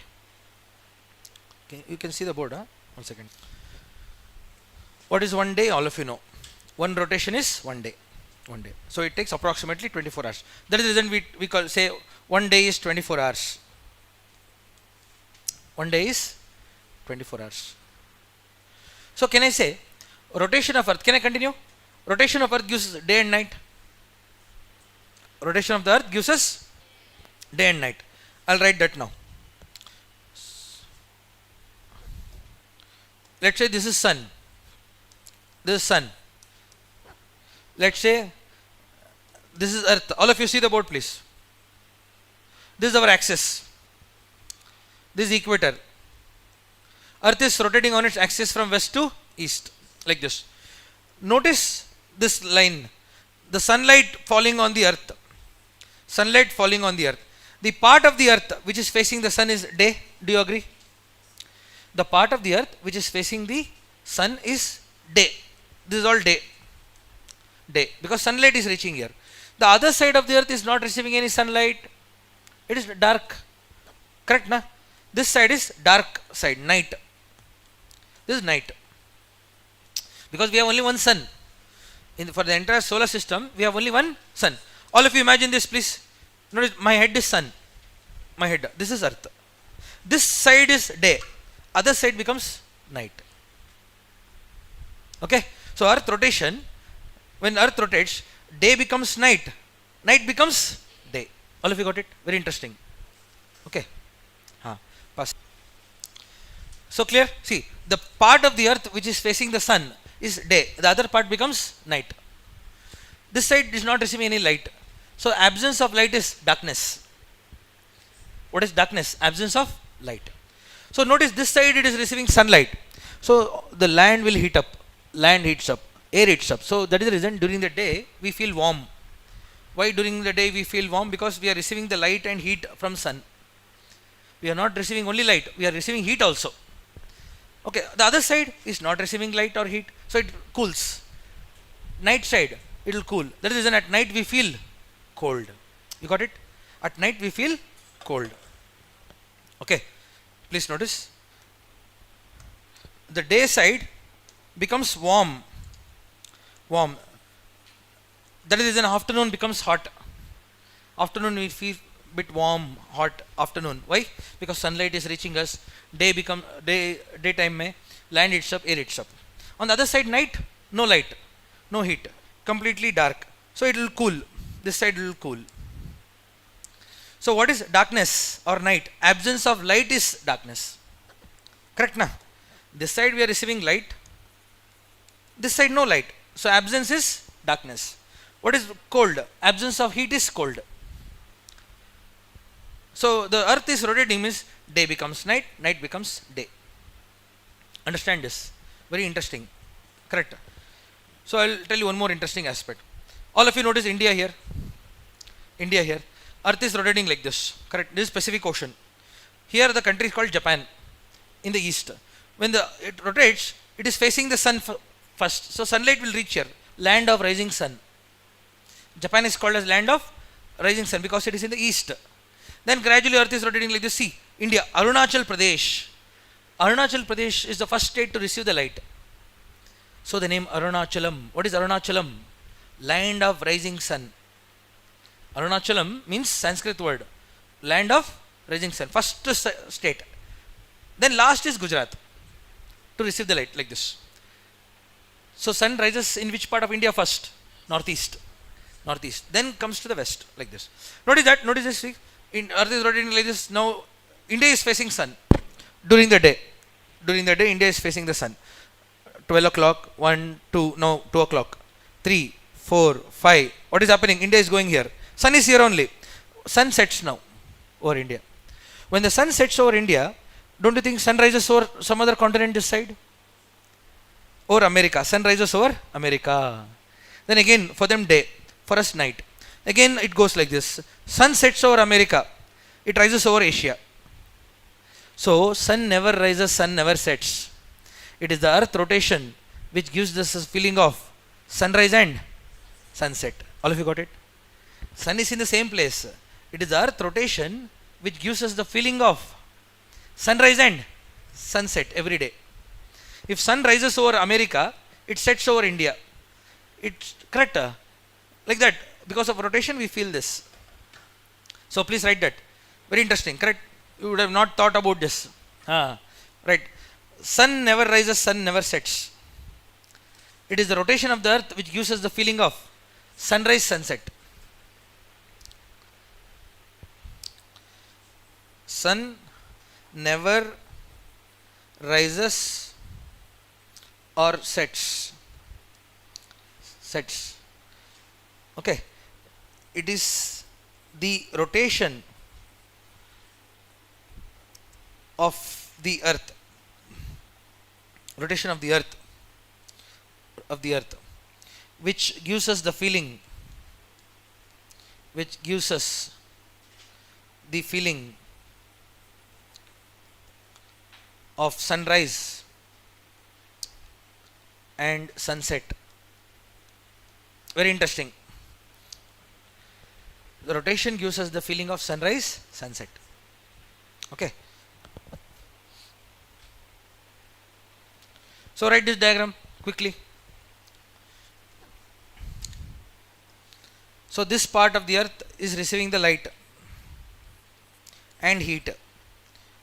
We are receiving light and heat. This side absence of light, absence of heat. I'll write here. Rotation of earth gives us day and night. Now all of you know why during the day we feel warm. When do we feel the hottest part of the day? Afternoon. 12, 1, 2, 3, this is the time we feel very hot, na? Inside the class, will not feel that. When you come from outside, you feel bit warm, hot. 2 o'clock, 3 o'clock is hot. When do you feel the coldest? Night. Especially 2 o'clock, 3 o'clock in the night, early morning. Have you noticed sometimes you suddenly wake up around 3 o'clock in the morning? You'll start feeling cold, Allah. Suddenly you start, you'll wake up and then look for the blanket. Where is that? And then you again sleep. So 3 o'clock, 4 o'clock is time that most of us wake up. Because suddenly it becomes coldest part of the night. Okay. So during the day we feel hot. At night we feel cold. Okay. Because during the day we receive light and heat. The other side doesn't receive. This line that separates day and night is called as circle of illumination. Is called as circle of illumination. Circle of illumination. Circle of illumination is a line that separates day from night. What is illumination means? Brightness, light. Circle of illumination is the circle which separates day from night. I'll show you the image, don't worry. Very interesting image I'll show you. Done? Give me 2 seconds. Check your notes. Any doubt? Okay, so this is the part of the earth which is facing the sun. So day.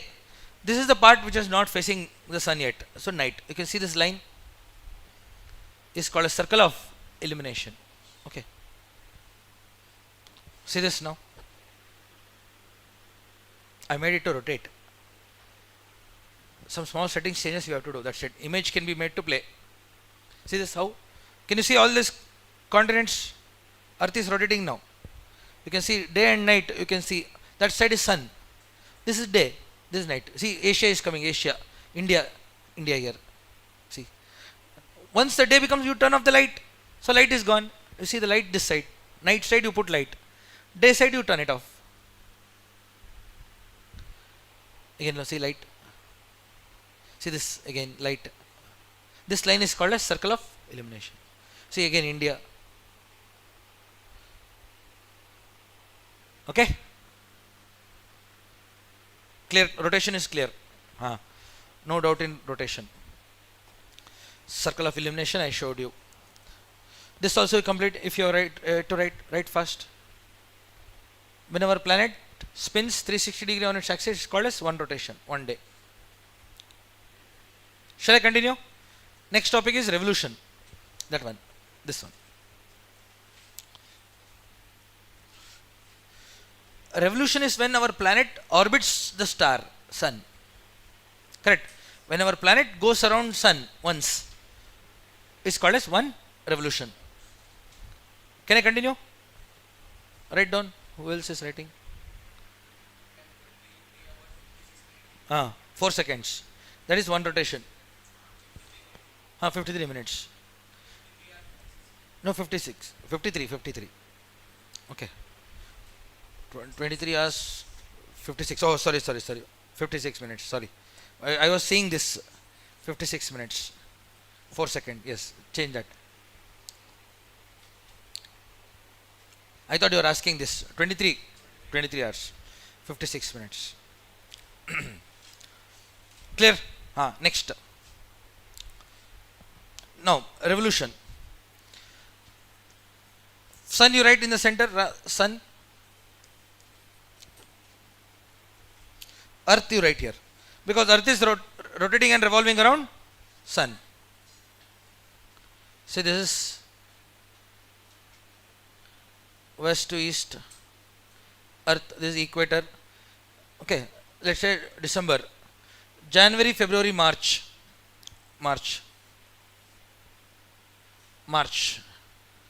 April, May, June.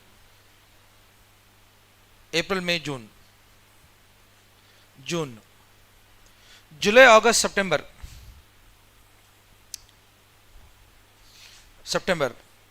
Back to October, November, December. See, this is called as one orbit, 1 year. Okay, this is the orbit of the earth. Arrow mark you notice. Earth is rotating and revolving around sun. This is called as orbit. Orbit is a path followed by our planet around sun. Orbit is a path followed by our planet around sun. So notice this orbit is elliptical orbit. Elliptical, all of you understand elliptical? Like this shape, oval shaped, elliptical. Counterclockwise orbit, do you agree? Counterclockwise. What is counterclockwise? Anticlockwise. Anticlockwise. Counterclockwise. All of you understand? Counterclockwise orbit. It is orbiting whom? Sun. Heliocentric orbit. Heliocentric. What is heliocentric means? Sun centric. Sun is helio. Okay, other name for sun is helio. Okay, write this much, right? Draw the diagram. Earth is having elliptical heliocentric orbit. In many of your atlas also they have given this starting page.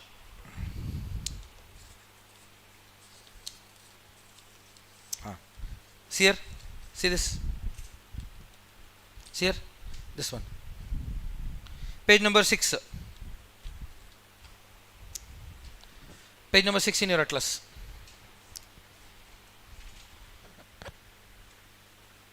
Done? Shall I continue? All of you know that Earth is rotating and revolving around Sun. Now, when you see this image, many of you start thinking that so Sun in the center and Earth is going above. Now you have to imagine this. All of you see the board, please. All your eyes on the globe. My head is Sun. I am Sun. This is Earth. All of you see here. Earth is rotating and revolving. See, this is December. One rotation is one day.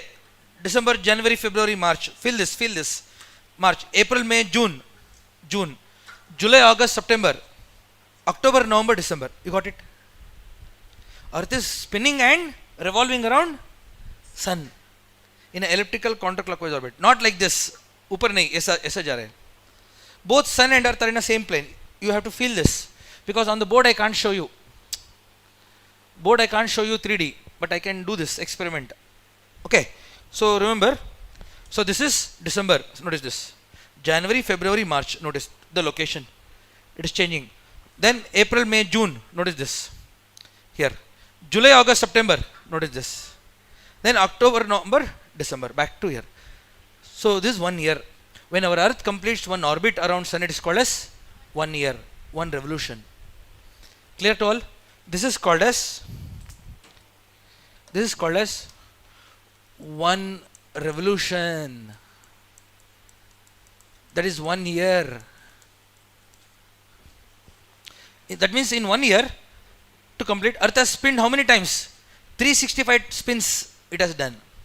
365 times it has spinned. So that is the reason 1 year will have how many days? 365 days. You got it now? So for 1 year like this to go, Earth would have spinned 365 times.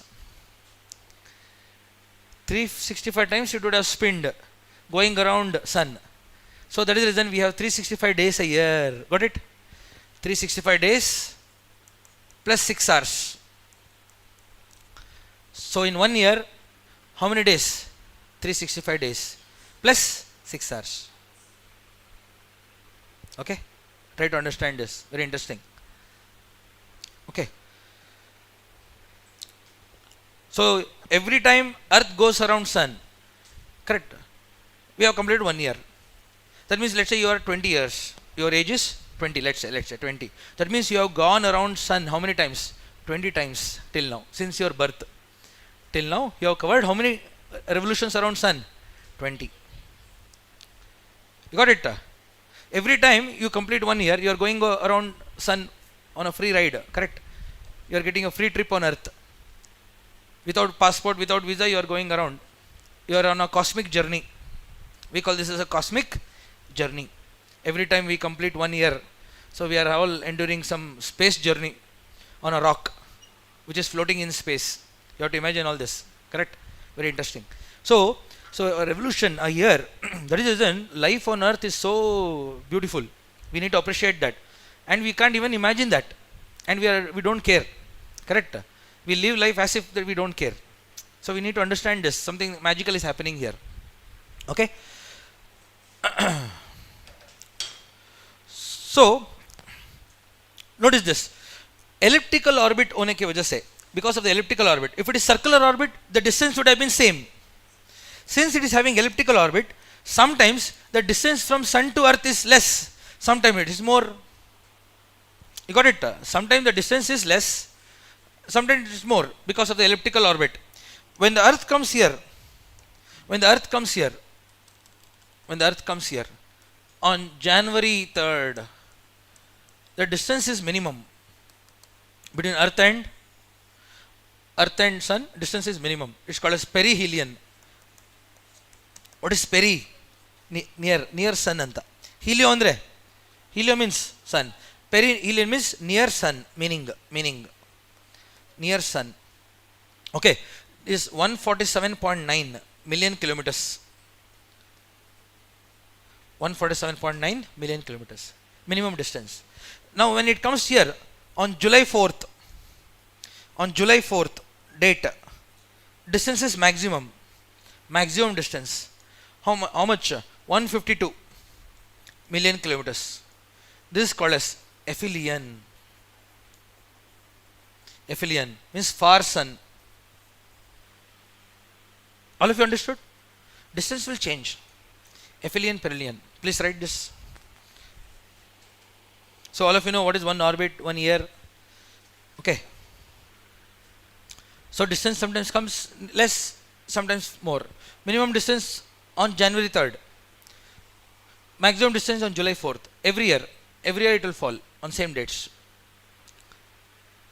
Done? Notice that. From all of you see my hand please. From here, earth, let's say it starts. From here to here, same distance na? Same as this distance. From here, point x to point y is same distance in the orbit as y to x. So equal distances are covered in equal duration of time. Equal distance cover करने के लिए earth will take equal duration of time. That is the reason every year January 3rd, July 4th will get aphelion, perihelion on same dates. It is fixed. Every year on same dates. Why we get aphelion, perihelion? Why not other dates? Correct. Why? Because equal distance करने के लिए, distance चलने के लिए earth will take equal duration of time. Correct. For example, for me to go like this and reach there and go like this to reach there, I will take equal duration of time. Okay, so that is the reason from this point to that point dates will be same. Please write. This is called as Kepler's law of planetary motion. That's what I just mentioned now. Kepler's law of planetary motion states that Kepler's law of planetary motion states that. Who is Kepler? You might have heard of a very popular scientist. Kepler's telescope and all. It's a very popular scientist. Right. Kepler's law of planetary motion states that equal distances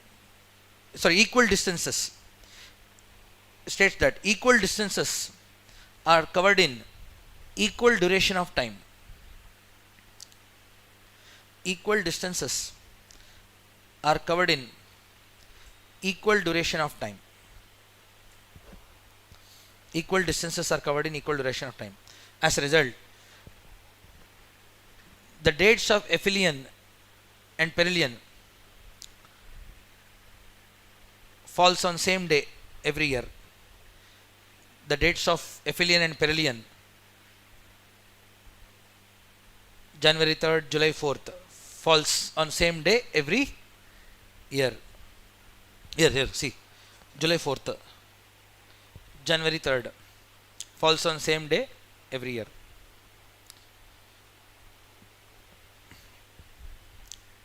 Okay, they'll ask this, why aphelion, perihelion falls on same days? Correct? So then you should know Kepler's law of planetary motion. Can I continue? What is revolution? When our earth rotates and revolves around sun, it is revolution. One revolution is 1 year, one orbit, okay. So it takes 365 days, 6 hours, okay. So let's, before going here, let's calculate average distance between sun and earth, right? Average distance between sun and earth. How do you calculate average? When two data is given, this and this, you add these two, divide by 2. Do that.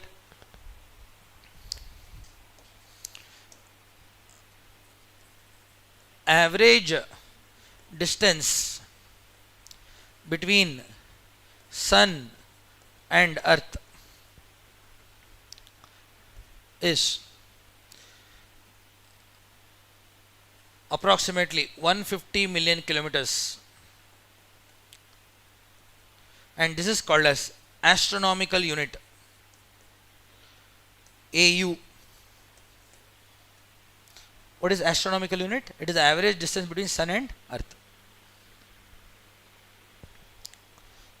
1 AU. This is a unit of distance we use within solar system. Within the solar system, distance calculate करने के लिए we use AU, okay. What is the unit within the solar system? AU, astronomical unit. 1 AU is how much? This much. 1 AU is this much. 1 AU is this much. Don't write this, but you should know indirectly, okay. Average distance. Do one small problem. Let's say ये sun है. Let's say this is earth. Average distance you know. Distance is given d, okay.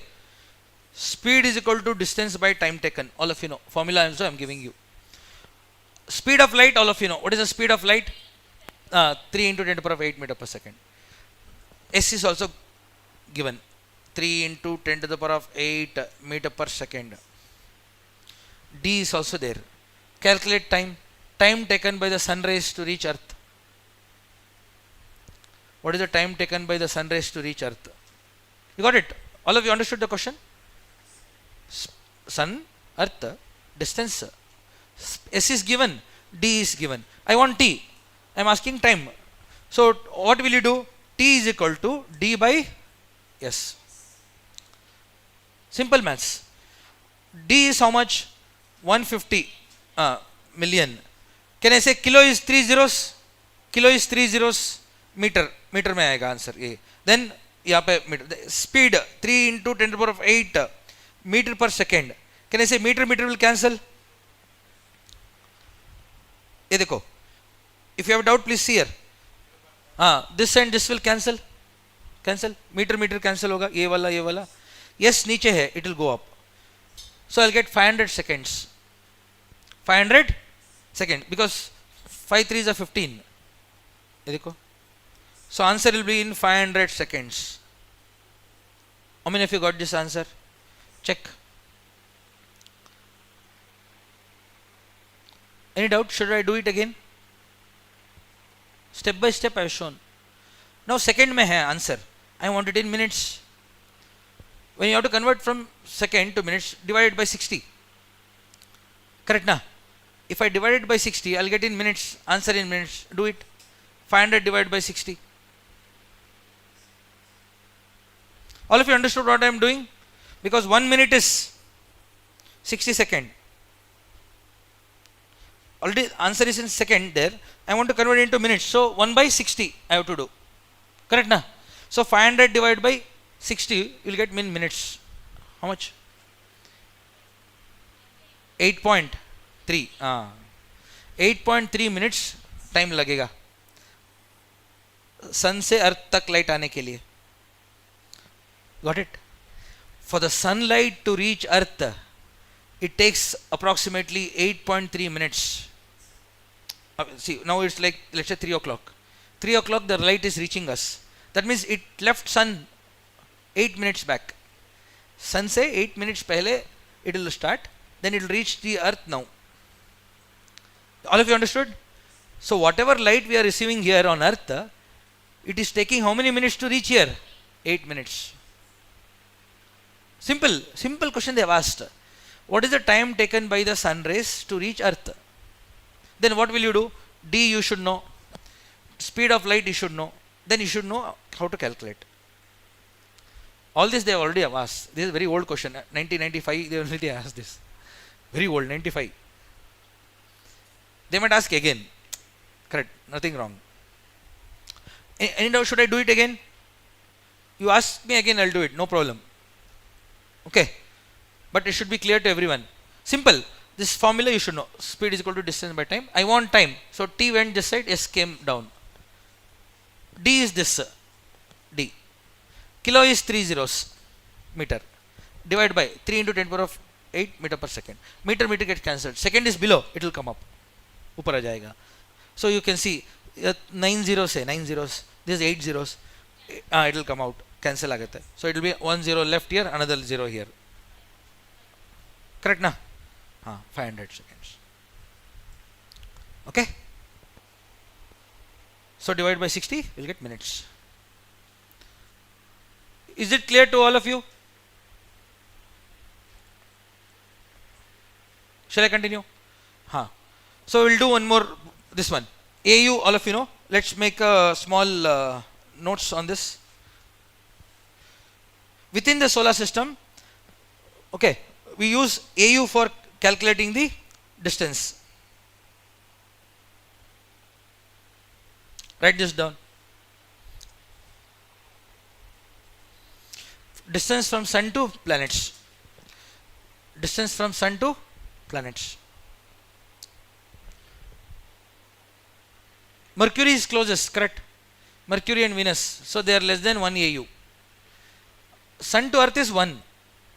Sun to Earth is 1. Mars is more than 1, 1.5. Mars, Jupiter, Saturn, Uranus, Neptune is more than 1 AU. So within the solar system, what is the unit we use? AU. So in UPSC they will give a statement. Distance from Sun to Mercury and Venus is less than 1 AU.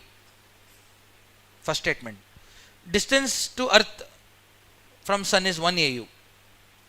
For all the other planets beyond Earth, it is more than 1 AU. Correct. All the three statements are true. True. Okay.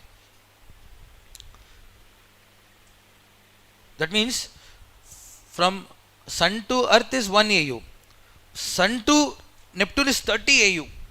30 times 150 million kilometers. You got it? All of you understood?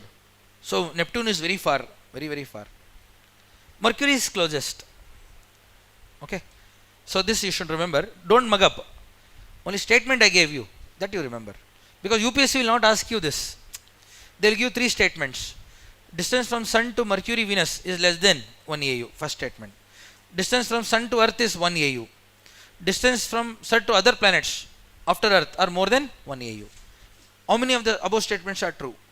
2 statements only, 3 statements only, 1 statement only, like that. They will never ask you to remember this. UPSC will never ask you numerical facts. Not even once till now they have asked. Don't worry. Don't mug up this. Okay, I am giving you because note scale it I am giving you. Just for your curiosity. Not to remember. Okay. So they might do one thing. For the sunlight to reach Earth, it takes 8 minutes. Okay. Because the distance is 1 AU. For sunlight to reach Jupiter, which is 5.2 AU, how many minutes does it take? You got it? They are asking you mental ability question related to geography. So they will say 5.2 AU, they will only give you. Okay. The question is, I am giving you one question. Sun to Jupiter, distance is 5.2 AU. Distance I am giving. Distance. Speed of light is same. That will not change. 3 into 10 power of 8 meter per second. Clear na? That will not change. Speed of light is same. Speed of light. What is the time taken by the sunlight to reach Jupiter? Will you do it? Can you do in the exam? Same. Just like we did for Earth, you have to do. Only thing is, 1 AU you should know how much. Correct. Distance now totally it will become 5.2 into 150 million kilometer. You have to write that fully. D. Speed is same. Time you have to calculate. How many minutes does the sun rays take to reach Jupiter? In exam, when they give you this, you should not be shocked. If you are getting shocked, you should do it in the class only. Correct. Exam may no surprise. Exam may they should not be surprised. You should know mentally, okay, sir has told us all this. Correct. So I am going to tell you, this is going to come. When you write, you should know, okay, sir had already told. How I know, you don't worry about it. Okay, it will come. Clear? Will you do it? Can you do it later? You take your time, leave some space. If you have still yet to understand the question, ask me, I'll repeat again. So simple words I have given. Sun to Jupiter, 5.2 AU. They will give that information. They'll ask you to calculate time. What is the time taken by the sunlight to reach Jupiter? Within the solar system, we use AU as a unit. Outside the solar system, we use light year. We have another unit called light year. Can I continue? This is for you to do. Next unit, light year. Light year is the distance traveled by light in 1 year. Please write. Light year is the unit of distance. It is the distance traveled by light in 1 year in space. Distance traveled by the light in 1 year in space is light year. Light year. Okay. Clear? In 1 year, what distance the light will cover in space? Why are we taking space? Think about it. Why not in our atmosphere? Because in our atmosphere, the light undergoes refraction, dispersion, reflection. Correct? Actual distance you can't calculate. So we are taking space. In space, light can travel without any refraction or dispersion. Correct? Na? So light will travel long distance in space. Clear? So it is a distance traveled by light in 1 year in space. So it's here, all of you know, speed is equal to distance by time. I want distance d. Light year is nothing but unit of distance. D is equal to s into t. D is equal to, see here, all of you see here, don't write. What is speed of light? Meter per second. Okay. Time 1 year. Time is 1 year. For Earth, we are talking about, when we calculate time, we are talking about Earth's year. How much is Earth? 365 days. Correct? 6 hours. Correct now? We have discussed this. 1 year on Earth is how much? 365 days, 6 hours. Can I say 6 hours is 1/4 of the day? 6 4s are 24. 1/4 is how much? 0.25 day. Correct? So 1 year is 365.25 days. This is what given in your books. 1 year is 365.25. Got it? Okay, got it? Now the answer will come in meter. Here, this. Multiply. When you multiply this, you will get 9.467 into 10 to the power of 15 meter. This is 1 light year. This is the distance traveled by light in 1 year. Got it? Can I take 3 zeros here? Can I take 3 zeros and make it as 9.46 into 10 to the power of 12 kilometer? 3 zeros is what? Kilo. Notice this. So the light travels how many kilometers in 1 year? 9.46 and 10 power of 12. 10 power of 12 is trillion. Okay, trillion. Tera kilometers. So a lot of mathematics is there in geography, basic geography. We can't skip. This is a trap. They're trying to, I think, make me fall with this wire.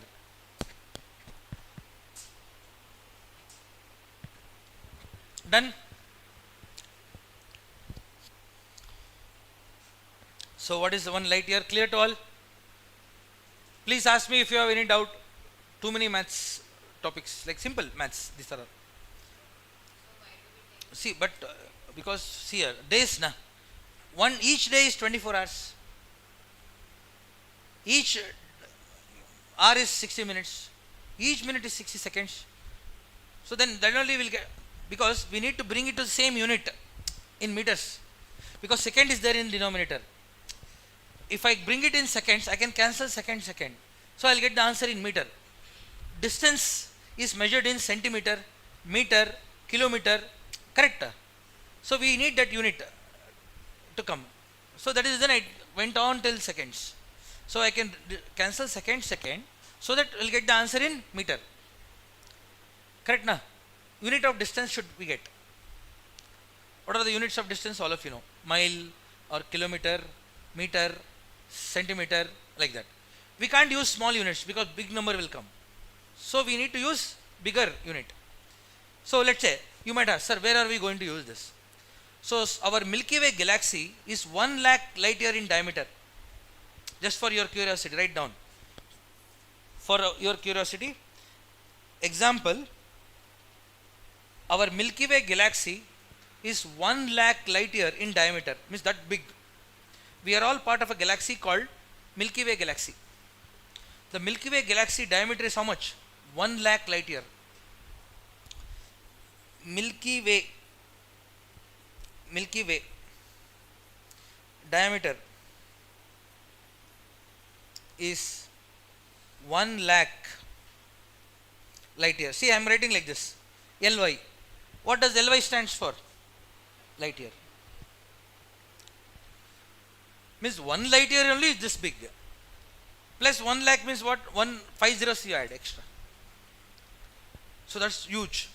Our Milky Way galaxy contains billions of stars. Galaxies are cluster of stars. Billions of stars together is called as galaxy. Sun is one of them. Okay.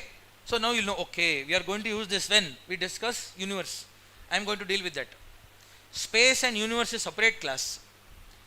Okay. The formation of universe, formation of matter, time, energy, I will discuss. Now I will discuss only solar system. Just like solar system formation, I will discuss Big Bang theory, formation of universe itself in one class. That one class will discuss only space. Okay. That is also part of my syllabus. Okay. For now, I am just giving you this unit so that next class I will not mention all this. I will just say light year. I will just say AU. You should know what is AU and light year. Okay. Now, can I continue? Now, see here. 1 year, all of you know, 365 days, 6 hours. 6 hours. Correct? So 365 days we can count in a calendar. 52 weeks, 7 days each. Okay. But 6 hours, can you accommodate in a calendar? In a calendar year, have you seen 6 hours? No, we can't. Correct, we can't show that. So we skip this 6 hours. We skip. We drop. Second year also 365 days hoga. Plus 6 hours will come. Then also you can't show that. You skip. Second year also. Third year also the same. Third year also the same issue. Days, 6 hours. You are not showing that. That means every year 6 hours you are not showing that in the calendar. But on the fourth year, dekho fourth year, 365 days hai, plus 6 hours will come. All this previous 6 hours, 6 4s are 24. So we can add all the 6 hours, account it as one day now, and add it to this to compensate for the previous miscalculation. The previous 4 years we didn't count that 6 hours. On the 4th year we add one extra day to adjust that calendar. So what we do on the 4th year, we make it 366 days. That extra day added Allah, it is called as a leap day. Correct? On that 4th year we will get one extra day in the calendar. It is called as a leap year. It is called as a, all of you got it? Because in every year 6 hours is there, I can't count 6 hours again next year, 3rd year, 4th year we can do that. All the previous 6 hours can be added. 6 4s are 24, one day. So one day we are adding it to 4th year, making it a leap year. So that is the reason once in 4th year will become a leap year. We'll have one extra day. Clear to all? All of you understand? February 29th. Normally years will have February 28th. On leap year we'll have February 29th. 9th. One day is added. So February 29th we show on a leap year. This is called as calendar adjustment. For the previous year 6 hours we didn't count. We are counting it on the 4th year. Clear to all? Write this down quickly. Leap year. Leap year calculation. So slowly one by one doubts I am clearing. How and why we are doing this, Santa. I'll tell you. Okay. Shall I continue? Now you know why the 4th year we do this calculation. Okay. One extra day is added.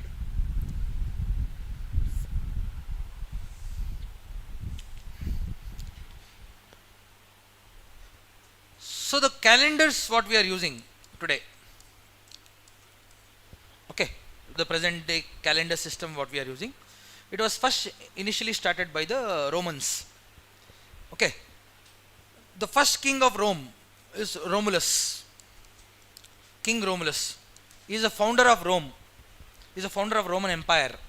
In Italy, you know Italy, there is a town called Rome. Who built Rome? This king. He is the one who started the kingdom, Roman Empire, for the first time. King Romulus, his name is. He is a founder of Rome. He is the one who started the calendar system. The word calendar comes from the Latin word calende. It is the Latin calende. French and Latin origin. Okay. Meaning to account of tax. Means account of money collected from the people. Because the King Romulus, he wanted to collect tax from the people and he wanted to account for it. So for that system he started the calendar. The concept of calendar was started to collect tax from the people of the kingdom. Okay. So it is a Latin meaning account book. Account book. Either you write like this or you write this. Account book. To account what? Tax. Okay. Account book of tax collected from the people. This was the intention of calendars. So that number of days, this much tax being collected from the people. So the King Romulus, he started 10-month calendar first. 10 months calendar he started. From where? From March was the first month. March, April, May to December. March, April, May, June, July, August, September, October, November, December. See, Octa is what? 8. November is what? 9. Deci is what? 10. So 10th month is December. Septa is what? 7. You got it? So March to December was these 10 months were there. In the first calendar, how many months were there? 10 months. Why did he count? Why didn't he count the other 2 months? I'll tell you. From March to December, he allotted 31, 30, 31, 30, 31, 30. Like this he counted. Last 60 days were left. Approximately nearly 60 days were left. Because back then in Europe, Roman Empire, Europe, winters are very cold. Even now winters are very cold. Correct na? The winters are so harsh, people can't go work. When they can't work, they can't pay tax. So those 2 months were not counted. Winter days were cold and harsh. So the winter months were never counted by the initial king. So he didn't want to tax people in winter. because winters our productivity is low. Even today you go to Europe, January, February is very cold, minus 40, minus 60 like that. Temperatures are very cold. So they didn't count that. Later, the king Romulus, after King Romulus, second king was Noma Pompilius. Noma Pompilius is his name, second king of Rome. He expanded Roman Empire into northern Africa and parts of Asia. So now the Roman Empire has expanded. From Europe, it has expanded to where? To northern Africa and parts of Asia. In parts of Africa and Asia, winter is not very cold, correct? For us, winter is not that cold in Asia and parts of Africa. In Europe, it is cold. So the king, Noma Pompilius, he decided to tax people, correct? In Africa and Asia. So he added 2 more months, January and February. Now you got it. This is the 11th and 12th month.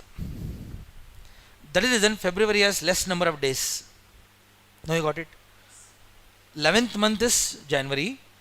Then the last month is February. February is actually the last month of the calendar. Okay. So this was expanded by Noma Pompilius to tax people in Africa and Asia. So this was January and February. February has less number of days, 28 days normally. Why? Because of this. Then comes another king, Julius Caesar. You might have heard of Julius Caesar. Julius Caesar. He reshuffled all that. He reshuffled all this month. He said, history should remember my name. So he started the calendar called Julian calendar. He called this calendar as what?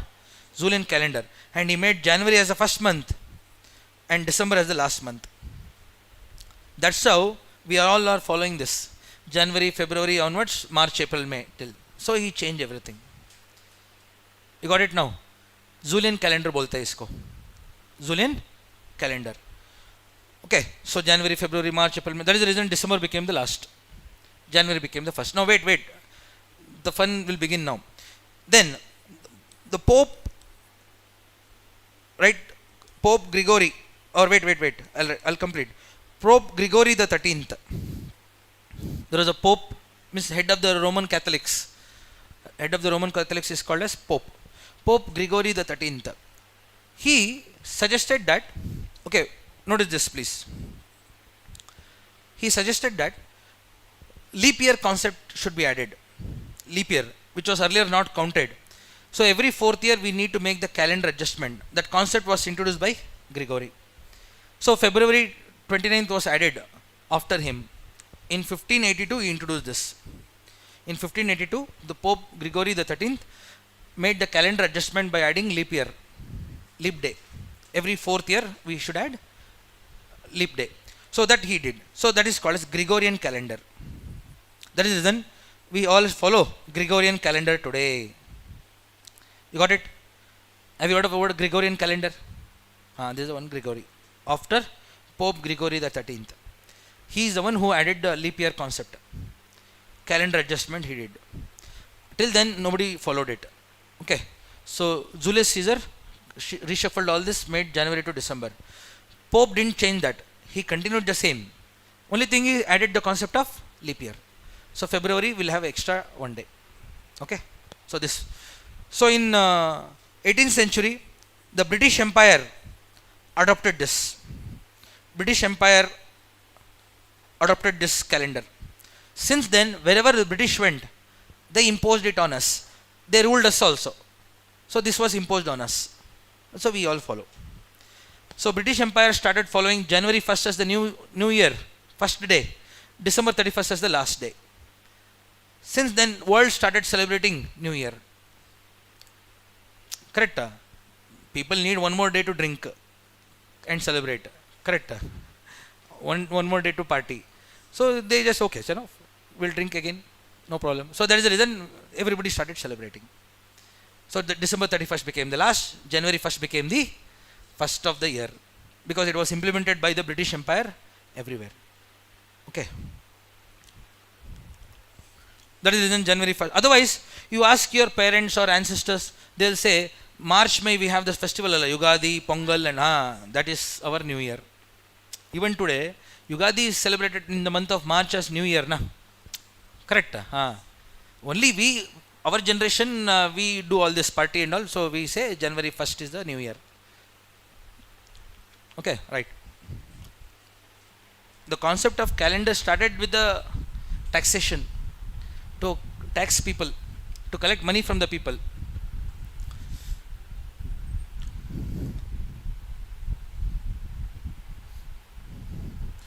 That is the reason remembering your date of birth is a very recent phenomena. Last 300 400 years they are doing this. Before that nobody knows day of birth. For example, if I ask my grandmother, I used to ask her what's her birthday, I want to celebrate your birthday now. She said I never celebrated my birthday, I don't know which day. You ask your grandmother if she is alive, she will say we don't know. You celebrate any day you want, they will say. You got it, Allah? So they early people, they never remembered date of birth and all, they never remembered. They didn't had this, all this documentation and all, they didn't had earlier. Your SLC mass card or Aadhaar card and all are all recent. Very old people, they don't remember their date of birth. So now you know why we have February 29th. Less number of days in February, you know, because of that. Those two people, King Romulus and Numa Pompilius. Okay, these are some basic questions, correct? Right from your birth till now we have been using this calendars.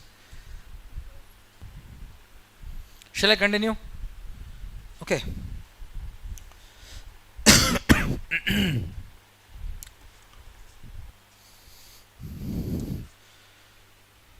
Light year, this rotation, revolution, over. This topic is over. Calendar we covered. See, basic topics, so many topics we have covered, we have added this also.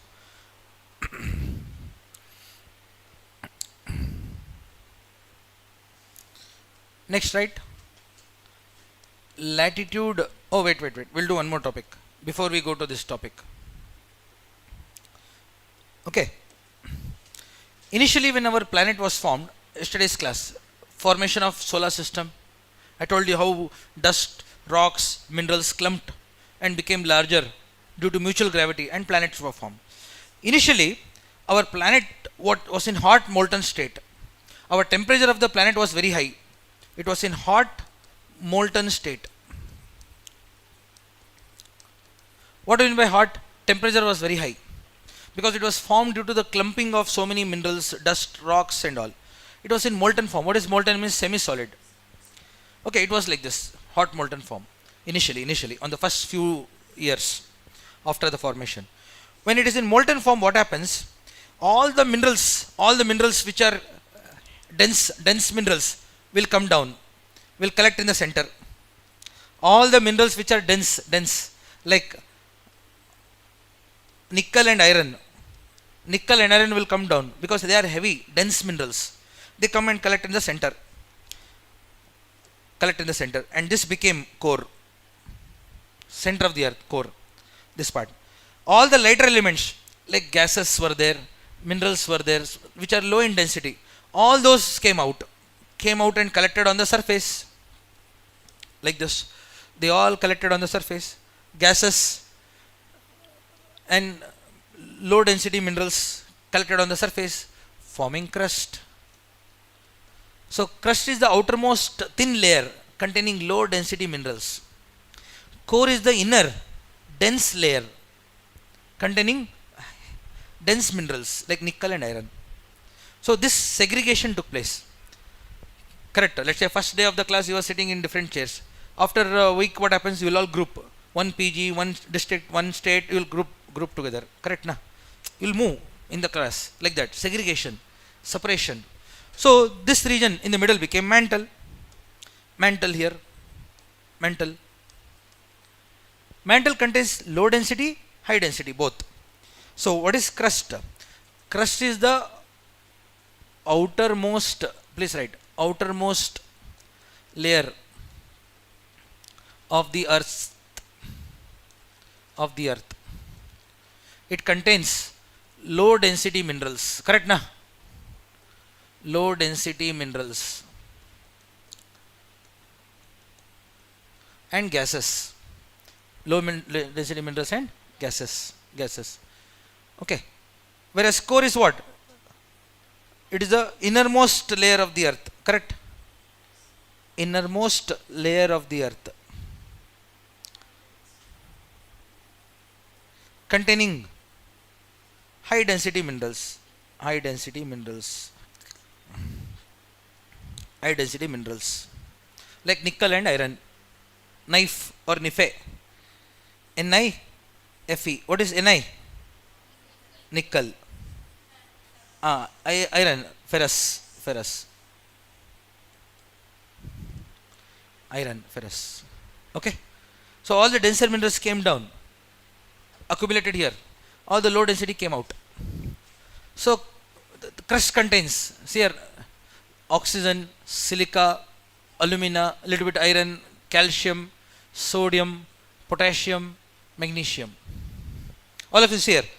I could have written for sodium, potassium, Mg for magnesium, correct? But many students don't like chemistry and they don't remember chemistry well. Correct? For them it will be difficult. So I am not using chemical names. I am just using simple letters. Correct? Ca calcium, Fe iron. Correct? We can use chemical name, but we'll avoid for now because students will find it difficult. So oxygen, silica, alumina, iron, calcium, sodium, potassium, magnesium. Okay? I am not writing the chemical name, just mosaic. What is mosaic? The upper surface we put slab, that one. Crust is the surface, so mosaic. Shortcut. I am giving you shortcut for you to remember. Crust is mosaic. Core is knife or Nife. Okay. Whereas mantle is the middle part of the earth. Middle region of the earth. Middle region of the earth, containing both low density, high density. It has around 84% of the earth's volume. 84% of the earth's volume is mantle. 15% is core. 1% is earth crust. Can you all understand now? Overall earth volume mein 84% is mantle. 1% is crust. 15% is core. Overall, total 100. So mantle contains ferroaluminosilicates. Ferroaluminosilicates means low density minerals also is there. High density mineral iron also is there in the mantle. This kind of separation is called as density segregation. Density segregation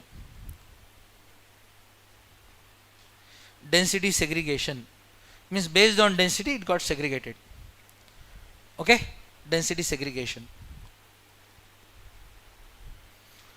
This led to the formation of what is density? You know, mass by volume. Segregation means what? Separation.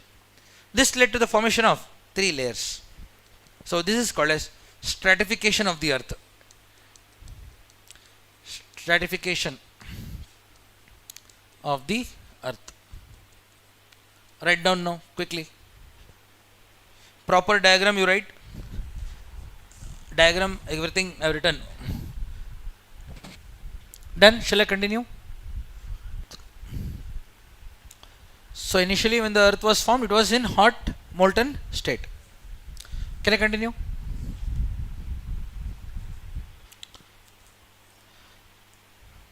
So now you tell me, so segregation will take place. Denser will come down, lighter elements will come up.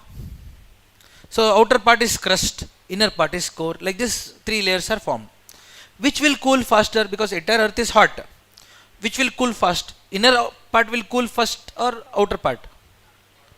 Outer. Because this is in contact with space. This outer layer is in contact with the space. So this will cool faster. Like this, by radiating the heat. By radiating the heat, this outer layer will cool fast. Like this. Correct? Can I continue? I'll go to the next page. So see here now. So we have crust on the surface, the core in the center, mantle, and the crust. So the crust is the outermost layer, so it will cool off very quickly by radiating all the heat to the surrounding space. When it radiates the heat, gases will escape along with the heat. So it's called as degassing. Degassing. Degassing is a cooling process of the earth. You might have seen any hot object. Have you seen the heat going out, radiating out in the form of steam? Correct. Degassing is a process of cooling of the earth's surface. So that will happen. Plus there will be volcanoes also. Many volcanoes will be there on the earth. Volcanic activity. Volcanoes, what they do? They transfer the heat from inside out like this. Volcanoes, they transfer the heat from inside to outside. They are the heat transfer mechanism. Volcanoes are heat transfer mechanism. That means every time there is a volcano erupting, what it is doing? It is releasing the heat out. Correct? Lot of heat, lava comes out, gases come out, dust particle come out. So volcanoes are basically heat transfer mechanism of the earth, through which earth cools. Internal earth cools by transferring the heat out. Okay, so volcanoes started taking place. That is, every day when the volcanoes erupt, a lot of gases are released, a lot of moisture is released, dust is released. Where? Into the atmosphere. All that gases, all that dust, moisture comes out and encircles the earth. Because of the earth gravity. Because earth has gravity. What if earth gravity was very low? All this would have escaped into space. So because of earth's gravity, all these gases encircle the earth, forming a blanket of air around earth, blanket of dust around earth, and that is what we call it as atmosphere. All of you got it? What is atmosphere? Atmosphere is a blanket of air around the earth's surface, formed due to degassing, volcanoes, earth's gravity. Okay, please write atmosphere. Atmosphere is the thin blanket of air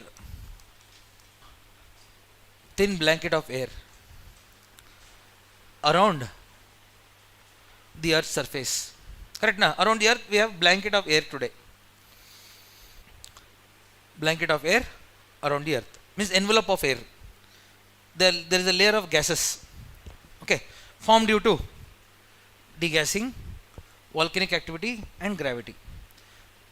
What is degassing? Means cooling process of the earth. Earth radiates heat out.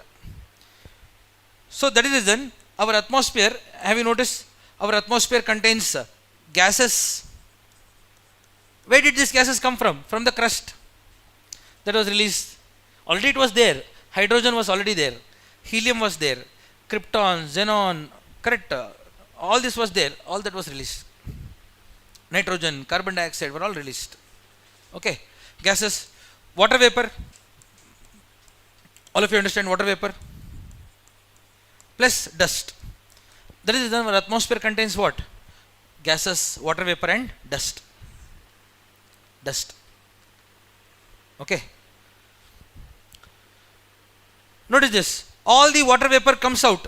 All of you see here please. Water vapor comes out, goes up, condenses to form clouds in the sky. Correct na? All the water vapor goes up, cools as it goes up. Here it is hot, but as it goes up it will cool, condenses to form clouds. So that is then we have clouds in the sky. Clouds.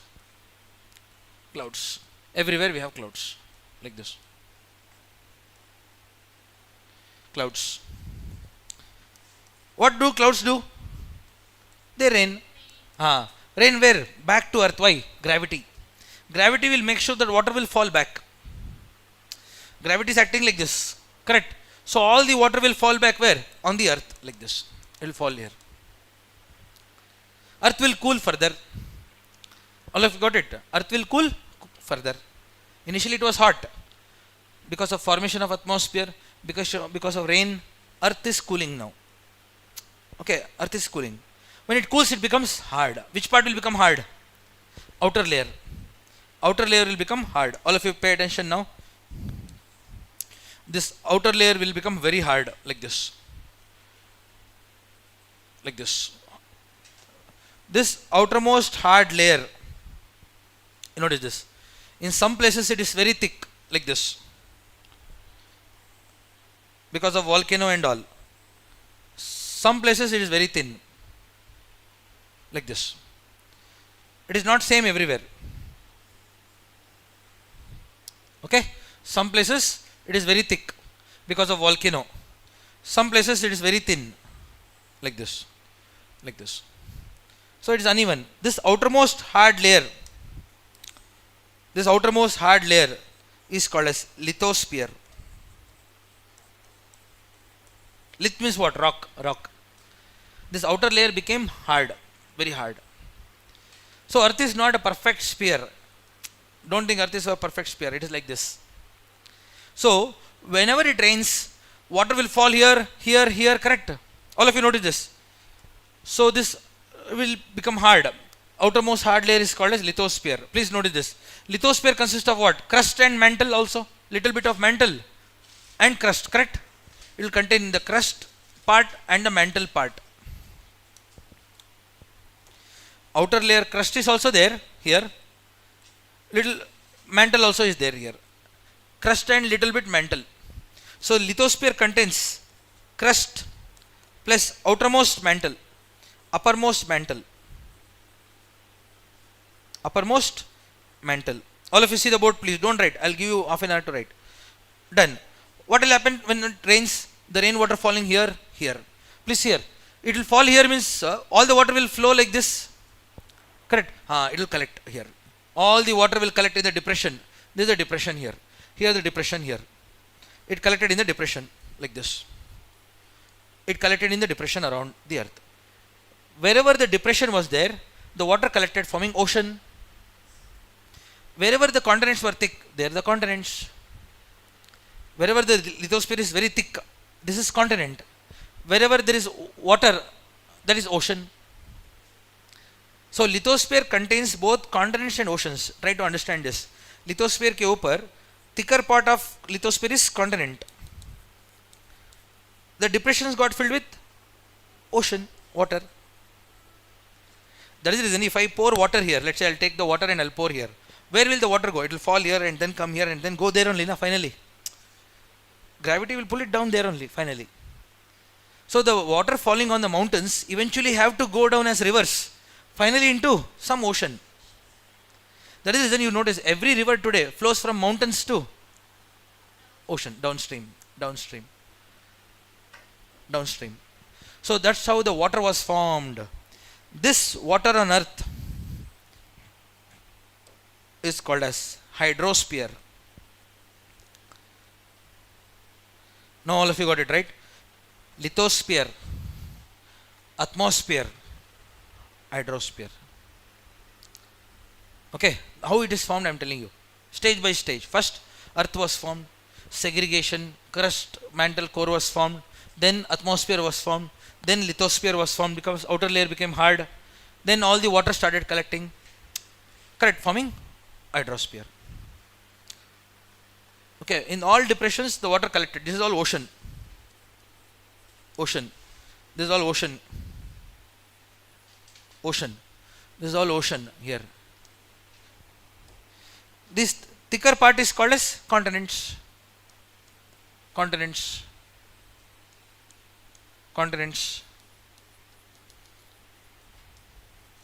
You see the first day's class notes. I have given definition. Continents are large landmass above sea level. I have given, means above the water level. Oceans are depressions filled with water. I have given. You check the definition now. Clear? Alright. Now you know how the earth looks like. I'll show you the real image of the earth. You wait. Then you will understand. You will be shocked. So this is how it looks, earth. Notice this. That is the reason I wrote that diagram. This is how exact Earth looks like. You got it? Not a perfect circle. Uneven topography we have on the surface. These are all continents. These are all depression is what? Ocean. Okay, so now you know, okay. Because what we imagine, what we see in the pictures and all are different. This is actual sphere we look like. That is the reason I have written like this shape. Right. How atmosphere was formed, you know. Then the outer surface became hard. That outermost hard part is called as lithosphere. Lithosphere contains continents and oceans. We have to do map also. Right, first. All the water on earth comes under the word hydrosphere. Outermost hard slab of the earth is lithosphere. I'll do one thing. I'll write lithosphere there. I have space. Here I have space. This is lithosphere, Allah. Lithosphere is the outermost hard shell of the earth. It consists of crust and mantle. Here I have given crust and uppermost mantle. Please maintain one big book so that whoever is writing in the rough also should make sure you make one notes. So all of you know what is density segregation, stratification of earth, 3 layers. Then after this lithosphere, atmosphere, hydrosphere was formed. Slowly life evolved on earth. Biosphere. Okay. Don't think that first day only earth came and we all came the next day. No. Correct. It took time. Life took time to appear on earth. Okay. First is the formation of earth. After formation, slowly earth started to segregate. 3 layers were formed. Previous topic. This one. Then after this, slowly the heat came out, volcanoes, degassing, gravity, atmosphere was formed. Then gradually this outer layer became hard. Lithosphere was formed. Then water collected on lithosphere, forming hydrosphere. Okay. So discuss the evolution of atmosphere, lithosphere, hydrosphere with a suitable diagram, they'll ask. Then you have to write this and this. Okay. What is atmosphere? All of you know. Lithosphere, you know. Hydrosphere. All the water on earth. Today, that is the reason we say 71% of the earth's surface is under water. Notice this. This is 71%. All of you got it now. We say Allah. 71% of the earth's surface, this what? From here to here. Again from here to here. From here to here. Is what? Under earth. Water. Na?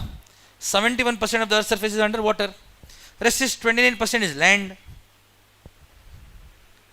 Got it? Lithosphere, 71% of lithosphere is under water. 29% is land. Okay. Now, quickly go to that map given to you. We have given one map. Let me see. We have given 2 sides, back to back. Notice that we have given with political map of India with capital cities marked with a dot.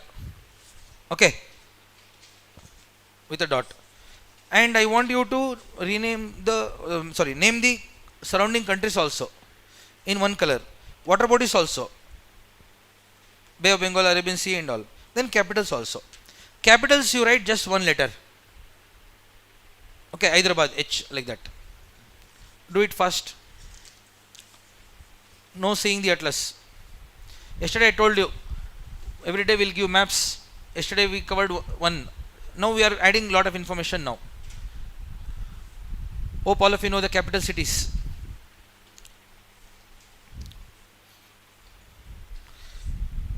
States already you know, correct? States you know. You just have to add. Andhra Pradesh capital is not given properly. Allah. So make it like up. There. Vijayawada, Amravati. Locate near Amravati. Neighboring countries and all, you use a different color. China, Pakistan, Afghanistan, so that we'll get to know contrast. Red color or some other color you use.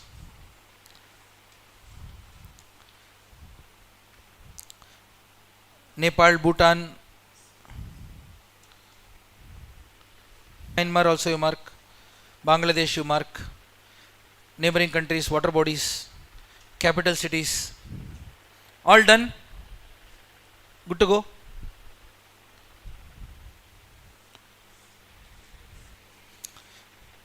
See, what we do is, map is very important, because in geography class if you don't do only theory you study, this only you will forget. By the time we finish geography, map, Indian states only student don't remember. So we regressively put map every day. I don't know about other institute what they do, but I follow this in Delhi. We follow this every class. We put maps. By the time you finish our classes, I'll have 40 maps with you. So make one file now only. Okay. Yesterday also I think we gave map. Day before yesterday also. 3 days only have 4 or 5 maps now. One continent map also we have given. Correct? Make a list. Here Mumbai, you mark.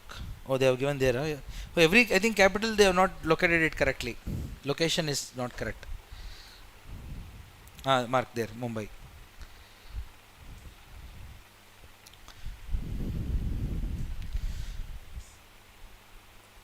UTs also you mark. Yesterday's class we did UT.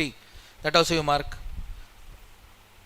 Diu, Daman, Dadar, Nagar Haveli, Lakshadweep, Andaman Nicobar, Puducherry, Chandigarh, Ladakh, Delhi, J&K.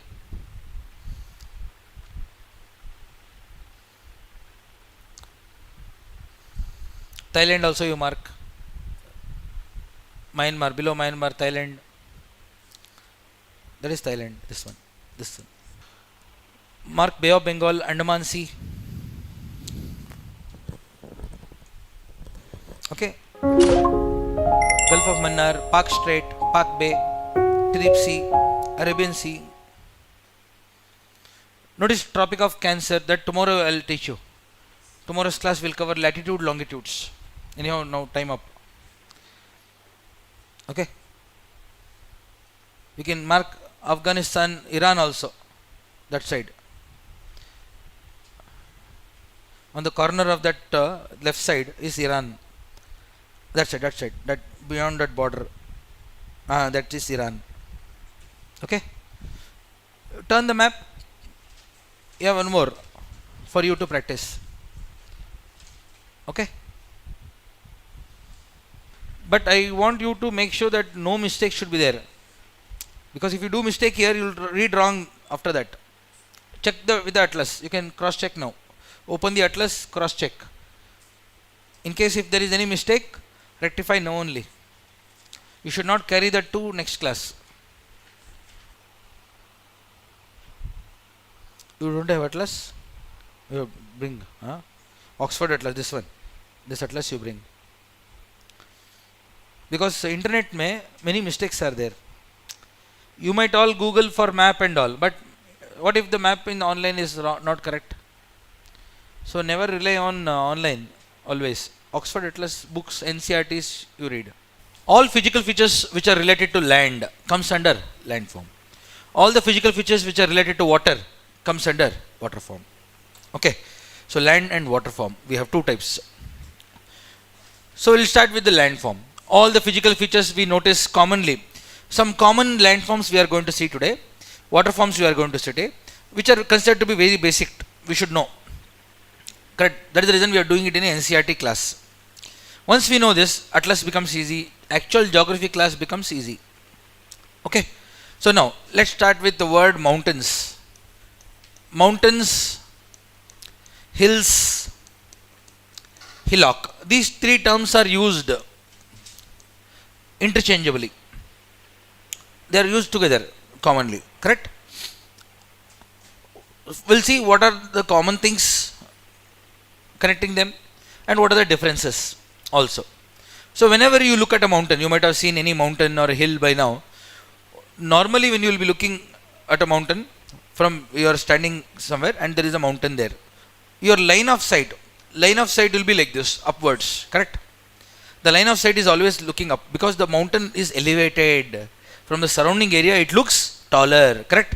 So mountains, hills, hillocks are all elevated landform. Please write elevated landforms. Means they are elevated from the surrounding land. It's like this, see, like this. You are the observer. The observer is standing here and observer is looking upwards like this. It is an elevated landform. Notice one more thing. Mountains, hills, hillock, all of them have a conical top.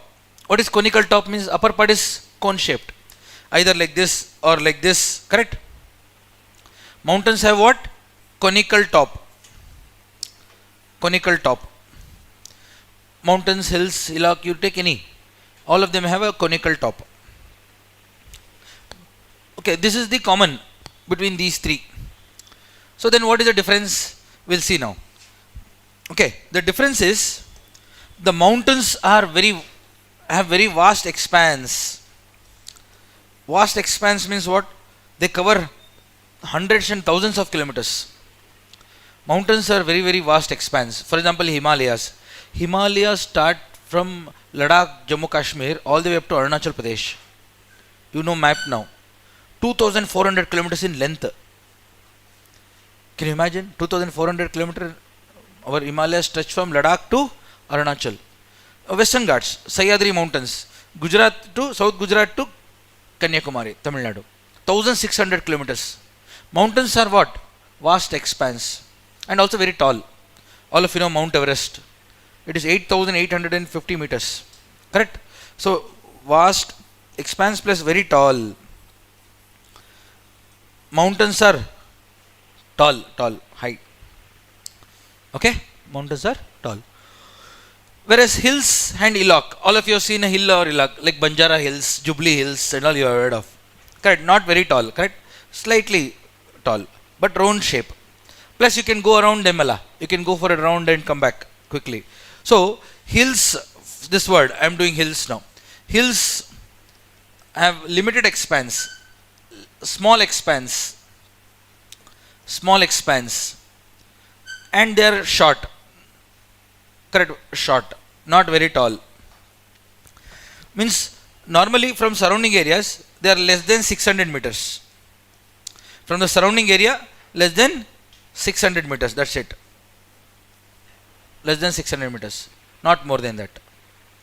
Hills are short, small expanse, and also less than 600 meters.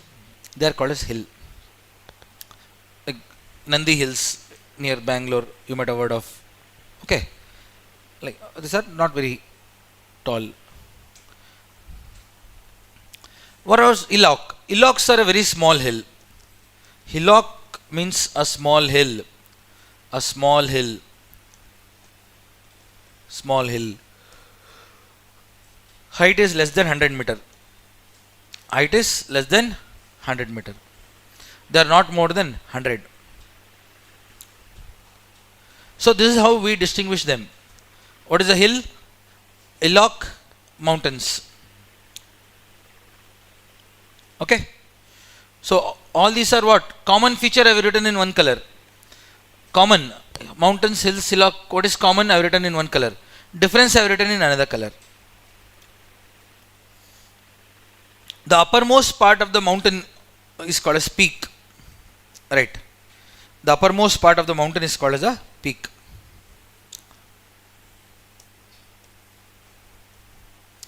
Upper part of the mountain is called as a peak. And also see here, if there are mountains next to one another like this, continuously connected, they are called as range. What is a range? Chain of mountains. What is the range? Chain of mountains, connected mountains. Chain of mountains is called as a range. Have you heard of Ladakh range? Correct. You might have heard of Jaskar range. Correct. Many Karakoram range. You might have heard of many. Range means what? Chain of mountains. Clear to all? Let's say there are one more range now. I'll take one more range. This is one range. This is another range. This is another mountain range.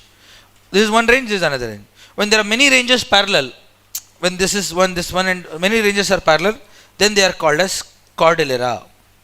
Cordillera. Cordillera is parallel mountains. Parallel mountain ranges are called as cordillera. Okay, when many mountains are parallel to each other, then we use the word cordillera. Remember the terms. Highest point of the mountain is peak. Parallel ranges are called as cordillera. Chain of mountains is called as range. Okay. Okay. Between two mountains, see here, this is one mountain and this is another mountain. The low point here, this is the valley, correct? This is the valley. So between two mountains, the lowest point here allows us access. If I have to go, will I climb and go that side, or will I go here? In the middle, correct? If I have to go that side, this is one mountain, this is one mountain. Correct? This is a valley here. How will I go? If I have to reach that door, will I climb this mountain and go that side, or will I use this shortcut here? So valleys act as a pass, which helps us to navigate across the mountain. Otherwise, climbing up the mountain, getting down that side will take lot of time, energy. So valleys become passes. Pass. The word is pass. Pass. Pass is a path. It's a low-lying area between two mountains, which helps us to cross the mountain. Have you heard of Khyber Pass near Peshawar? Okay, like this. Many passes are there. Karakoram Pass you might have heard of. Okay, it helps us to, earlier it helps us we used to use that for trade purpose. Silk route. Okay, so Karakoram Pass, we have Quetta Pass, Bolan Pass, Peshawar Pass, or near Peshawar we have Khyber Pass. Like that, many passes are there. So I'll show you. Pass is always written like this. Symbol dekho. See the symbol? Like this. Indicating this side one mountain, this side one mountain. In the middle is the pass. So pass is a low-lying point between the mountains, which helps us to cross the mountain. Which helps us to cross. Is called as a pass. So all of you got to know the terms. Mountains, hills, hillock. First round important words we have covered. Clear? Now next word. Plateau. Plateau, also called as tableland or highland. What is a plateau? See here all of you. Plateaus are also elevated with flat top. Dekho, see this is the plateau. Okay, plateaus are elevated landform. Elevated landform with flat top. What do you mean by flat top? The upper part is flat. Just like I am standing on a plateau. See this podium. So here also steep slope. Here is flat. Sides look steep. Upper part looks flat. Don't you think it looks like tableland?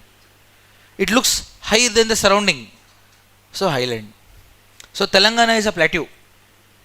Telangana is a plateau actually. Karnataka plateau. Malwa plateau. Tibetan plateau. Many examples are there. Write examples also. Okay, write Telangana plateau. Telangana plateau. Karnataka plateau. Malwa plateau. Right, Chota Nagpur plateau. Have you heard of Chota Nagpur? Jharkhand. Tibet. Tibetan plateau. Means upper part is flat, sides will be steep. Clear? Plateau. Keep the atlas also next to you. India map. Page number, see the atlas. Share the atlas. If you don't have atlas, share with your friends.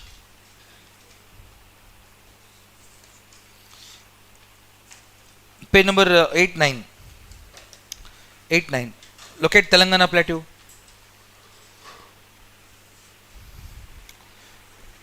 Please share the atlas. Starting page number 8, 9, 10. That one, that one. That side. That one. Check. Telangana locate. Telangana plateau. Locate Karnataka plateau.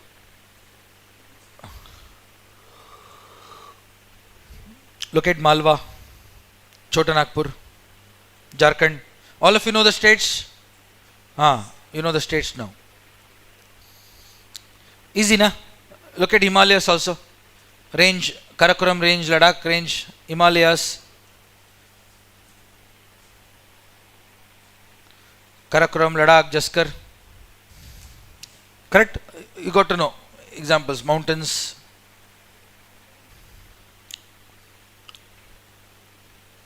Shall I continue? Examples are important. Okay. So plateau is the second word we have covered. Plateau. Okay. Next, see important word plain. Plain. Correct. A flat surface. Any flat surface is called as a plane. What is a flat surface? This is a plane like this. This one. Correct. This is a plane. Flat surface is called as a plane. Don't you think when you go outside in nature, exactly completely flat will not get? Correct. There will be some variation. I will notice some kind of variation will be there like this. It will not be completely flat. Cricket ground, hockey ground, football ground. Correct. We make it flat so that the ball should not roll on its own. That is because it's a game arena where we play. But here on the ground will not get the perfect flat surface, will not get. Almost some variation will be there like this. Slight variation will be there like this, like this, like this. Some variation will be there. Ups and downs will be there. Okay. A flat surface is called as a plane with low relief. With low relief means slight variation will be there. Slight variation. Slight variation will be there. Slight variation. That is called as low relief. Relief means variation of the earth's surface is called as relief. You write this word somewhere, right? Relief means variation of the earth's surface. Variation of the earth's surface. Ups and downs. If you travel across this area, Ashoknagar area, you will notice that some slant is there, something like this, ups and downs will be there. That is relief. The variation of earth's surface is called as relief. Okay. So plane is a flat surface with low relief. If it is very vast, if it is very large, then it's called as a basin. Basin is a large or plane. A very large plane is called as basin. A very large flat surface which is very large, hundreds of square kilometer, it is called as a basin. Like you might have heard of the word river basin. Have you heard of the word river basin? Desert basin, river basin, ocean basin. Correct. Basin means a very vast flat surface. Okay. It can be under the ocean, it can be in a desert, or it can be in a river basin. Okay. A very large flat surface, a large plane is called as basin. Okay. So two words. Example. You write example now. Northern plain of India. Northern plain. Northern plain. The great northern plain. Punjab, Haryana, UP, Bihar, West Bengal, Assam. Notice North India. North India is given in green color. There is all northern plain.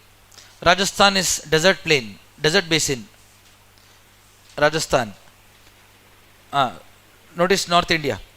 Bengal plain, Awadh plain. Different names are given. Punjab plain.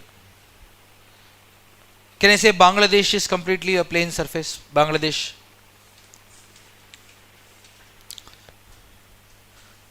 Northern plain. You have to buy Oxford Atlas. That's not good. There is a lot of mistake in that atlas. Oxford Atlas you buy. Okay. So you see India map only, there are a lot of mistakes in the map. Okay. So Oxford Atlas you prefer. So this is all plain, green color. Notice in your atlas, I'll take your atlas 1 second. All of you notice in your atlas, lot of colors are shown. It's okay, it's okay. Leave it, leave it, leave it, leave it. Lot of colors are shown. Notice this, some colors are given like this. What does that indicate? See the index, dekho, color index. On the side they have given index, dekho. Notice for different height they have used different color. For more than 3000, 4000 meters snow they have used white color. More than 2750 meters they have used one color. For plains they have used green, close to the sea level. Okay. Then below water also they have used color. Underwater also they have shown color. Notice this, page number 8-9.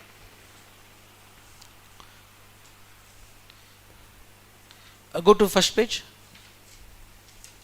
There. Color is given above. See that one. See this color. Green color is 0 to 50 meters. Means low relief. Close to the sea level. Correct? All those colors which are close to the sea level are given in green color. Below sea level is given in slight white color. Light white. Correct? Then blue. Dark blue. See how the color they have changed. So when you see this map, don't think that some kid has taken some colors and they have put some different coloring competition. No. It is showing what? Topography. Topography of India. Such maps are called as chromatic map. Chromatic means what? Color. Choro means region. Different regions are shown in different color. So this map, you write on top of the map only you write chromatic. In pencil you write, pencil. Chromatic map. What is choro? Means region. Region. Chroma means what? Color. Chrome or chroma means color. Chromatic means different regions are shown in different colors. So this is how we represent features. Because imagine if I use one color for all of that, how does it look? For students, if I use all of this in one color, they will think, okay, India is flat surface. But using this, you will get an imagination. Okay, Himalayas mein snow hai. That will get imagination. Okay, green means flat, plain surface. Like that we can come to know. So, example is coastal plain. Another coastal plain you see. Coastal areas of India also you see green they have given. Western coastal plain, eastern coastal plain. Have you heard of Malabar plain, Konkan plain? Example I am giving you. Coromandel. Those are all what? Plains. Coastal plain. You might have heard of Konkan. Correct? Maharashtra, Goa belt. Canara plain. Like that. Coastal areas. Clear? You know how to see that? Physical map you have to check. This physical. Coastal green color they have given. How many of you missed yesterday's class? Yesterday you didn't come. You also new student. You also missed. You were there? She was there? Okay. You were there. Correct. Please don't miss the class. But problem is, all the topics are connected. If you miss the class, what happens? This class becomes difficult. Okay, all the topics are connected. Okay. Check the atlas now. Plain, all of you know. Examples also I have given. What is the basin also you know. Next word, peninsula. Keep the atlas there only. I'll show you. Peninsula. Peninsula is a land surrounded by water on three sides. Land surrounded by water on three sides. All of you notice this. Notice this. This is called as Arabian Sea. Arabian Sea. This Indian Ocean. This is Bay of Bengal. Notice this, three sides water. This is called as Deccan Peninsula. Notice this also. Here, this one. This is Gulf of Kambat. Gulf of Kambad. This is Gulf of Kutch. All of you see. I'll tell you what is Gulf. I'll tell you. Arabian Sea, Gulf of Kutch, Gulf of Kambad. This is also another peninsula. Kathiawar Peninsula. All of you can see 3 sides water.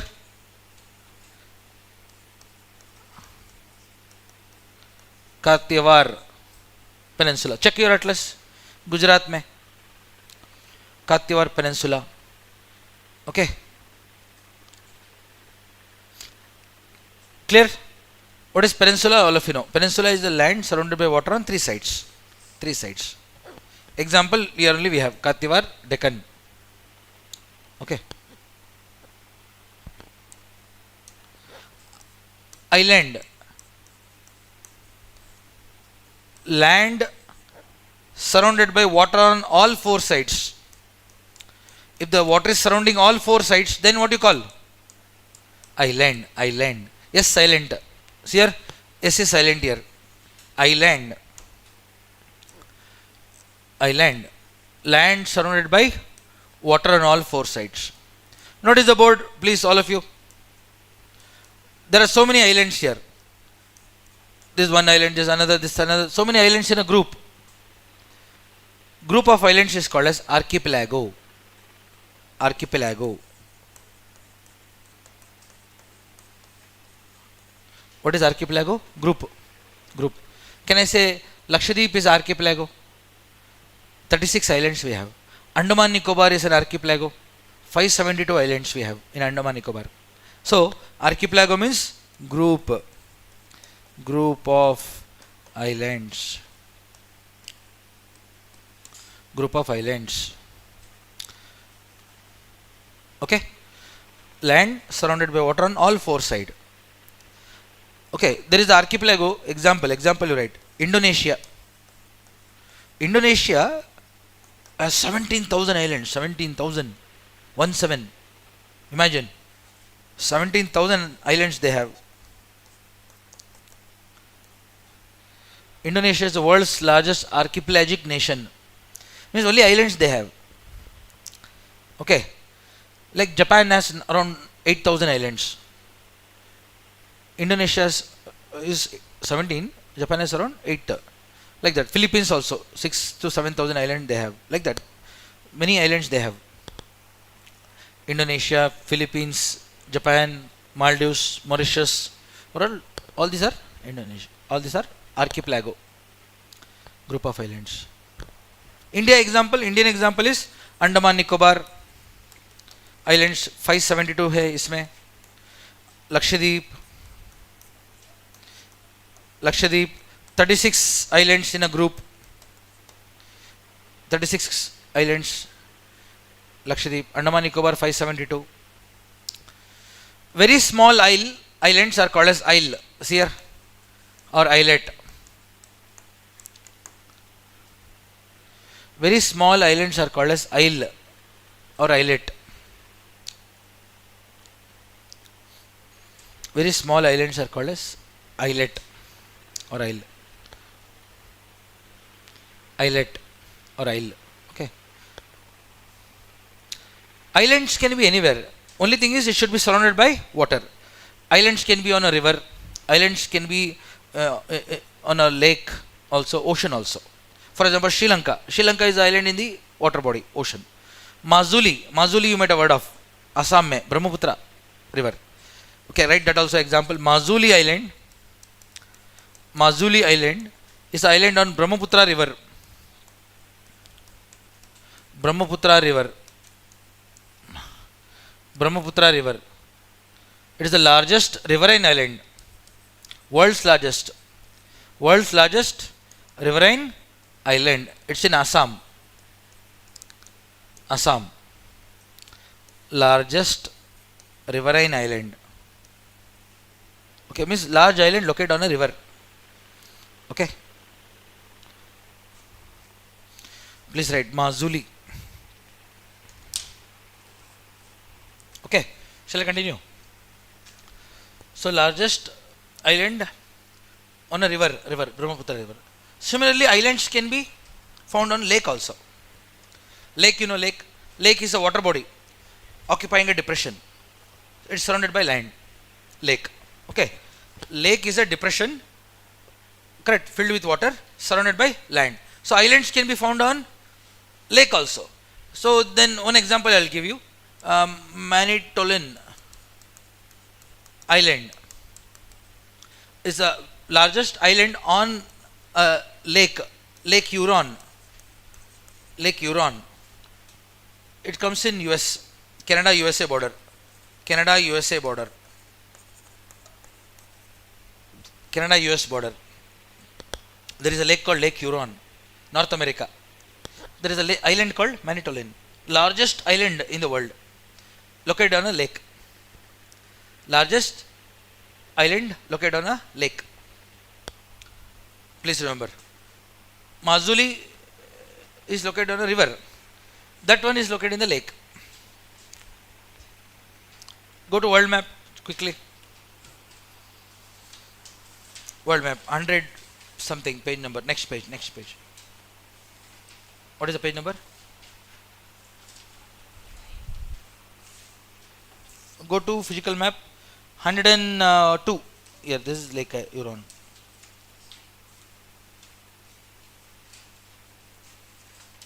Michigan, Huron. Lake Huron comes between US Canada border. This is Canada, this is US. Canada US border. 102 page number. Superior, Michigan, Huron. There is a lake here. Huron. Given? Oh, you should never use pen. Bring highlighter, highlighter. On the atlas, please use highlighter. Always. Because when you cut like this, if you underline, you will be cutting another information there. You will be crossing another information. Always use highlighter on the atlas. This is the lake. Between Canada US border. On this, there is the island. If you go to that island, it's so beautiful, Manitoulin. The island itself has so many lakes within. And try to understand. There is a lake. See here, very interesting. First I'll tell you, there is a lake here. Lake. The lake has one island. See here all of you. It has one island. It has one island like this. Surrounded by water. Within that island also there are small small lakes. On that also there are small small lakes. Very beautiful island. Manitoulin in Lake Huron. Okay. This is the largest island located on a lake. Okay. So this might come in the paper because this is kind of question they are asking nowadays. Okay. So which is the largest island located on a lake? And they can also ask which is the largest island located on a river. Two statements they can give. Okay. Mazuli Island is the largest riverine island located on Brahmaputra River in the state of Assam, India. First statement. Second, Manitoulin Island is the largest island located on a lake, Huron, in Canada. Okay, it's the largest lacustrine island. What is lacustrine means? Lake. Lacustrine is a word related to lake. Lacustrine means lake. Riverine, river. Okay, riverine is related to river. Lacustrine is related to lake. That we'll discuss next. Next topic, water forms.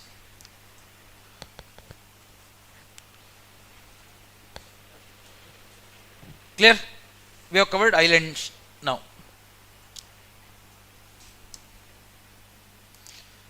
Next word, locate cape. Cape.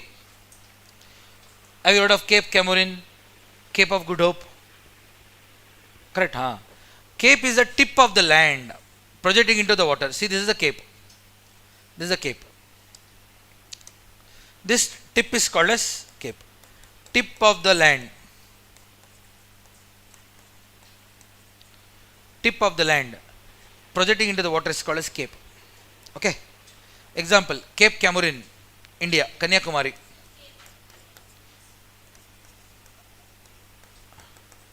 Okay. Cape of Good Hope. Cape of Good Hope. India map, starting page number 10 or 8, 9. All of you got the cape?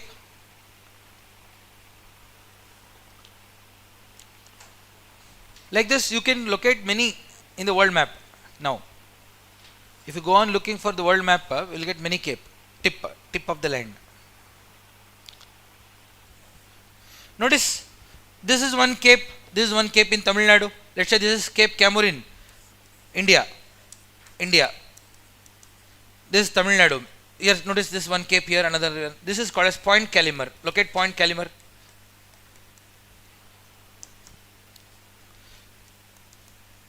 Point Calimar. Sometimes capes are also called as point. Capes are also called as Point Calimar. Point.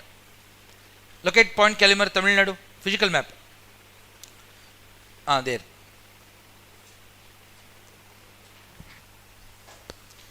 This is Mandapam. There is a place called Mandapam here. Small town. After this comes Pamban Island. Pamban Island here. Pamban Island. This is Cape. Okay. This is Pamban Island here. Pamban Island. Notice this. Then comes Adams Bridge, Ram Setu. All of you notice Ram Setu, Adams Bridge. This is Sri Lanka. Okay. Notice this, please. Locate Pamban Island, Adams Bridge, Ram Setu. Locate, please.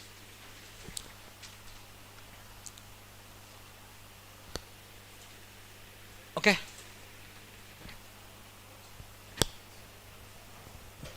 So this is Mandapam, Cape Mandapam. This is Point Calimar. This is Cape Camorin. Okay.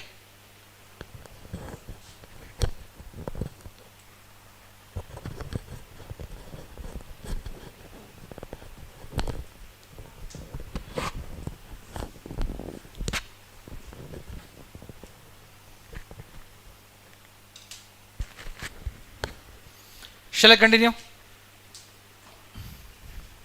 Locate. Yeah, right. This is Pamban Island. This one. This is Point Calimar. This is Ram Setu. Adams Bridge, yes. Shall I continue?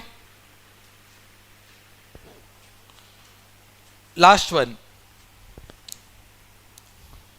Okay, here. Next is Isthmus. Okay. All of you see the map. Go to world map. See North America. See here. This is North America. This is South America. Notice land is so large here. Correct? So this one, large land. Here also. But here see this small piece in the middle. Isthmus is a small piece of land. Narrow piece of land. Connecting to large landmass. This large landmass is connected to this landmass using this small strip of land. This is called as isthmus. This is Panama. Have you heard of Panama? Locate Panama, please.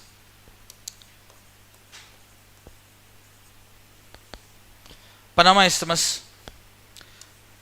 Narrow strip of land.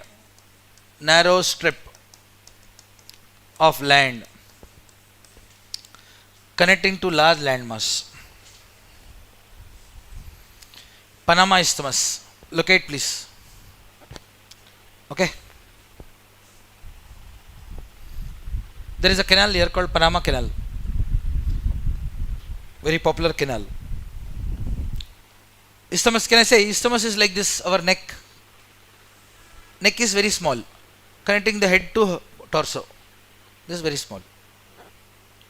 Correct. So can I say, Ram Setu is a isthmus between India and Sri Lanka? Ram Setu is a isthmus. Correct. Between India and Sri Lanka.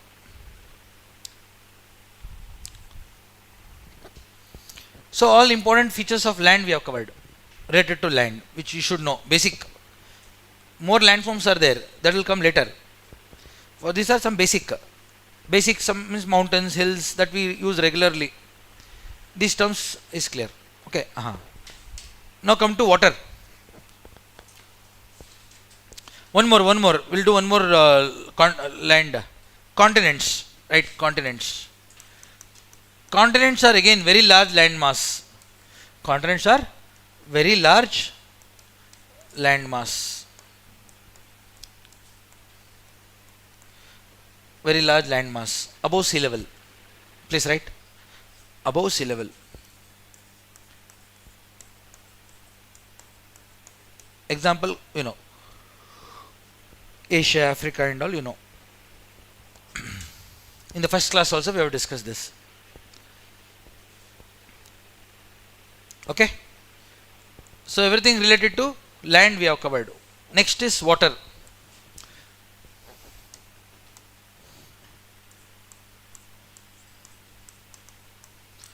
All of you see the main world map. All physical features related to water are called as water forms.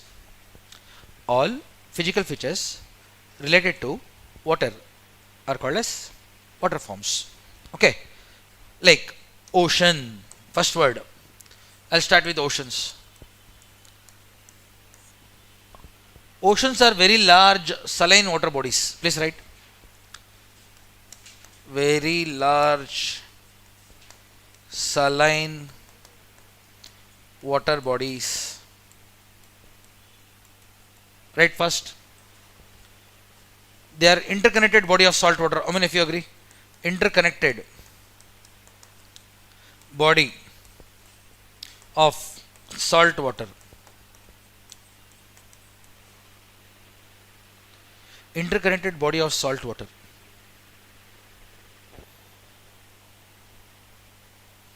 Interconnected body of salt water. That is the reason all oceans are connected. You notice? All oceans are connected. Pacific is connected to Atlantic. Atlantic is connected to Indian Ocean. All these three are connected to Southern Ocean, Antarctic Ocean. Correct. Pacific and Atlantic are connected to North Arctic Ocean. Notice that, please. Locate all oceans on the world map.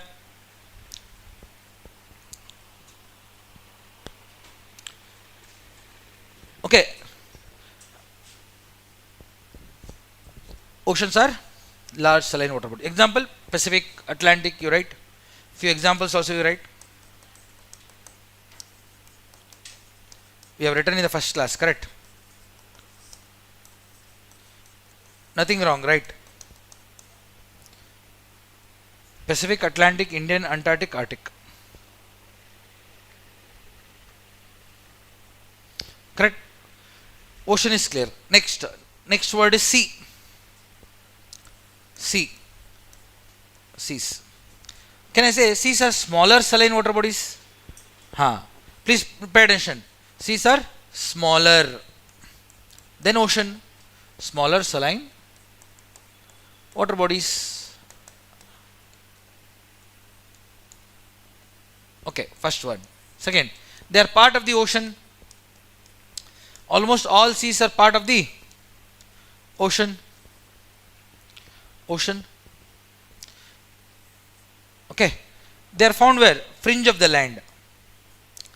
Fringe of the land. What is fringe means? Adjacent. Next. Fringe means something that is next to land. Okay. I'll explain this. All of you locate Indian Ocean, Arabian Sea. Notice this. This is South India, Deccan Peninsula, correct? Deccan. We have Deccan Peninsula here. Similarly, Arabian Peninsula here. Notice Arabian Peninsula.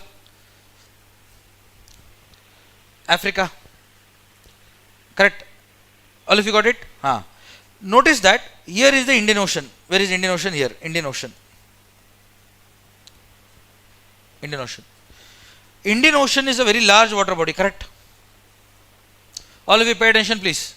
Indian Ocean is a very large ocean. Yes. This water body, you notice, this one. This one is smaller, correct? Yes, smaller. Part of the ocean, this is part of this, correct? Part of this, yes. It is fringe of the land. What is fringe? Next to the land. Among these, which is largest? Peninsula. Arabian Peninsula is the largest. Plus Arabs used to use this water body for trade with India. So Arabian Sea. Now you know how we name the sea is named like this always. We take three conditions. Smaller, yes. Part of the ocean, yes. Fringe, whichever is the fringe, we give the name. Based on the culture, based on any fact we take to give the name. Now write Arabian Sea. Example is Arabian Sea. One example. Write one more example. World's largest sea, I'll write Philippine Sea. Philippines is a country in Pacific Ocean. Notice that. Next to that is Philippine Sea. Second is Coral Sea. Third is Arabian Sea. Fourth is South China Sea. Locate them. 1, 2, 3, 4. Take your time. Locate first one, Philippine Sea in the world map. Philippines is a country located east of South China Sea. South China Sea. Notice near China. South China Sea mein. South of China. All of you know China. Below that you see South China Sea. Locate Philippine Sea. Australia के पास Coral Sea है. Coral Sea comes near Australia. Good. Check that.